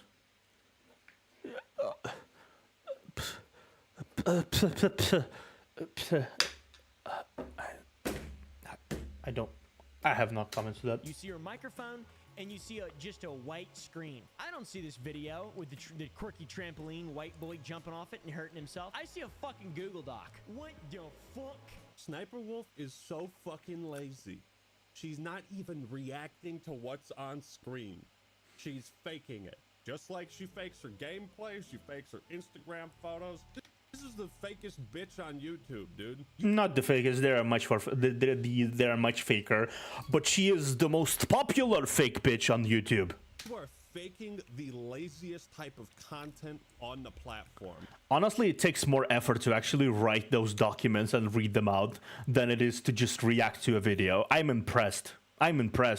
Oh, but we're not done. It gets so much worse. I'm impressed. One thing that always pisses me off with lazy content creators like this is when they reuse the same 4 faces in every thumbnail. Now, sometimes I reuse poses or faces, but it's generally spread out so that it's not noticeable at first glance. He admits when he does things, yeah. I've done this just a handful of times. You look at Sniper Wolf shit. Look at this garbage. Look at this. Just take one glance and look. 1, 2, 3, 4, 5, 6. It's the same. It's the same PNG file. She uses the same fucking PNG file. Same PNG file. Not the different PNG file. Same PNG file. 7. She has a small folder of PNG files that she uses the same thing from. 7 videos with the same face. As a VTuber, I can say it's harder to make faces for me because it's not as big of a variety of faces as with like normal people faces. Because rigging, lighting, etc., etc., etc. But I still try to diversify what I actually put in my thumbnails, at least a little bit. It's still gonna look like similar anything because I have the model, but I at least try to differentiate my thumbnails a little bit, just a tad. These two are. These are not even like different positions. They're just like, oh, nice. She getting fired, no sync, and her face. But you are a tuber. Yeah, exactly. I can't make that much faces as she does, and still she doesn't even try to make faces. That's what she does best. She makes faces online and makes money off of it. At least make more faces. To back. Oh my God! Look at this unique thumbnail. Wow, it really stands out when you change. Let's go back a year and see how many times she made this face. A few moments later. 22, 23, 24, 25, 26. You get the picture. Yeah. Like, so this is the most disposable dog shit, lazy copy and pasted content one can possibly make. She is the definition of if it not broken, then don't fix it. It is broken though. It is broken though. But then again, it really is. It goes down to the standards of people who watch this kind of crap. Hot girl, gotta watch. Hot girl, gotta watch. Lazy. You can't even just take like 30 minutes or an hour out of your day. Honestly, it's the funniest shit about it is that, like, it's a disgrace for people, for actual hot girls who actually put so much fucking effort into these things and don't get success. I've seen so many underrated VTubers and YouTubers who are really good about this shit. They really put a lot of effort into this shit, right? They really do. And they're hot as well. It's not like my dig against hot people. It's my dig against hot people with fucking air instead of brains. That's where my dig goes. My accent just made it really fucking weird. Dig, not the other word. To set up a green screen and take various poses for thumbnails, like it's so fucking easy. It's a one. Depends. VTubing is not that hard, not that easy, but still, sure enough. This woman isn't starring in my 600-pound life, given how lazy she is. Sniper Wolf is also such a talentless hack that she thinks reacting to other people's content makes it hers, and therefore makes it her original idea, because she like called out Mr. Beast for reacting to similar things she did. Oh, like, cool. Imagine how detached from reality you have to be. No, she knows exactly. If she doesn't know exactly what she's doing, then she's not only greedy, she's also delusional and egomania, and has a good dose of egomania to her. I assume that's because nobody ever told her she's wrong and did do something bad, so she now assumes everything she does is the gift from the god. I hate those kinds of people. If you're the first person to react to it, Jesus Christ. But it gets worse, because I was watching one of her clips, and she does this thing where she repeats the exact same clips and reactions in a video in order to stretch it out to 8 minutes so that she can put mid-roll ads. What? I don't know how people jump this high. Oh, he jumped on like a little trampoline thing. I was like, there is no way. Bro just flew into the hoop. Dunked himself too. Does that count for extra inside? Mwah. I know a good chicken when I see one. What? I don't know how people jump this high. Oh, he jumped on like a little trampoline thing. I was like, there is no way. This shit was spaced out like 40 seconds, dude. There's no end to the depths of depravity she. Okay, that is even worse. Okay, that's worse.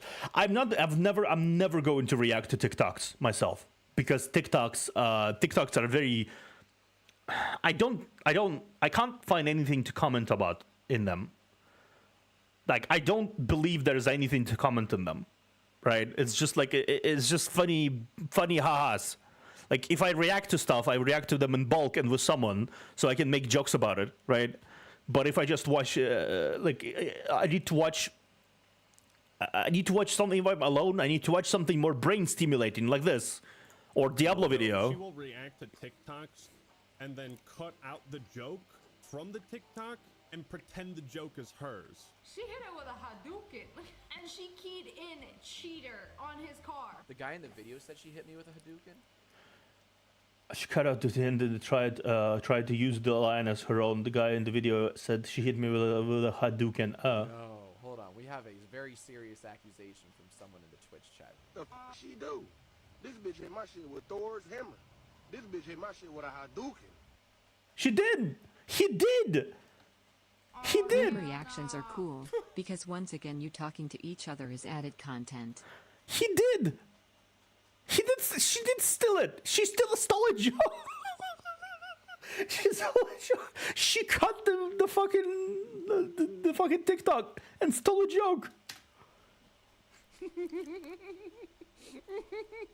Okay, in all of my months of Jax Films, this is probably the single most egregious thing you've ever done. One of the most extreme examples of like content thievery is she stole a video from a guy whose original video had 1.6 thousand views at the time, and her video that included that re-uploaded video had 13.6 million views.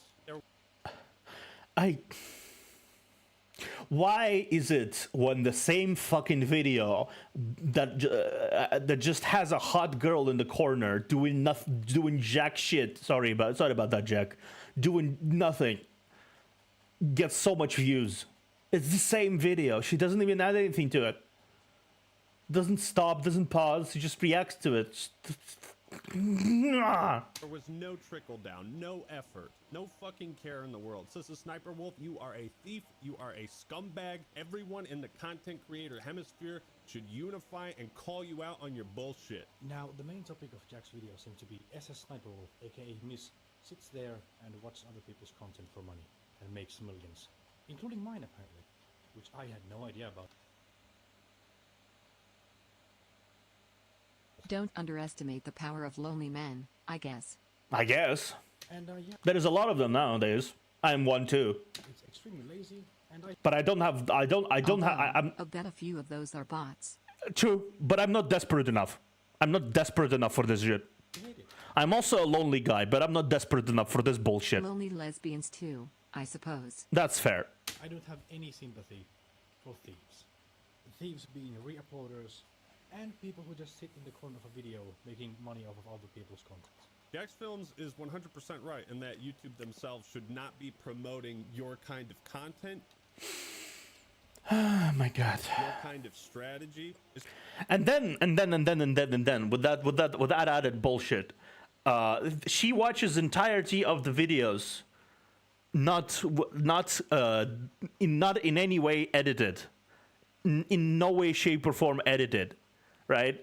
And then I watch a video, and I watch a single video in the context of the game I am playing, Fate Grand Order, right? And my entire VOD goes down, goes blocked, because YouTube immediately goes and there's a the video, one and a half video that we should block him, and I'll need to wait for 2 days for this bullshit to be edited out, just so I can have my continuity basically there for my VODs, for my continuation play, or I need to take it down and re-upload it as a video and lose every single view I got on it. That's also a possibility. Especially at VidCon, as it sends the message to creators that stealing someone else's hard work is a better approach than making your own. Yeah, exactly. I guarantee you, this video, the videos I'm gonna post from this fucking bullshit is gonna take me make me more views than any gameplay I did on this channel. My most popular video is me talking about Bricky's video. That is the most popular upload I have. It's me talking about Bricky's video. I have 13,000 views on a Bricky reaction. All a starty something. 13,000. There's a lot of nuances to making reaction content, and clearly Sniper Wolf gets all of it wrong. It's entirely possible to make react videos ethically. And recently a YouTuber named The Ackman made a great journey through time looking at some of mainstream media's finest pieces on gaming. So just wanted to share some of their highlight montage here with their best takes in gaming. I'll put a link to Ackman's video in the description so that way you can see all of the stories. Same. I also upload every single video I reacted to in description. I will add the reaction videos at the end into this, and I will add the videos in the description of the separate videos I will have on my channel as well. That's what I do. I'm not going to just pretend it's my content. It's not my content. I'm just commenting on this. Stories, because wow, they're really something special. But it's also very easy to screw this up. It's easy for a large creator to keep an eye on trending videos, to quickly upload a reaction in order to steal, siphon, or cannibalize the viewership of that smaller creator. The biggest detriment of reaction content is that someone who watches the reaction is much less likely to watch the original. This problem is a lot less relevant for small creators reacting to bigger ones. For example, a channel with like 3,000 subs watches a video of mine in its entirety and gets 10k views. That doesn't really affect me at all. You know, I'm happy they're watching it and sharing their enjoyment with their audience.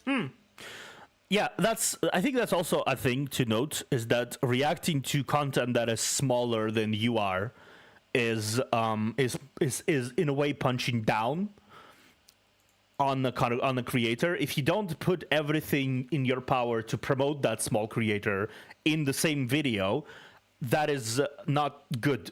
I am just commenting. I'm just sharing what I think about a video myself. I believe it's okay to do that. I believe it's okay to share my opinions. I believe it's okay to put some constructive criticism of a video or anything to the test here, right? I believe so, at least myself, right? And but there's lots of ways to make reaction content ethical in a way that would unify community together and allow to spread the opinions. Sniper Wolf does not do that. Other people, the person like Jinx, whatever his name was, didn't do that. The other people did not do that. And people who did not do that should be called out. For fuck's sake, again. But it becomes more significant when big creators react to each other or big to small. There was a recent case with my Diablo 4 fanboys video. It started off really well, getting pretty good views the first day. Then Asmongold uploaded a reaction to it, got good views the second day, but then the video fell off harder than Quebblecop on the third day. What I realized is that if you're a big creator who's going to react to someone's video, you should wait at least 4 days for it to be pushed in the algorithm naturally. And that's what Asmon and I talked about and agreed on after this happened. In this way, it creates build-up for his audience. They'll ask him to watch the video and they just have to wait patiently. So that's fair. I think that is a good way to go about it. You need to wait a period of time before the video is published, after the video is published.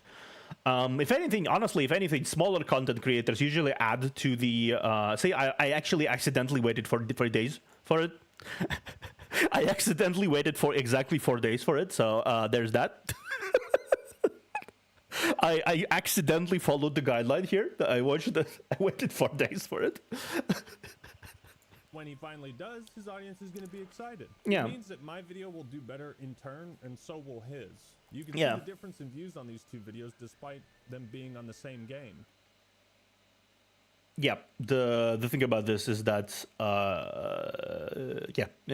perfectly fair. I like Asmongold. He's a big-ass nerd like me who loves talking about video games, and he's reacted to a bunch of my videos. As someone who takes passion in what I do, I enjoy watching those reactions. They always do really well on his channel, and some might say, but Actman, he's stealing views from you. Those views belong to you. I need to step away. Maybe back soon. Okay, feel free to return whenever you want, Frederick. Thank you for being around. By the way, if you ever stumble upon this video, Axman, anytime, any day, chat. We could chat any day as well, because I have a lot of strong opinions about shit, and I always enjoy talking to people who are how do I say it?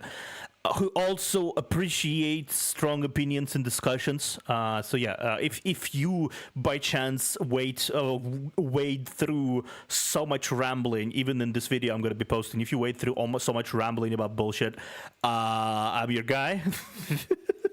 Maybe they do. I can't say for certain, but what I can say is a lot of people who are subscribed to my channel wouldn't be subscribed if Asmongold never made these videos. True. And that goes for Charlie as well, reacting to like my Elden Ring Hot Takes video and many others. These moments have boosted my channel in really positive ways, and I think it's because... I think people, if people were to react to me, I would be very appreciative. Like, if people posted reaction videos of my upcoming cover, which is probably not gonna happen, but still. People watching the videos and reacting to them enjoyed it and promoted my channel in the proper way. Yeah. And that brings us to XQC, who is somehow way better than Sniper Wolf at making reaction videos. His problem is that he does less reacting and more re-uploading, but all too often he just sits there for minutes at a time without uttering a peep, and his editors don't cut out like the dead air. Hey Theo, how are you, bro? Grinning face with smiling eyes, smile waving hand wave. I rambled so much.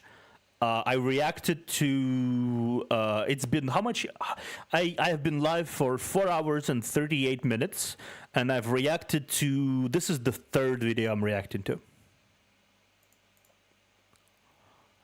I talked with about 40-minute video for about 2 hours because I cannot shut the fuck up.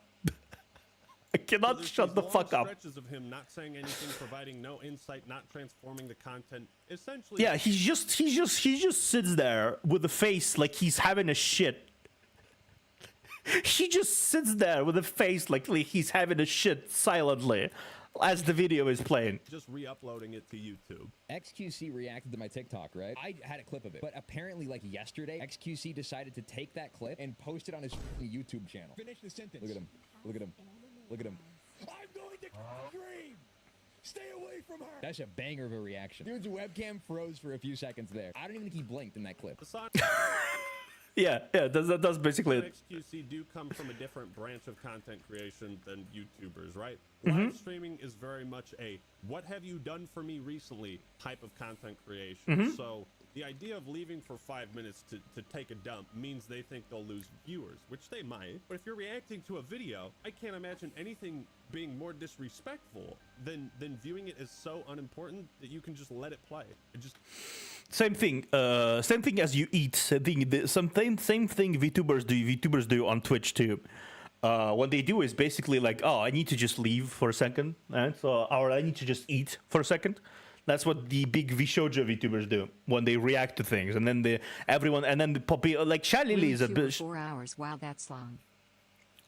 Yeah. Okay, so Shy Lily, I watch Shy Lily. She does actually, when she reacts to things, she actually comments on shit, right? She actually does like stops and like, oh, this is cool, I like this. I have been watching this, that. She actually gives her own input, right? When someone like, I don't know, I watched recently Henya watching like a 10-minute video, right? I already mentioned that before, but I'm gonna mention it again because I'm so fucking pressed about it. And she just stopped paying attention to it halfway through. She stopped paying attention to video halfway through. That was not a video she was reacting to in any capacity, but she didn't press pause. It was just playing as she did this. Did this.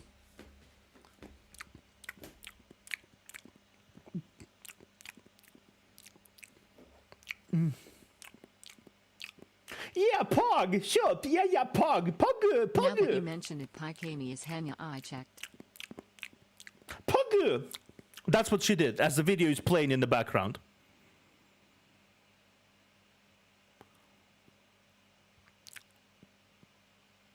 It's like that was what's happening in the video there, and I'm like, okay, cool, thank you for that constructive input you did there. And people defend this shit, and it was like, oh, she must have a video in the background playing while she eats, obviously. Just get up and you're not even reacting to it, and then you miss so much context because 5-10 minutes. It has of the been video 14 gone by, plus you come 400 back, seconds since the start of the stream. That's interesting. That's an interesting information. Don't even know what the fuck you're reacting to anymore. It feels like Hassan wanted to not be streaming anymore, but didn't want to lose those stream dollars. Like outside of the camera being on him, how is it any different than him just watching a YouTube video off stream? It just rubs me the wrong way. Like, how do you think of your viewers to just stream your break? Dude, what am I supposed to do? Die?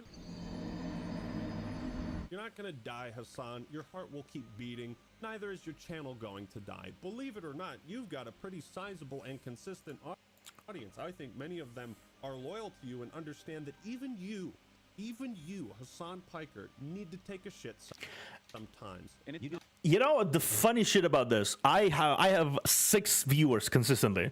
6 viewers, right? Maybe 10s occasionally. That is like my peak. That is currently my peak on YouTube. 10 viewers. 10, 12 viewers consequentially. Like that's like a peak. That is like ceiling. And even when I say, sorry dudes, I need to go like grab food. What happens? People actually fucking stay around, even though I surprise, pause the video, or go into, I don't fucking know, into the pause screen sometimes. I forget to do that, but I still do that occasionally. What a revolutionary concept. Do not have my permission to walk away from my For the videos. record, I'm not actually walking away for an extended period of time. Like, what are you supposed to do if there's an emergency and you have Just to say, get up? wait, I'll be right back. Yeah, you can, well, that, and also you can pause it, but the problem is, pause the video. when you pause the video, it just, like, makes the content awful, you know what I mean? No, it's not. You are the content. You are supposed to be the content. If you are so fucking shitty that thinking that pausing the video makes the content bad and not you leaving makes the content bad, you are unneeded. Yeah, but like... That's, no, I'm just telling you. No, I know.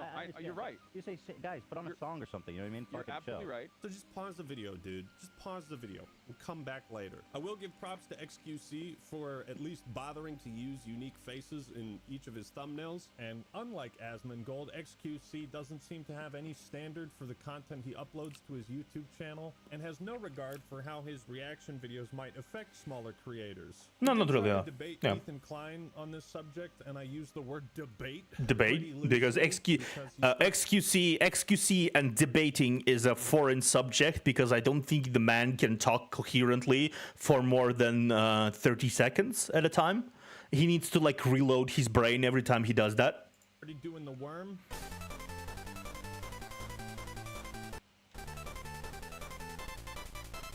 But when presented with evidence that a reaction video of his had negative consequences for a smaller creator, XQC didn't deny it. He just called the guy a paid actor. XQC, he really just steals my shit. Entertains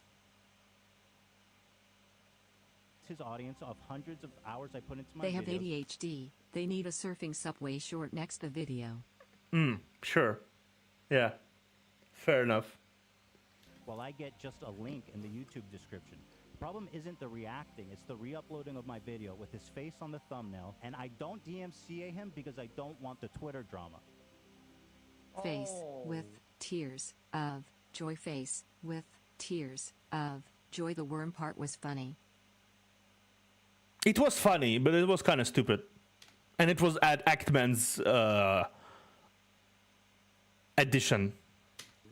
This is XQC. He's been cannonaded this afternoon by all the enemies of his life. His insecurity has shelled him.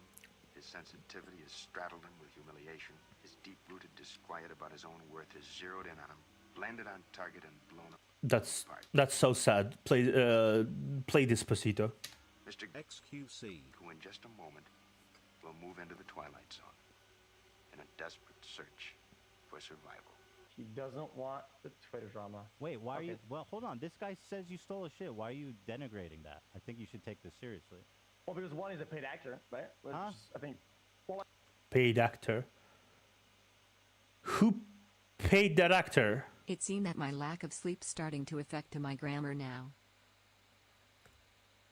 No, I don't worry. I do know exactly what you're talking about. The only thing that I think is a problem with the grammar thing is that the AI reads it verbatim, so it actually turns into really funny messages sometimes. well, I mean, that's a paid actor, 100%. Wait, Paid what? actor. What did you say?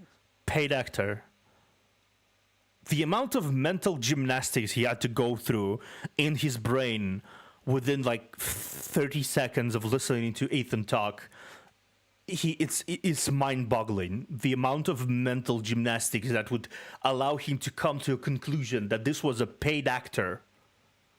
I'm intimidated by you, XQC. I do not imagine how much connections are building inside your brain, how much thoughts you have in your mind simultaneously. Oh, it's a paid actor. Yo, is this person fucking retarded? Yes. No, you can't trust this guy. He's part of a conspiracy plot against me. Really, dog? It was at this moment XQC lost the debate as well as any authority on the subject of React content and pretty much showed A paid actor. Okay. that he's just incredibly lazy. Don't make React He's not incredibly lazy. He is kind of, yeah, he is, but he's also, I feel like in his brain he's so constructive and so changing the content by being there that he does not realize that maybe he's just not that fun of a person during his reactions. I would not be reacting to videos if I was not a fun person during reactions. I know I'm rambling. I know I'm making very colorful references. I know I'm stumbling over my words in a way that is very funny, and that's not what I actually. That's what I naturally do when I watch videos. I naturally like to talk about them to someone. There's just something I like about this, right? So I might as well stream it. He just calmly, silently watching shit, and that's somehow considered content. videos like XQC. I think it's a problem for almost any creator if the bulk of their content is reaction based, because then they become defined by what they're watching and not what they themselves make. If you rely too much on reaction videos, then inevitably you'll lose your own talents and touch as a content creator. That's why I mostly focus around the gacha gaming stuff. Gameplay, D&D potentially coming along, music I'm going to be doing so much shit. But I do know for a fact that a lot of the shit that will make me actually go up in the algorithm will be fucking reaction videos. I know for a fact that it will happen. But from the way XQC makes content on his YouTube channel, you'd assume he's someone who's never worked hard for anything. But no. The dude used to be one of the best players in Overwatch, so that's not yep, true. That's not true. I like XQC. I don't. He's been acting like a clown recently, but I like him. The reason I don't like majority of Twitch streamers, honestly. They are not in any shape or form good people. A lot of them are drama hogs. A lot of them do very shitty things, and they either flex how wealthy they are all the time, or then degrade everyone around them, even though they themselves act like a 5-year-old in terms of intelligence and thought process. I and many others are upset in calling him out is because... Oh, the ego. Don't worry about the ego. The ego. Oh, my God. Because I feel that he... I'm not even talking about myself here. If I said I am, in comparison, I am so much better. No, I'm not. I'm a shitty-ass VTuber dude sitting there and complaining about very much bigger creators who actually did something in their life, right? I am much worse currently, at least if you believe the algorithm and everything. And I believe so as well, because I still have lots to learn. Lots to learn, exactly. And I do a lot of collaborations. I feel like I need to slow down on the collaborations and do my own content more. But so it's starting to feel like I'm trying to leech off of people or something like that. So yeah. He's way better than this. He doesn't need to resort to this sort of like bottom tier content in order to entertain his audience. In fact, one of my favorite videos of him was like a stream he did where he just went to the gym, and it was so fucking awesome and wholesome to see this guy out of his element. Like, why don't you do more stuff like this? Yeah. You know? Like, this is so fucking... Look at the positive response you get. It takes balls to stream himself struggling with the bar. Yeah, this is why I respected XQC. Now you look at his channel, most of it's not even gaming related. It's just reacting to everything. Yep, because that gets views. Which gets more views, and he gets more money off more views. And reaction content works. It has been proven that reaction content works. For small content creators, for big content creators, reaction videos work. And that's why they continue to completely devalue their own content by posting others' content.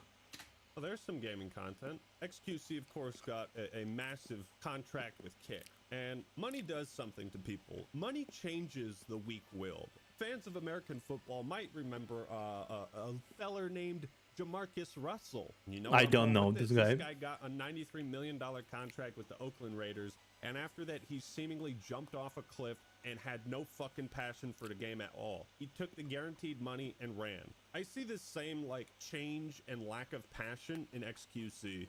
That's true.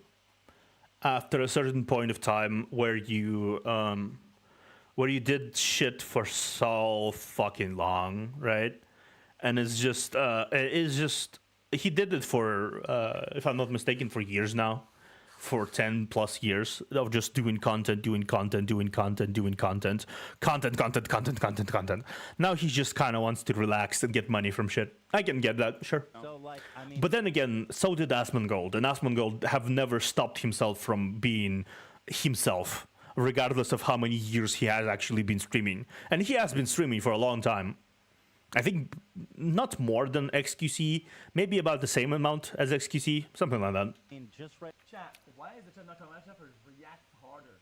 Chat, I guess This is a video on XQC's channel. Look at the fucking clusterfuck that is on screen. You've got Ethan and Hassan. You've got XQC's chat overlaid the chat below. You have a video within a video. A video within a video. Face is on screen 3 separate times. What the fuck is this? Which one of the XQCs? 4 times. You did not consider the icon in the bottom. Which is the actual face? Which is the actual face I'm supposed to be watching? Which is it? What kind of video is this?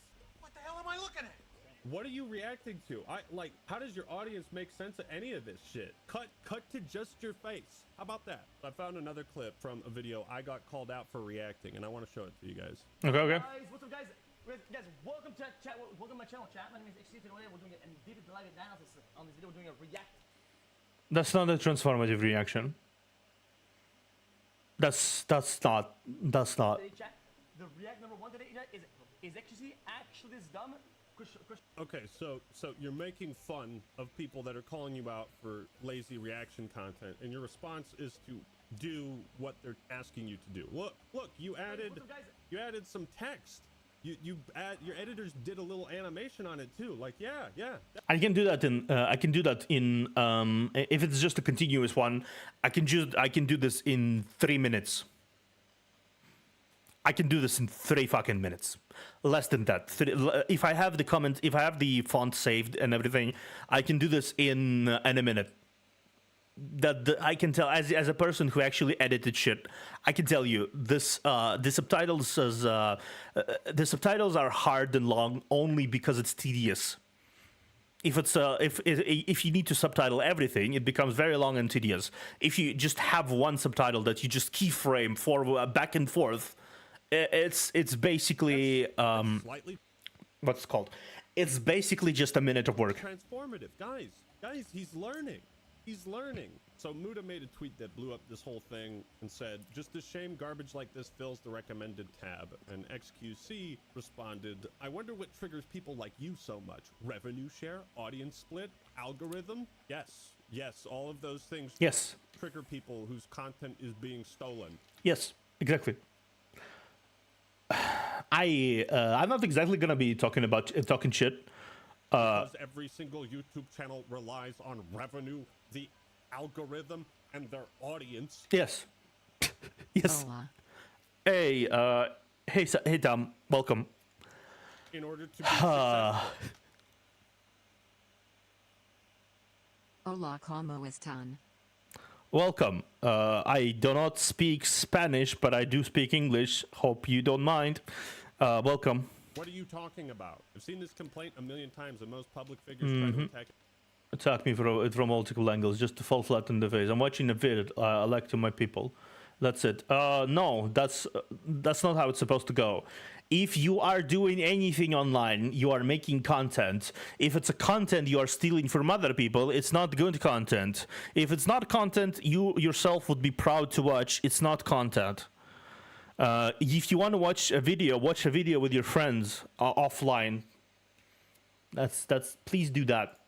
From multiple angles just to fall flat on their face. If you've heard this complaint so often, perhaps a little introspection is necessary. Muda clap back with, "I know you're not the brightest, but I didn't expect you to be this intellectually dishonest. Nothing is inherently triggering when you view live content on a different platform. It's when you re-upload the content to the same platform and have it copy the same metadata to further cannibalize. This hits the nail right on the head when people essentially try to siphon that same revenue and that same audience off of a video by making it look as similar as possible to it. Yeah, I'm gonna be what I'm gonna doing. What I'm doing is I'm gonna be trying to take a different frame than the thumbnail from the video. I used to do thumbnails. I used to not be sure how to do it. I have my own frame. I have my own overlay bullshit on my thumbnails. I'm gonna try to make them as transformative as possible, right? To make them, it's about me reacting to the video and not the video playing and me being there. Hopefully. So soon after the original post, but XQC does link the video. Oh, let's check it out. Does he link Mr. Beast's video? Yes, he does. Honey V2?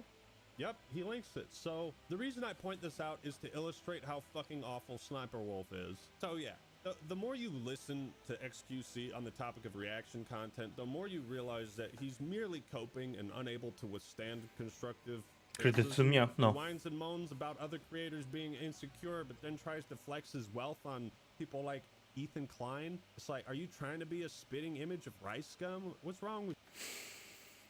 Oh, that's a name I didn't think I'd hear again. Rice gum. Oh my god. Might does not make you right. Money does not make you funny. Okay. Overall, reaction videos, like all content on YouTube, takes time to make it good. XQC and Sniper Wolf are two creators with more than the means at their disposal to make genuinely good reaction videos, to credit the people involved, to not siphon that audience away from them, and to shout those people out. But I just wanted to do my due diligence in trying to keep this platform nice and clean and point out the bad actors in it. Thank you all for watching. Hope you enjoyed the video. Leave a like if you did, and subscribe to the Ackman for more. Yeah, subscribe to Ackman, please. All right, everyone, that's all I don't have enough people to go subscribe to Ackman because probably most people who watch me already subscribe to Ackman. If anything, people who watch Ackman will subscribe to me more because he has more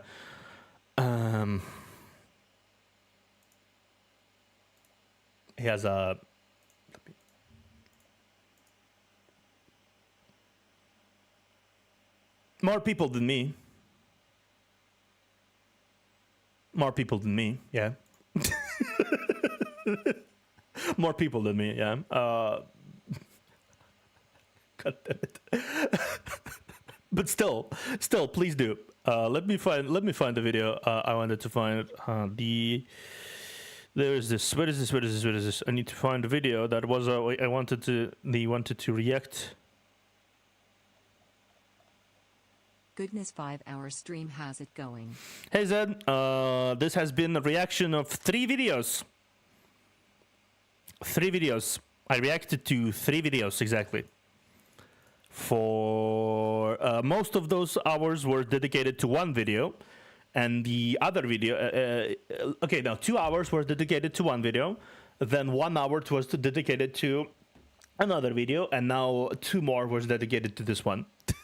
Because I can't shut the fuck up. That is my problem. What's up? I already watched this one. Okay, so I need to find the fucking video that I what is this video to? What? Take 50 minutes anyway, see the thing. Should probably do it first.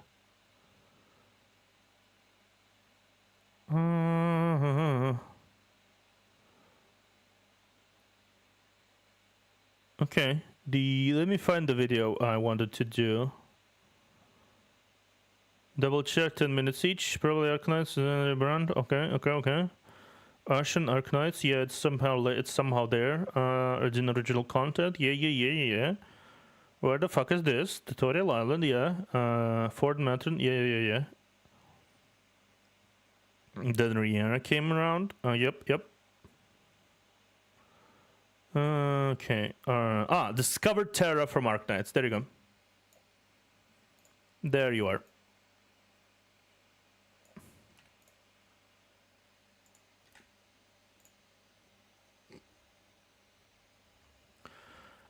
Discovered Terra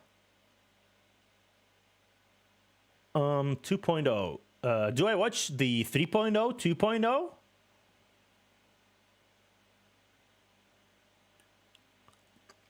Or the first video, or the first one.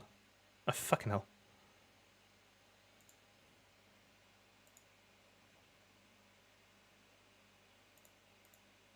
Yeah, I can watch all. Okay. Let's okay. You can watch all. I can watch all. Cool.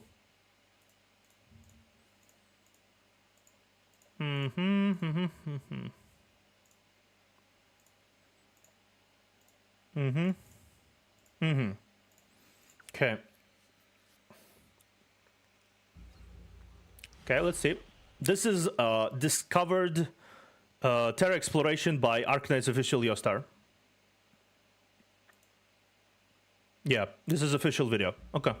So what is this about? Calcit.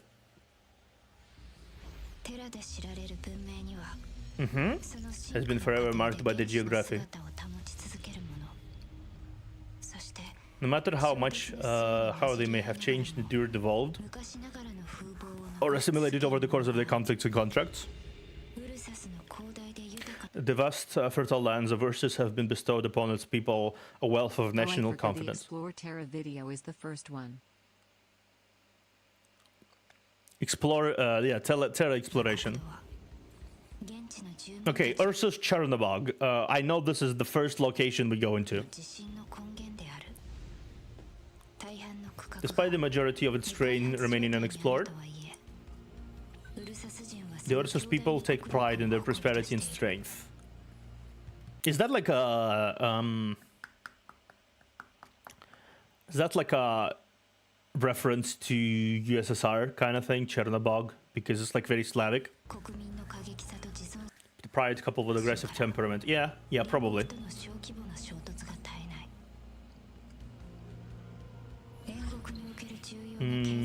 As a one of the okay.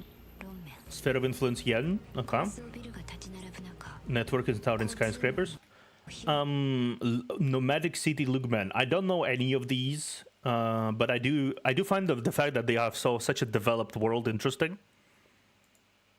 They very much developed their world. Huh? That's kind of cool. What is this?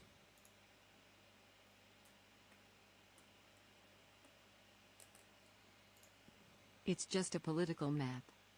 Yeah, it's just a political map, but still, it's pretty cool. Under Wei Yinggu, the city development has exceeded all expectations. So it's kind of like an independent city-state kind of thing? Well, no, must have heard of this diverse but unified place. While,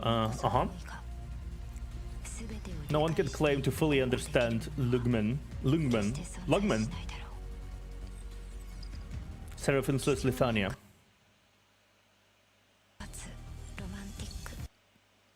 Lithuania. No, but like a big city. Like a big city, okay. Lithuania, segmented, regimented but romantic. Okay. Is how one described Lithuania. Okay. Lithuania is known for an era of free academic exploration, where the most outlandish theories undergo intense study. Oh, so it's like a science place. It's like a science nation. Lithuania is like a science nation, where all the best minds are kind of like gathered and constantly discuss bullshit, right? Research into age-old fairy tales. Is the engine of growth in Lithuania. Okay, fair enough.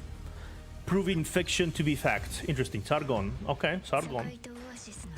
Where the Dune Sea gives land to Sargon, there one finds land of Sargon.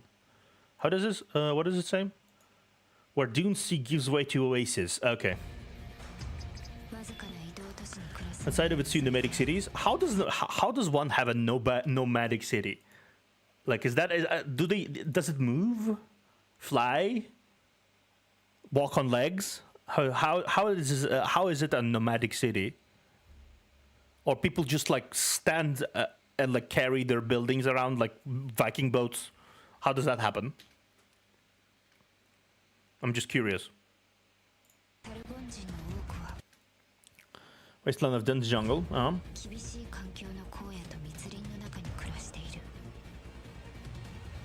Thanks to their relative isolation. They They move on the Ancient Sargon tradition derived from tribal life.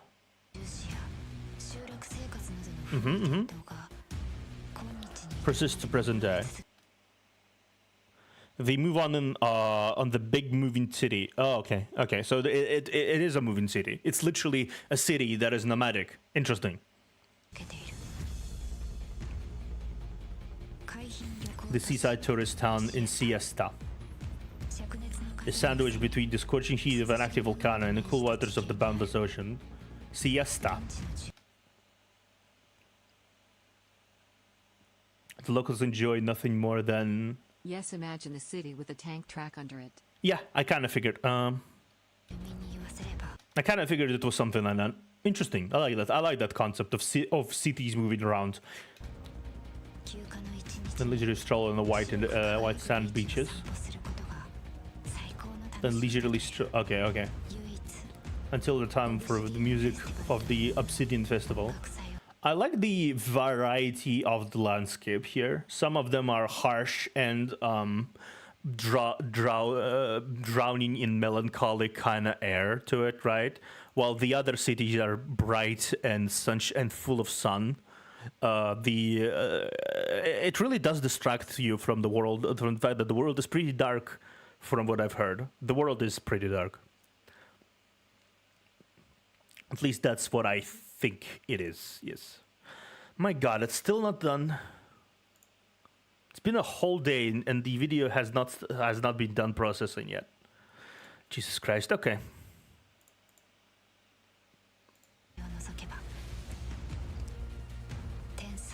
Catastrophes. Originium. Human conflict, yeah. The occasional flash of joy are, in the end, byproducts of Terra's long history that belie deeper truths. But Terra herself watches in still silence. The people in the happenings she has birthed. Okay. That's interesting. There's an cult city of African history than your teachers. I'm more interested in the world of Terra than the real world. Yeah, it's yes, world building. That is my shit. Yeah, this is very interesting though.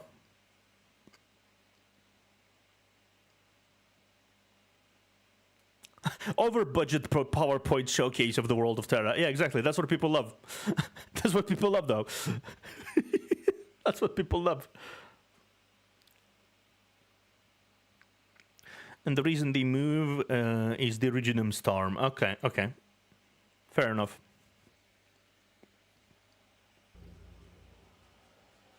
Okay. That's the part 2. I'm gonna upload all parts in the same kind of like vibe because they don't take much for me to analyze. There's not a lot of like passionate debates here to be had. It's just it's just an interesting video. Calcit, okay, password, okay, cool. Among the civilizations of Terra, there are those that stretch back to ancient times, okay? And those are okay. What? Fucking hell! I didn't have the time to read this. And those are that are relatively young. Okay, cool. But all of them evolve and change. Okay, okay. So what more? Victoria. A vast territory, and borders several other powers in the Central Valleys. I watched the video, the music, what's it called? The music video. About the music one that was made by the Disney kind of producer. I think it was at least had someone participating from the Disney kind of music. It was a beautiful music video, a beautiful music track. I enjoyed the fairy tale vibe they gave it to. They gave it to Victoria. The neural, right? The neural. Let me actually check. Victoria once more. Something like that. My voice is already dead. I won't be able to imitate it at all.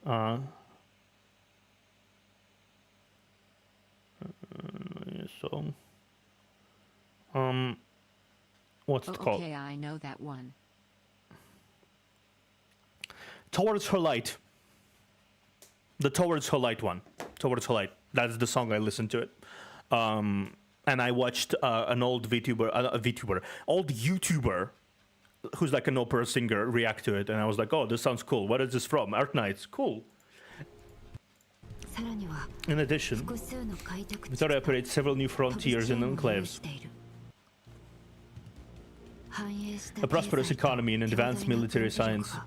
Yeah, I feel like the Victoria, they put an overwhelming amount of attention on the fact that it's kind of like it's kind of over-exaggerated. Oh, it's such a lovely place. It's such a wonderful place. I was inherently sus that it wasn't, and it doesn't look like it's such a welcoming and peaceful civilization that everyone loves each other.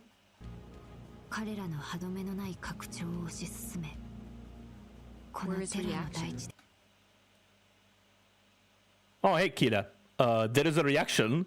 I reacted so hard, by the way. This is the fifth video I'm reacting to. The stream has been going for 5 hours. I have reacted to 4 videos.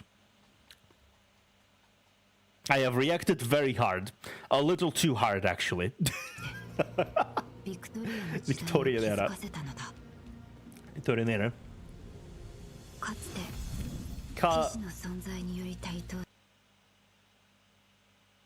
Yeah. Bro missed whole 4 hours of reaction cack. Not exactly 4 hours of reaction. I'd say it was 2 hours for one video, then 1 hour and a half for another video, and 1 hour and a half for another video. One of the videos, the video that took 2 hours was 40 minutes. The video that took hour and a half was 20 minutes. And another video that took hour and a half was another 20 minutes. I'm going far beyond Asmongold. I'm not even doubling the amount of video footage. I am tripling it.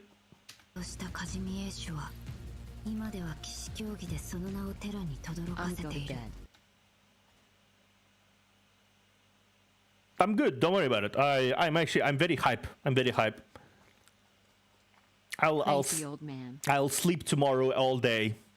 Well, not all day, but at least a solid amount. I'll sleep. I'll be relaxed. I don't have anything until the night tomorrow, so I'm good. I don't have any overwhelming amount of streams tomorrow. I just have Zdorika, so I have the whole day to myself. Cavallereniki. Cavallereniki. The city of knights and neon. That's interesting. Traditional ideas of chivalry and model pursuit of profit. So basically they turned war games into business, esport kind of thing. A locked and permanent ferocious combat. This looks really fun though. What type of game it is? Is this like a professional strategy war games thing?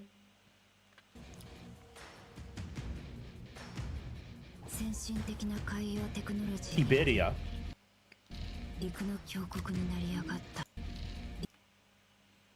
Yeah, like the Rome Colosseum. Okay. Thanks to like the Rome Colosseum. Yeah. Okay. Cool. Thanks to its incredibly advanced humanity technology. Okay. Liberia was once the land power. Iberia, not Liberia. Iberia. The Golden Age. Interesting. Until the calamity emerged from the very same sea and shattered the glory of Iberia.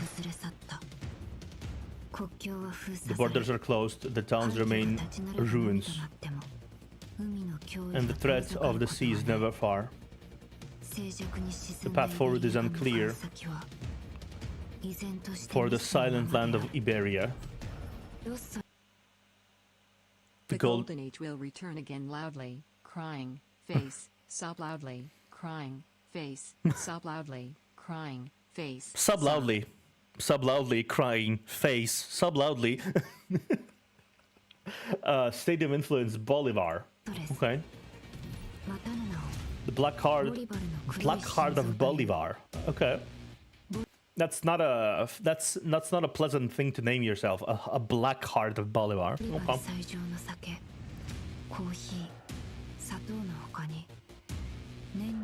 Not to mention the annual Warrior Championship. Okay. Absorbs a steady stream of crash. Okay, no, that that as a Russian reference, because that's literally Russian. Источник звука.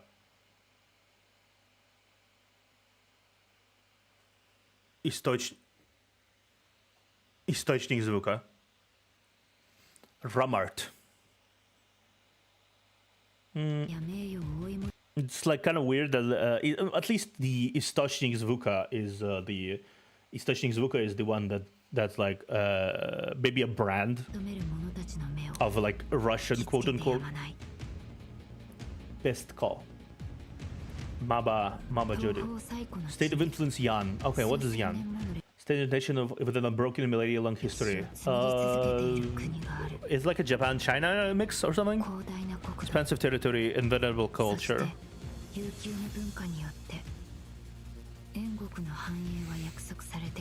Work together to ensure Yan's prosperity. Okay. Rhodes Island.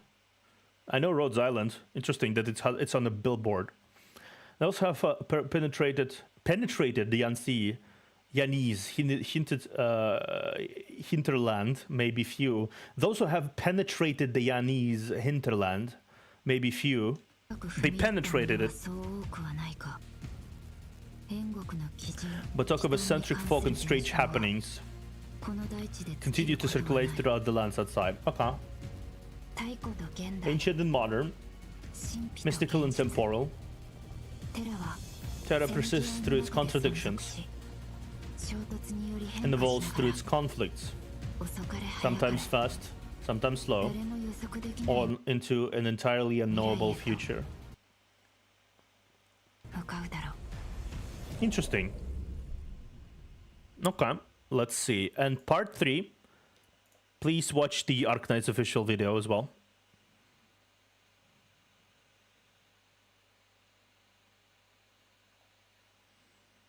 Don't mind her word, it from Kaltsit, so a lot of word is hard to understand.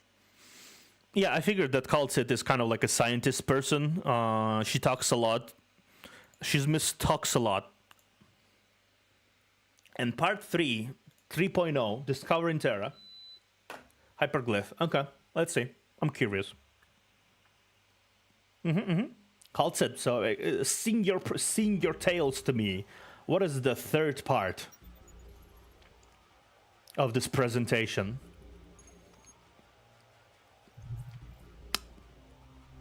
The fragile history of man treads on thin ice as it repeats cyclically. Okay.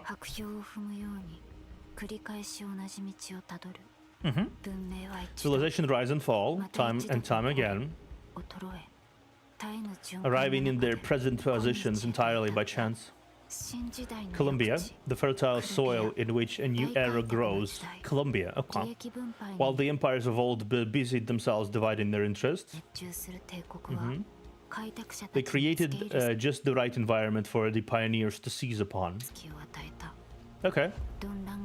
Greed gave birth to passion, and passion created opportunity. Okay. Yet in this gilded age, the sacrifices of those who have ventured into the wilderness once again prove that civilization has always been a mask to hide barbarism. That's not untrue. Wealth and technology are cultivated in this vast wilderness. Yeah, that's fair.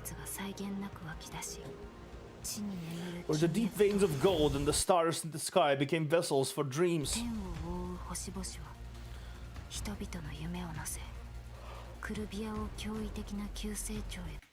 The rapid rise of Colombia is truly astounding.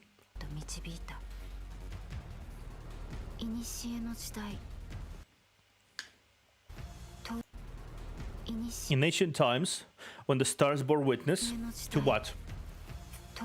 To law manifestation through struggle, giving birth to the Sancta tribes. At the time, the Tekas could not comprehend this act of betrayal, and suspicion ignited a war. Okay. The bloodstained past has long been forgotten,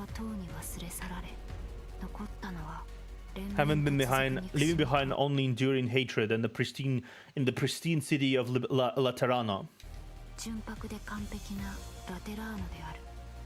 The delicate balance between desserts and firearms piqued the interest of the Liberi, and the arrival of immigrants somewhat restrained the orderly, idyllic nature of the Sancta,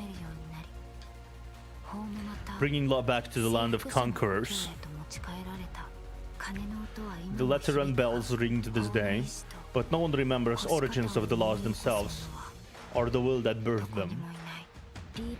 The Liberi brought the laws of the Lateran back to the glorious Iberia, fueling the already potent desire for supremacy in this land.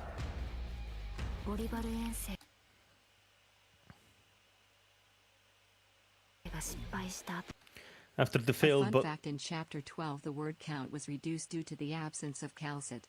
Really? That's hilarious. Okay. After the failed Bolivar expedition, the Islanders ushered in the golden age in the once modest Iberia. The fleet set sail and the people prospered. And inflated ambitions of the rulers made them overlook the threats that lurked beyond the realms of man.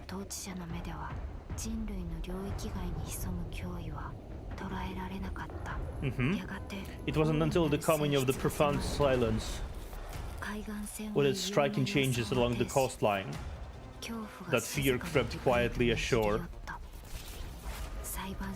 The establishment of Inquisition was the last glimmer of hope. Even to this day, the long silent Iberians refuse to surrender their fate. But their proud resistance will eventually reach its limits. Deep beneath the waves, an unknown threat quietly rises. The secluded Aegir will sooner or later meet their end.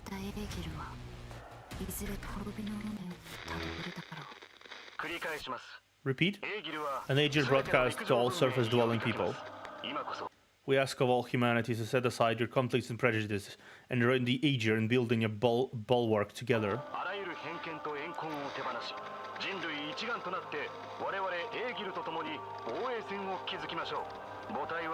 Matrix has been broken through the blockade and cleared the surface. Essential information calculation results are about to make landfall.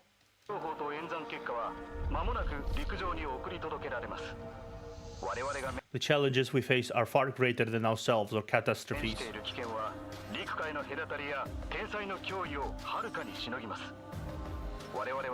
We must form a community,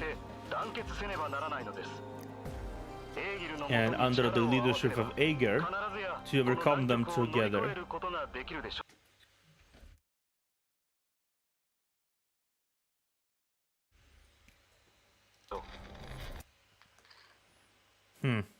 Okay. Calcit, so Calcit decided to vanish. Okay, I'm intrigued, actually. I'm intrigued by whatever is happening on the screen right now. Any comments you can make, Bami? Anything you can make? Any comment you could say here? I'm actually really curious.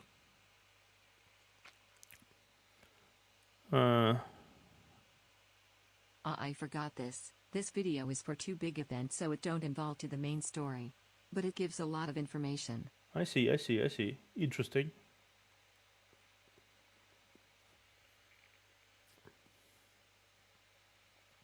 That is very interesting. I enjoyed that. Yeah, I'm definitely interested in this story. You know what? Since another stream is gonna happen with PGR in a moment, unless something happens and DP streams do not work today.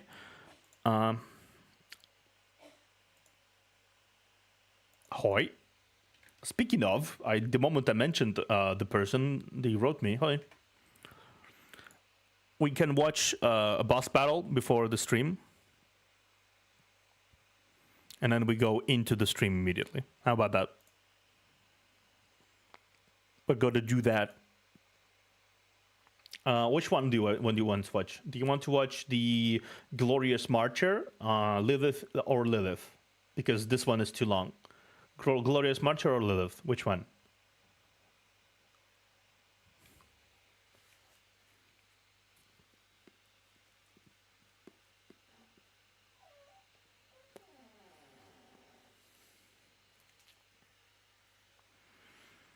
I'm just curious. Everybody, this is the Act Man here, and today it looks like everyone agreed with all the things I said in my Diablo 4 review. I can't believe this video has a 100% like ratio, and I just gotta... Ah, right. Sorry about that. Chief, your head is blocking the video. Sorry about that. So which one? The Lilith final battle or Glorious Marcher? They're both around 4 or 5 minutes, so it doesn't really matter, but yeah.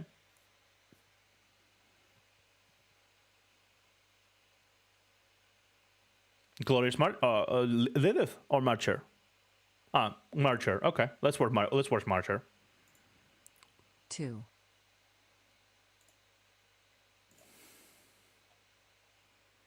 Yeah, okay. Marcher. Marcher it is. We're watching the... one. Yeah, the second one. Punishing Grey Riven, Glorious Marcher boss fight by Blanc. So this is going to be a mech battle, from what I can understand. Let's see. Punishing Grey Riven. Okay. Yeah, it is a mech battle. 100 life bars again. Punishing Grey Riven. I'm already struggling slightly to keep up.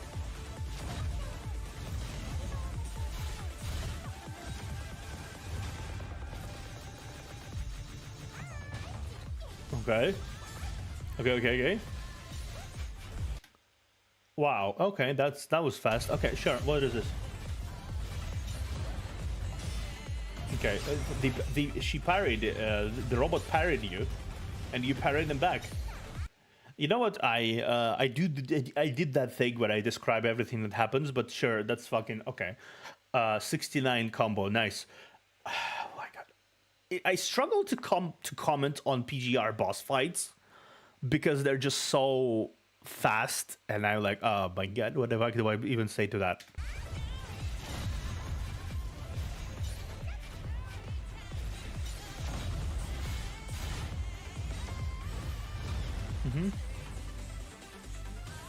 Okay, so okay, half of the screen is blocked because there's explosions. Okay.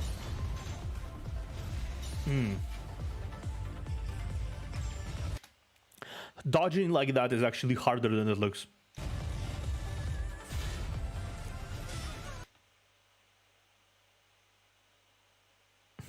This is PGR. There's a character who rides a mech. Chief, you told me this is PGR gameplay, not Armored Core. This is PGR, yes. I don't think Armored Core has 100 health bars though.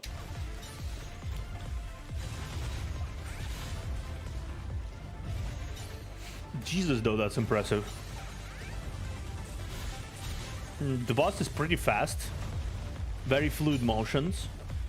The fact that you can this person keeps successfully dodging and blocking and parrying everything, and so far no damage has been done to them.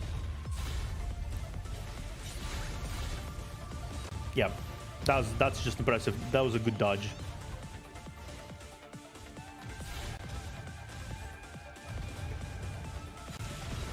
Yeah. Okay. Okay. You dodge the shotgun. That's a thing you can do. Apparently, I didn't know that.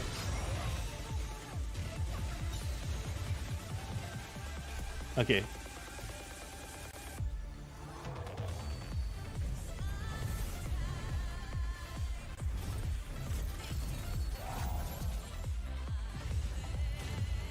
Okay. Okay, yeah, that is a hard boss fight. I will not I will suck so much ass on these by the time I come to these boss battles, whenever I do go get to them. I will suck so much ass. God damn it. This will be the last video for today, by the way, because I do need to go grab tea and then I need to prepare for the second stream today.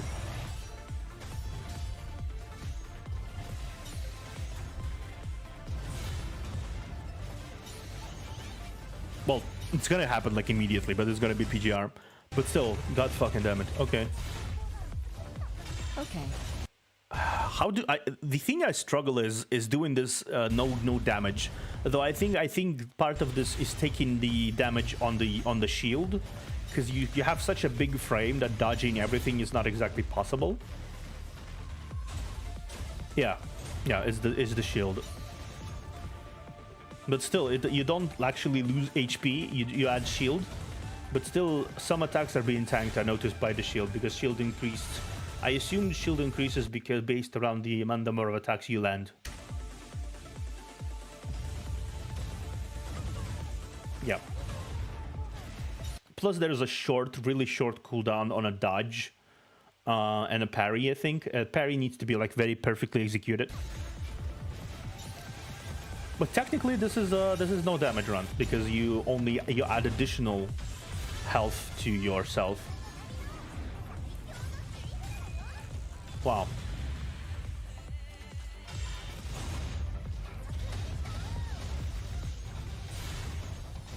That's such a that is such a. The music is good though. The music is too good. It is PC gameplay too. I think looks PC.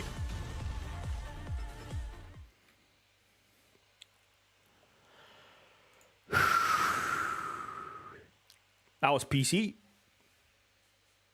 Good lord. Oh my god.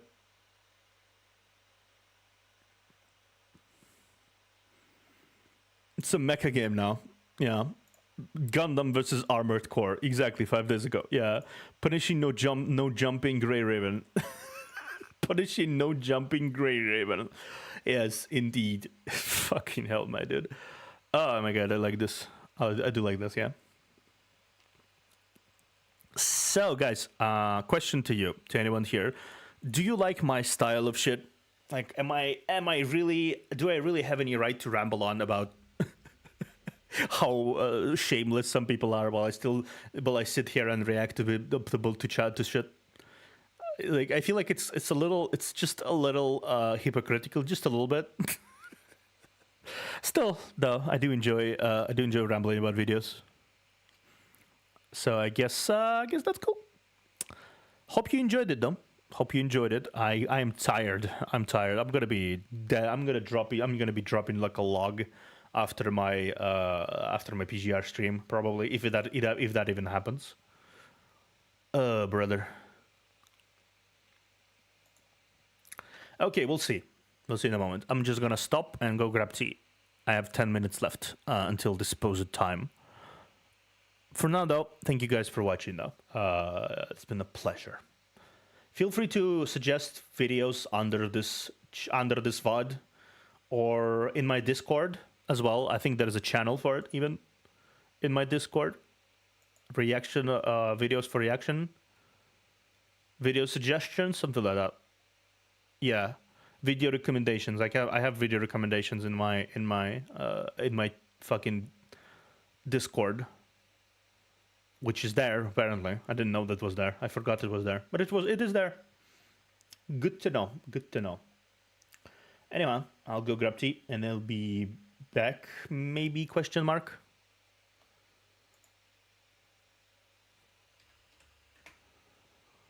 Back question mark. Okay.